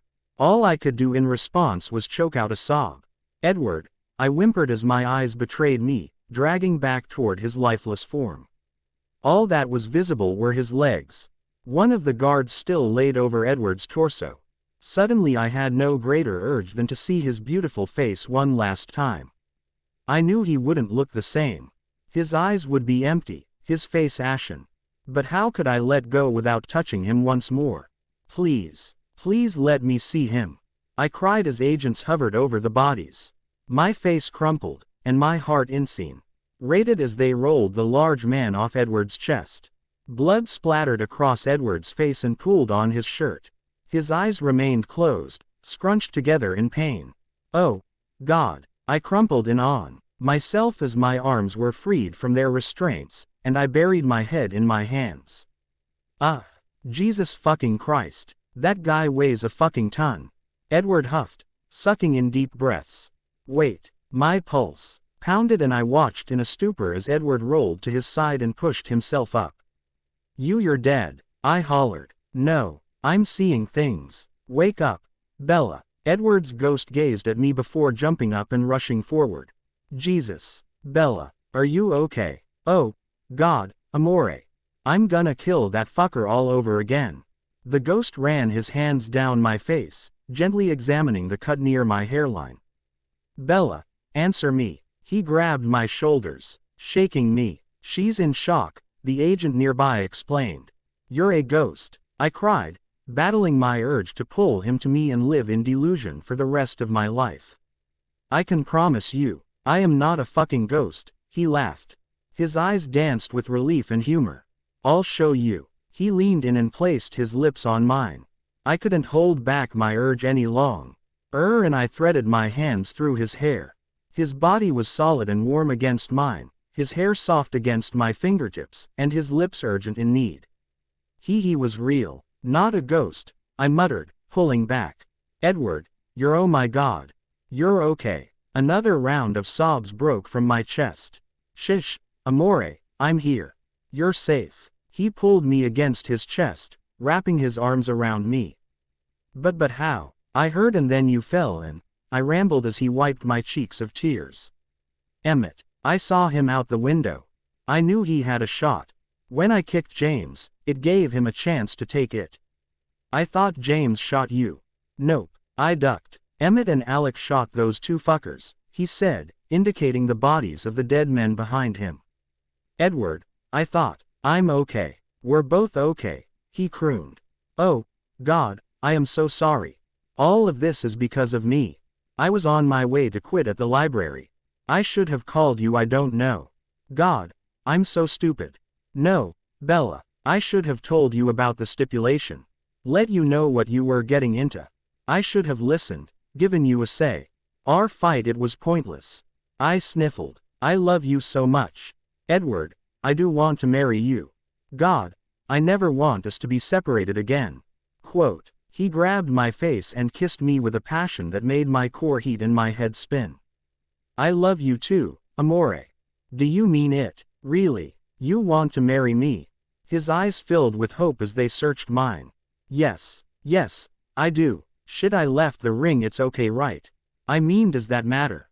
he muttered. Oh, fuck it. He shifted positions, kneeling in front of me. I raised my brows in confusion while he grabbed my hands and took a deep breath.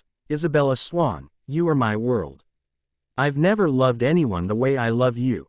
Please, will you be my wife? I gasped, my chest fluttering with excitement. And then over Edward's shoulder, I noticed a paramedic with bloody gloves passing through the door. Wait, are you serious? I shook my head, exasperated. Edward, there are dead bodies on the floor. You can't propose in the middle of a crime scene. Wait, hold up. Emmett, who was following the paramedic out the door, slapped his knee and roared in laughter. Dude, did you just propose? Like literally, there is a corpse inches away from you. Edward glanced down at James's dead body and grimaced. Shit. He let go of me and stood, shoving his hands in his pockets as his cheeks turned pink. Oh, this is fucking classic. Emmett broke out his phone and started texting. I gotta tell Alice. Shut up, jackass, and put the fucking phone away. Edward growled, lunging toward his brother. Too late. Emmett grinned, holding the phone out of reach. Oh my god, let's maybe talk about this later. I pleaded, standing on shaky legs. Testa di caso, Edward growled, causing Emmett to break out in hysterics again. Hey Pops, listen to this. Emmett called, finally passing through the door. Oh, fuck, amore. You need a hand, Edward asked, reaching over to steady me.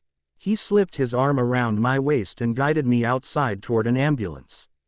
Exhaustion seeped into my bones as my adrenaline waned and the previous few days caught up with me. Edward stayed by my side, steady as a rock, an overly helpful, protective rock. After he poured water down my shirt, trying to hydrate me, I had to tell him to knock it off.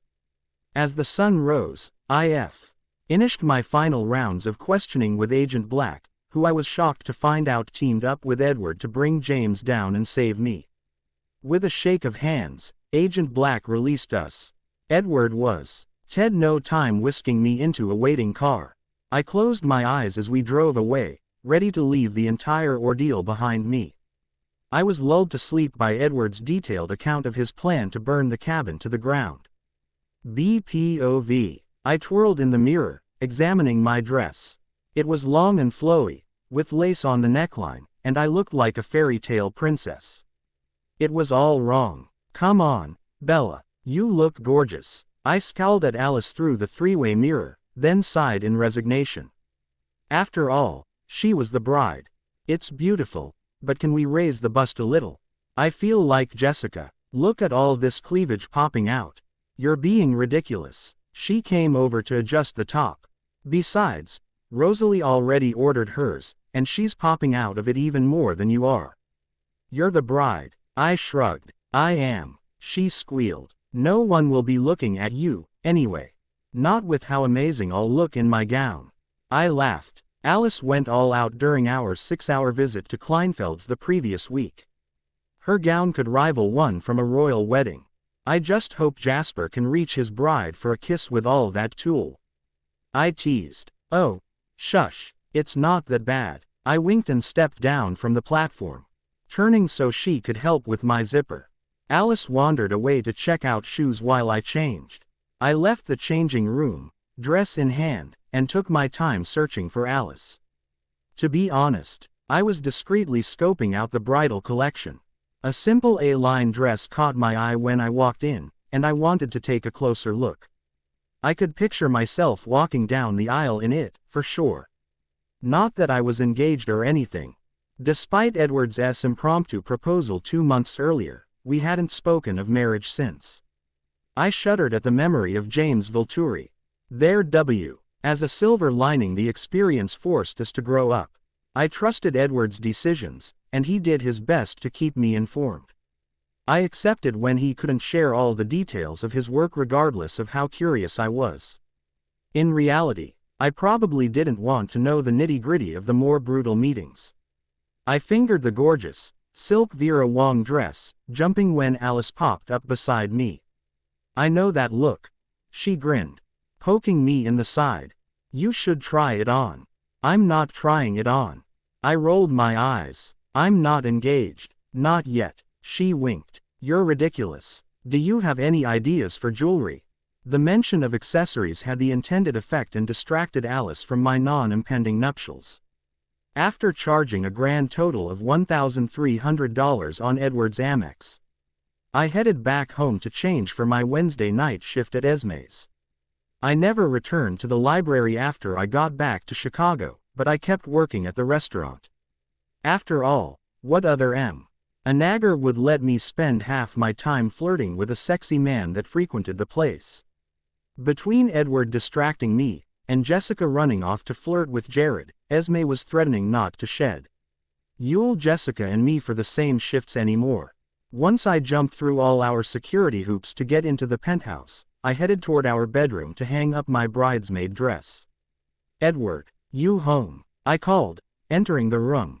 In here. His voice carried over from his closet.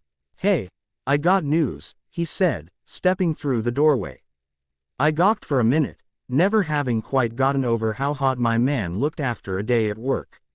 He was still in his dress clothes but with his tie ripped off, and his sleeves rolled, showing off his muscular forearms. What? I mumbled, distracted by dirty fantasies running through my head. He grinned, knowing exactly where my mind went. I said, I've got news. Oh, what? I asked, shaking myself from my stupor and draping my garment bag on the bed.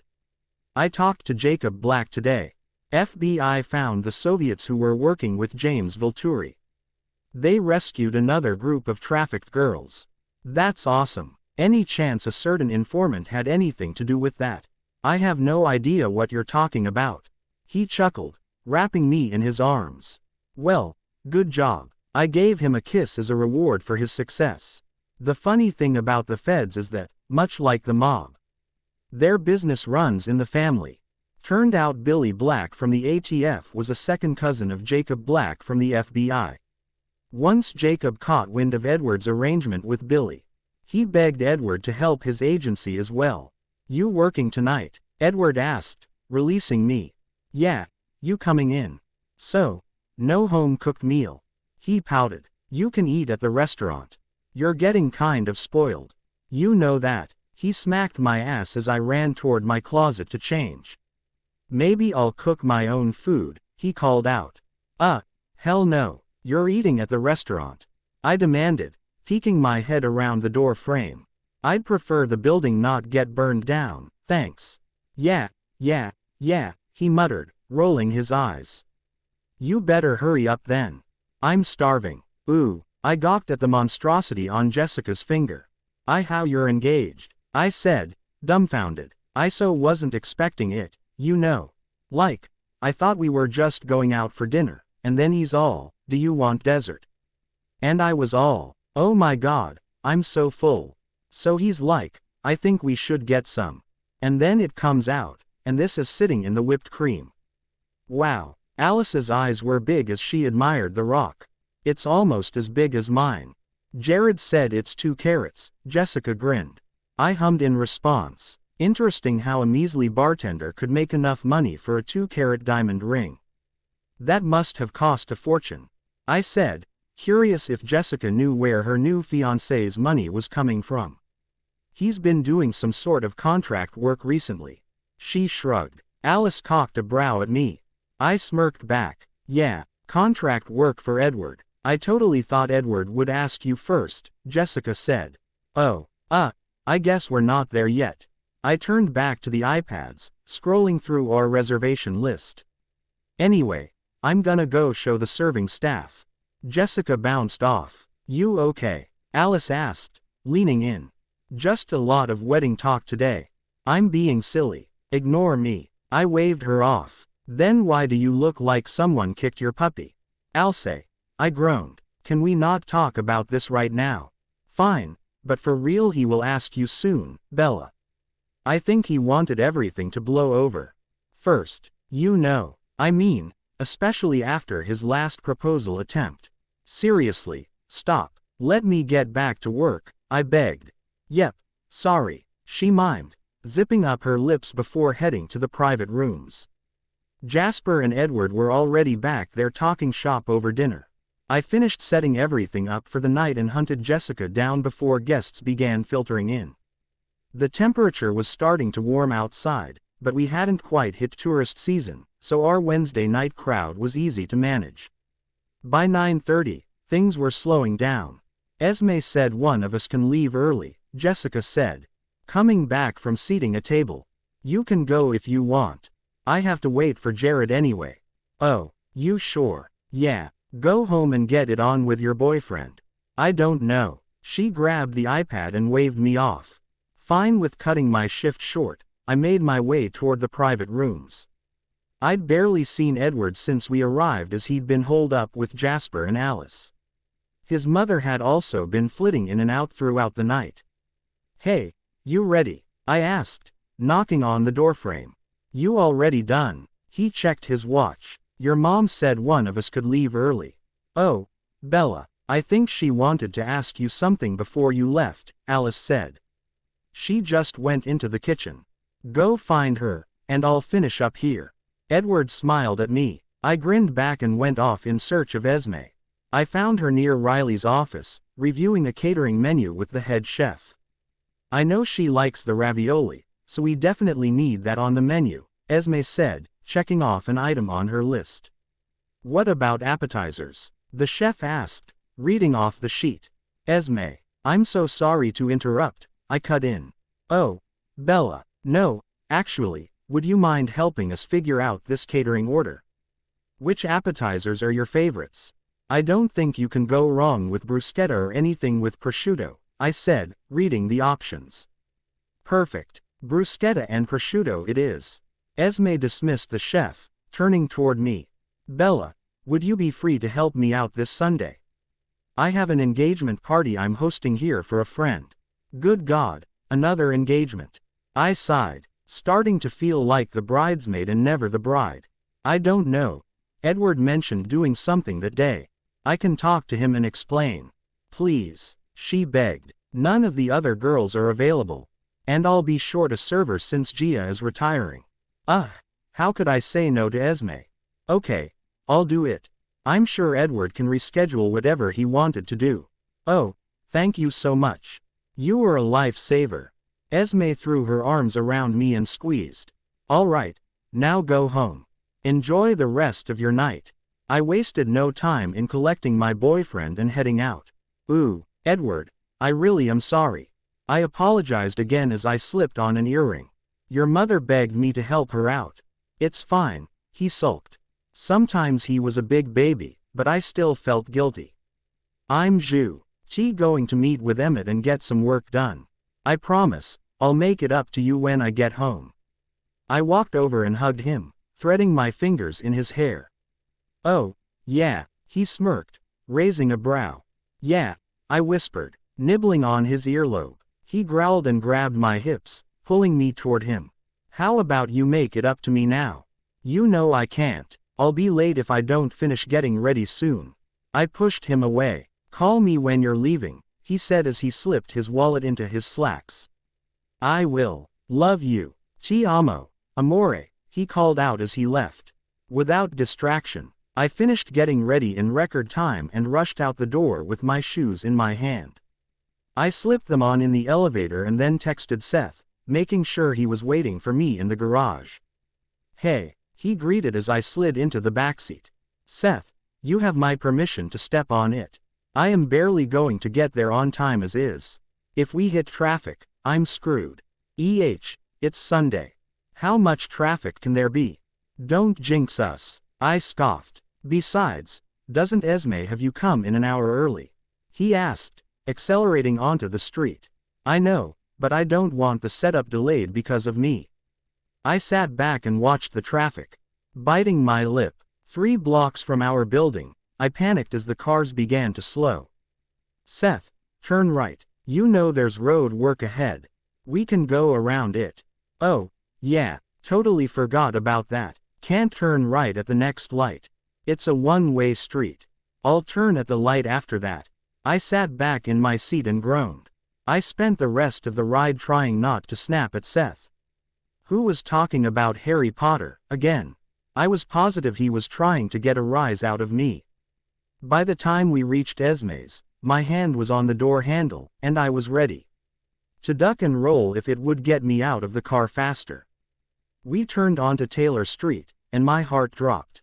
The valet lot was already full, and I could see people milling about inside the restaurant. "Oh my God, I'm late," I squealed. "What time were you supposed to be here?" Seth asked, stopping next to the curb. Esme said 1 o'clock. I didn't wait for him to open my door. Instead, jumping out and rushing toward the entrance. How on earth did I get the time wrong? I swung the door open, searching for Esme, ready to beg for forgiveness, but stopped dead in my tracks. What's going on? The smiling faces of my friends and family greeted me. Alice bounced on her toes, waving while Jasper held her around the waist with a grin on his face. Emmett and Rose were nearby, just as excited. On the other side of the group, Ben held Angela as she wiped a tear from under her eyes and beamed at me. "Oh my God, Dad," I whispered, spotting Charlie near the host stand, next to Esme and Carlisle. Even my old library coworkers and most restaurant staff stood circled around, watching me. My cheeks began to heat at the attention. A throat clearing caught my attention and forced me to look straight ahead. I gasped as laughing green eyes locked on mine. Edward emerged from the group and stopped in front of the host stand. My breath caught at the breathtaking smile I knew was meant only for me. "Amore," he murmured. What is all this?" I stammered, rushing toward him. He smirked, running his fingertips down my arms, and then took my hands in his. "A while ago, I met this woman, a stunning woman. The moment I saw her, I was in lust." The group surrounding us chuckled except my father, who muttered under his breath. But I knew nothing else about this woman. As a matter of fact, I was standing in this very spot when I met her. "Yeah, and how did that go for you?" I laughed. I gotta admit, not so hot at first. Another round of laughter rang out. See, this woman was not impressed by my behavior. But as hard as I tried, I couldn't keep my distance. So, I was forced to win her affection, and somehow I was lucky enough to receive a second chance. I smiled and pulled a hand away to wipe a tear from my eye. As this woman became further entrenched in my life, I realized that I couldn't live without her. I was willing to do anything it took to keep her by my side. Until I met her, I believed that there was no bond stronger than blood, no one you could trust or rely on more than that of your immediate family. I have to give credit to my father, who made me understand how wrong I was. There is a bond stronger than blood, the bond of love. And Bella, I love you, with all of my heart. He sank to one knee and pulled a black box from his pocket. I couldn't hold back my emotions as I wiped more tears from my eyes, and a smile as wide as the sun split my cheeks. "Isabella Marie Swan, will you make me the luckiest man in the whole world and be my wife?" "Hell yes," I squealed, throwing myself at him. He caught me with a grunt, standing and laughing into my neck as cheers erupted around us. I peppered kisses wherever I could until he held me still and firmly placed his mouth on mine. We broke apart, gasping as catcalls sounded from around the room. "Don't you want to see the ring?" he asked, holding the jewelry box up. "Holy shit, that thing's enormous," Jessica piped in from behind us. "Couldn't let my girl get one-upped." Edward winked and placed the absurdly large rock on my finger. "It's gorgeous," I beamed. "You're gorgeous," he said before taking my face in his hands and locking his lips to mine again. Let's keep it PG," Charlie grumbled, interrupting us. I let go of Edward and turned to embrace my father. "Congratulations, kiddo," he muttered. "But seriously, you let me know if he steps out of line. I've got connections, I promise." I rolled my eyes. I was passed from person to person as Edward, and I received congratulations, and all the women oohed and awed over my ring. Edward was quick to inform them it was one of a kind, special ordered from Harry Winston. "Oh, I'm so happy for both of you," Esme cried as we made it to her and Carlisle. Edward's father clapped him on the back in a hug, then muttered something in his ear. Once his parents left us to start the party, I turned to Edward. "What did he say to you?" I asked. Just reminding me of another stipulation. He smirked. Oh, how do you feel about babies? He chuckled at my shocked expression. Don't worry, we have time. Because you and me, we are forever. He linked his hand with mine. I smiled up at him, my heart overflowing with the love I felt for my man. And I agreed. We are forever. BPOV. A golden hue spread warmth through the lobby of the Bulgari Hotel in Rome. Rolling my neck, I relieved the ache in my muscles. Despite the luxury the Cullens' private jet provided, the 9-hour flight from Chicago took its toll on my body. As the sun set over the city, my husband checked in at the front desk. Italian rolled off his tongue and sent a shiver of want down my spine. Will I ever get enough of this? Enough of him? No, I don't think I will. Ready? Edward asked, returning to my side as bellhops collected our luggage. As I nestled into his side, a smile formed on my lips. His muscles flexed as he lifted an arm, settling it over my shoulders. I lost myself in his warmth and the scent of musk and citrus from his cologne. I was almost too tired to appreciate the elegance of the five-star establishment. The modern decor was mixed with wood tones and replicas of old-world art. Never in my life had I dreamed I would stay somewhere so grand. But that was my new reality. As Mrs. Edward Cullen, I was afforded everything money could buy. Are you tired? My husband leaned close and whispered in my ear as the elevator doors closed. Not yet, just weary from travel. With a kiss to my temple, he asked, how does a bath sound? Fantastic. I sighed in contentment. It shouldn't have surprised me when Edward led me down a private hall on the top floor toward a room with a placard that read Suite Presidenziale, Presidential Suite. Nor should it have surprised me when he swept me in his arms, bridal style, to cross the threshold into the suite. I giggled in pleasure as he dropped my feet to the ground. The heels of my ballet flats made a quiet click on the marble floor. Looking around the room, I took a sharp inhale of breath. On the far wall, the city of Rome spread out behind wide French doors for our viewing pleasure. Lights twinkle, from windows and street lamps as the sun dipped below the horizon. God, it's beautiful, I gasped, moving closer. Look at the architecture. Edward traced his fingers against the small of my back as he reached for a door handle. Go out on the balcony. You can see more from there. I'll grab us some champagne. A warm breeze caressed my skin as I approached a wrought iron railing. My hands curled over the metal, anchoring me. Because without the connection, I was sure I would drift away into a dream. Here, Edward returned, handing me a crystal champagne flute. He held his up in a toast. Oh married life and the adventures it will bring. After clinking his glass, I hid my grin as I lifted mine, pressing it against my lips. Adventures were definitely headed our way. He wasn't watching me, the last bits of daylight caught in his emerald eyes as he looked over the city. I placed my champagne on a table at our side. You said something about a bath. His mouth quirked at the side and curled into a smirk. Impatient to undress. Always. He was easy to convince. Gripping my hand in his, he tugged me inside as his free hand undid the buttons on his shirt. The bathroom was as glorious as every other part of the suite. Its deep freestanding tub was in the center of the room, and windows on two of the walls allowed us to continue admiring Rome's beauty. As I slipped out of my shoes, Edward turned the faucet, filling the tub with warm water. Wordlessly, I turned my back to him and peeked over my shoulder, encouraging him to undo my zipper. So beautiful, he whispered as his touch ghosted along my skin. I slipped out of the cream-colored fabric until it pooled at my feet, and I stepped forward, my bridal lingerie on display. Edward couldn't tear his eyes away from the sheer white lace of my bra and thong. The set was innocent yet provocative, meant for seduction. He ripped his shirt from his body, exposing the taut muscles of his abdomen and the strength of his shoulders.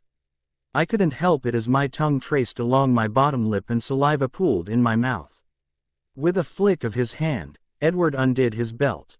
As if beckoned to him, I reached out and took hold of the button on his slacks. For a moment, we stood still, breathing deeply and gazing into each other's eyes. I found love and devotion in his, plus a feral need to claim what's his. Who was I to deny him that right? I undid his pants button as he reached behind me to unhook my bra. As his slacks slipped down, the straps of my bra loosened, and my breasts spilled out. With urgency, Edward aided the lace, dragging it down my arms and flinging it away. His dexterous fingers found my nipples, pinching and tugging with expertise. Moaning in pleasure, I allowed my hand to explore his body, tracing the V of his hips until I found his erection. Straining against the fabric of his briefs, I slid my hand under the fabric and took his member into a firm grasp, eliciting a sharp hiss in return. Get in the bath. With hands on my upper arms, Edward guided me toward the tub. Our sensuous exploration halted for the moment. I slipped out of my thong before dipping a toe in the water. It was perfect, warm, and soothing, with the scent of lavender bath salts filling the air. As Edward removed his briefs, I sank into the bath, the tension in my body instantly relieved. I splashed water over my shoulders while Edward took the space behind me. His legs stretched on either side of mine, so I was cradled between them. Scoot back, he demanded, wrapping an arm under my breasts. He guided me, placing my back against his chest. Do you feel that, amore? I feel you, I said, adjusting my position so that his erection rubbed against the contour of my cheeks. No, that's my body's reaction. He dipped his head, nose tracing my neck and urging my head to fall against his shoulder. There's so much more. How my heart beats for you, and every ounce of my being yearns for you. Can you feel that? The need I have deep inside me. I'd do anything for you, Bella. With a tear threatening to spill out, I turned in his grasp and settled my knees on either side of his hips. I was straddling him. I love you, Edward. I love you so damn much. His hands cradled my face as his lips met mine. His kiss was deep and slow, filled with passion and a love so intense I felt like my heart would burst. As our mouths danced and tongues met, I adjusted above him, lining his swollen tip against my entrance. Make love to me, Edward. As your wife. You're mine. His words escaped in a breathless plea as I sank onto him. We rocked against each other as night fell, and the lights of Rome danced in our periphery. He stretched me wide, filling me to the brim as we clung to each other in need. He carried me over the edge first, his name falling from my lips in a crossing. When he came, he held my hips against his pelvis, spilling deep inside me, each pulse sent an aftershock through my body. We remained locked in each other's embrace, catching our breaths for minutes afterward. Making love to my new husband was the most beautiful experience of my life, one I wanted to hold on to forever. Eventually, the bath turned cold, and we were forced to leave. Edward retrieved plush towels for both of us, wrapping me in mine before drying himself off. Are you hungry? We haven't eaten in hours, he asked, leading me into the bedroom. I could eat, I shrugged, spotting my luggage on a stand near the closet. Should I get dressed to go out? It's been a long day. How about room service? Sounds like a plan. Thrilled to be able to dress down, I unzipped my suitcase and retrieved a sleep set, silky pale pink shorts with a matching button-down top. I checked over my shoulder to ensure Edward was occupied before slipping a surprise into my pocket. One I had been waiting until our honeymoon to give him. As I brushed my hair at the vanity, Edward rattled off a list of room service entrees that all sounded amazing. You pick, I told him. Everything on that menu sounds delicious. I grabbed a robe from the closet as he placed our order, then wandered into the living area. A vase full of white flowers was displayed on the dining table. I traced my finger along a petal, enjoying the sweet scent. They're Madonna lilies, Edward said, appearing at my side. They symbolize purity and innocence. Looking at him, I couldn't hold back my laugh at the mischief twinkling in his eyes. How ironic. Well, I'm pretty sure there aren't any flowers that symbolize crime and corruption. He grinned and took my hand, kissing the back of it. Want to sit while we wait? Sure. More champagne? He asked, lifting the bottle from an ice bucket as I settled onto a loveseat. Oh, my lip caught between my teeth. The day is catching up with me. I'm not sure that's a good idea. Come on, you can handle one drink. The devilish smirk, the one that always got Edward his way, made an appearance. But for once, I couldn't give in. Actually, I think it might. Nerves building, I turned in my seat, slipping one leg underneath me. Come sit with me. With a champagne flute of his own, Edward crossed the room and took his place at my side. He stretched his arm along the back of the loveseat, allowing his fingers to play with my damp hair. His eyebrow quirked after he took a sip from his glass. Something is up with you. What do you mean? My tongue pressed against my teeth. Was it time to tell him? You're fidgeting. He placed the glass down and gestured to where my hands rested in my lap. I realized I was picking at a thumbnail. And you look like your brain is running a mile a minute. He placed his finger between my brows to smooth away a worry line. I have a surprise. I started, but I'm not sure if you'll like it.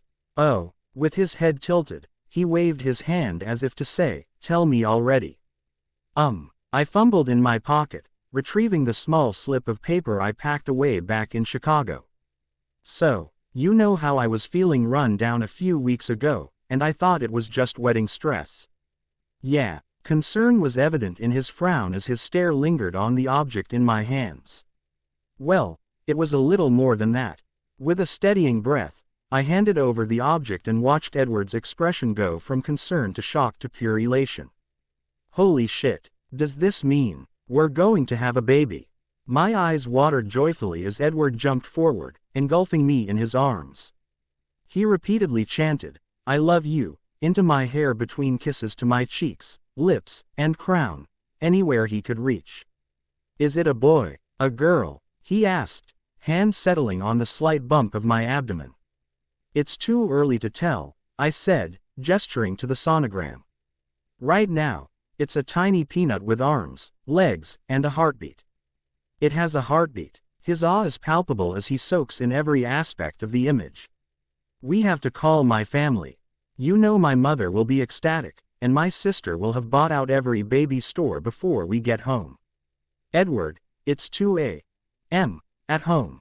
I laughed. Let's keep this to ourselves just for tonight. With a contented smile, Edward brushed a thumb against my cheekbone and relaxed into the loveseat. I love you, Bella, he said, before his gaze dropped. And I love you, little peanut. Oh, God, that's corny. I swatted his shoulder as I rolled my eyes. All right, fine. He sent me a fabricated glare. I love you, baby. I can't wait to welcome you to the world. With a lingering kiss and his hand protectively placed against my stomach, Edward showed me he was more than ready to be a father. A new responsibility would come with our announcement. One both of us were prepared to face. Edward would become the head of the Cullen family enterprises, and as his wife, I would stand by his side. Are you ready for this? I asked, knowing our life would change immensely. His eyes locked on mine, and with a smile on his face, he sat tall in his seat, the mafia boss and CEO in him taking charge. Bella, I'm ready for anything as long as I have you by my side. The end. Thanks for watching.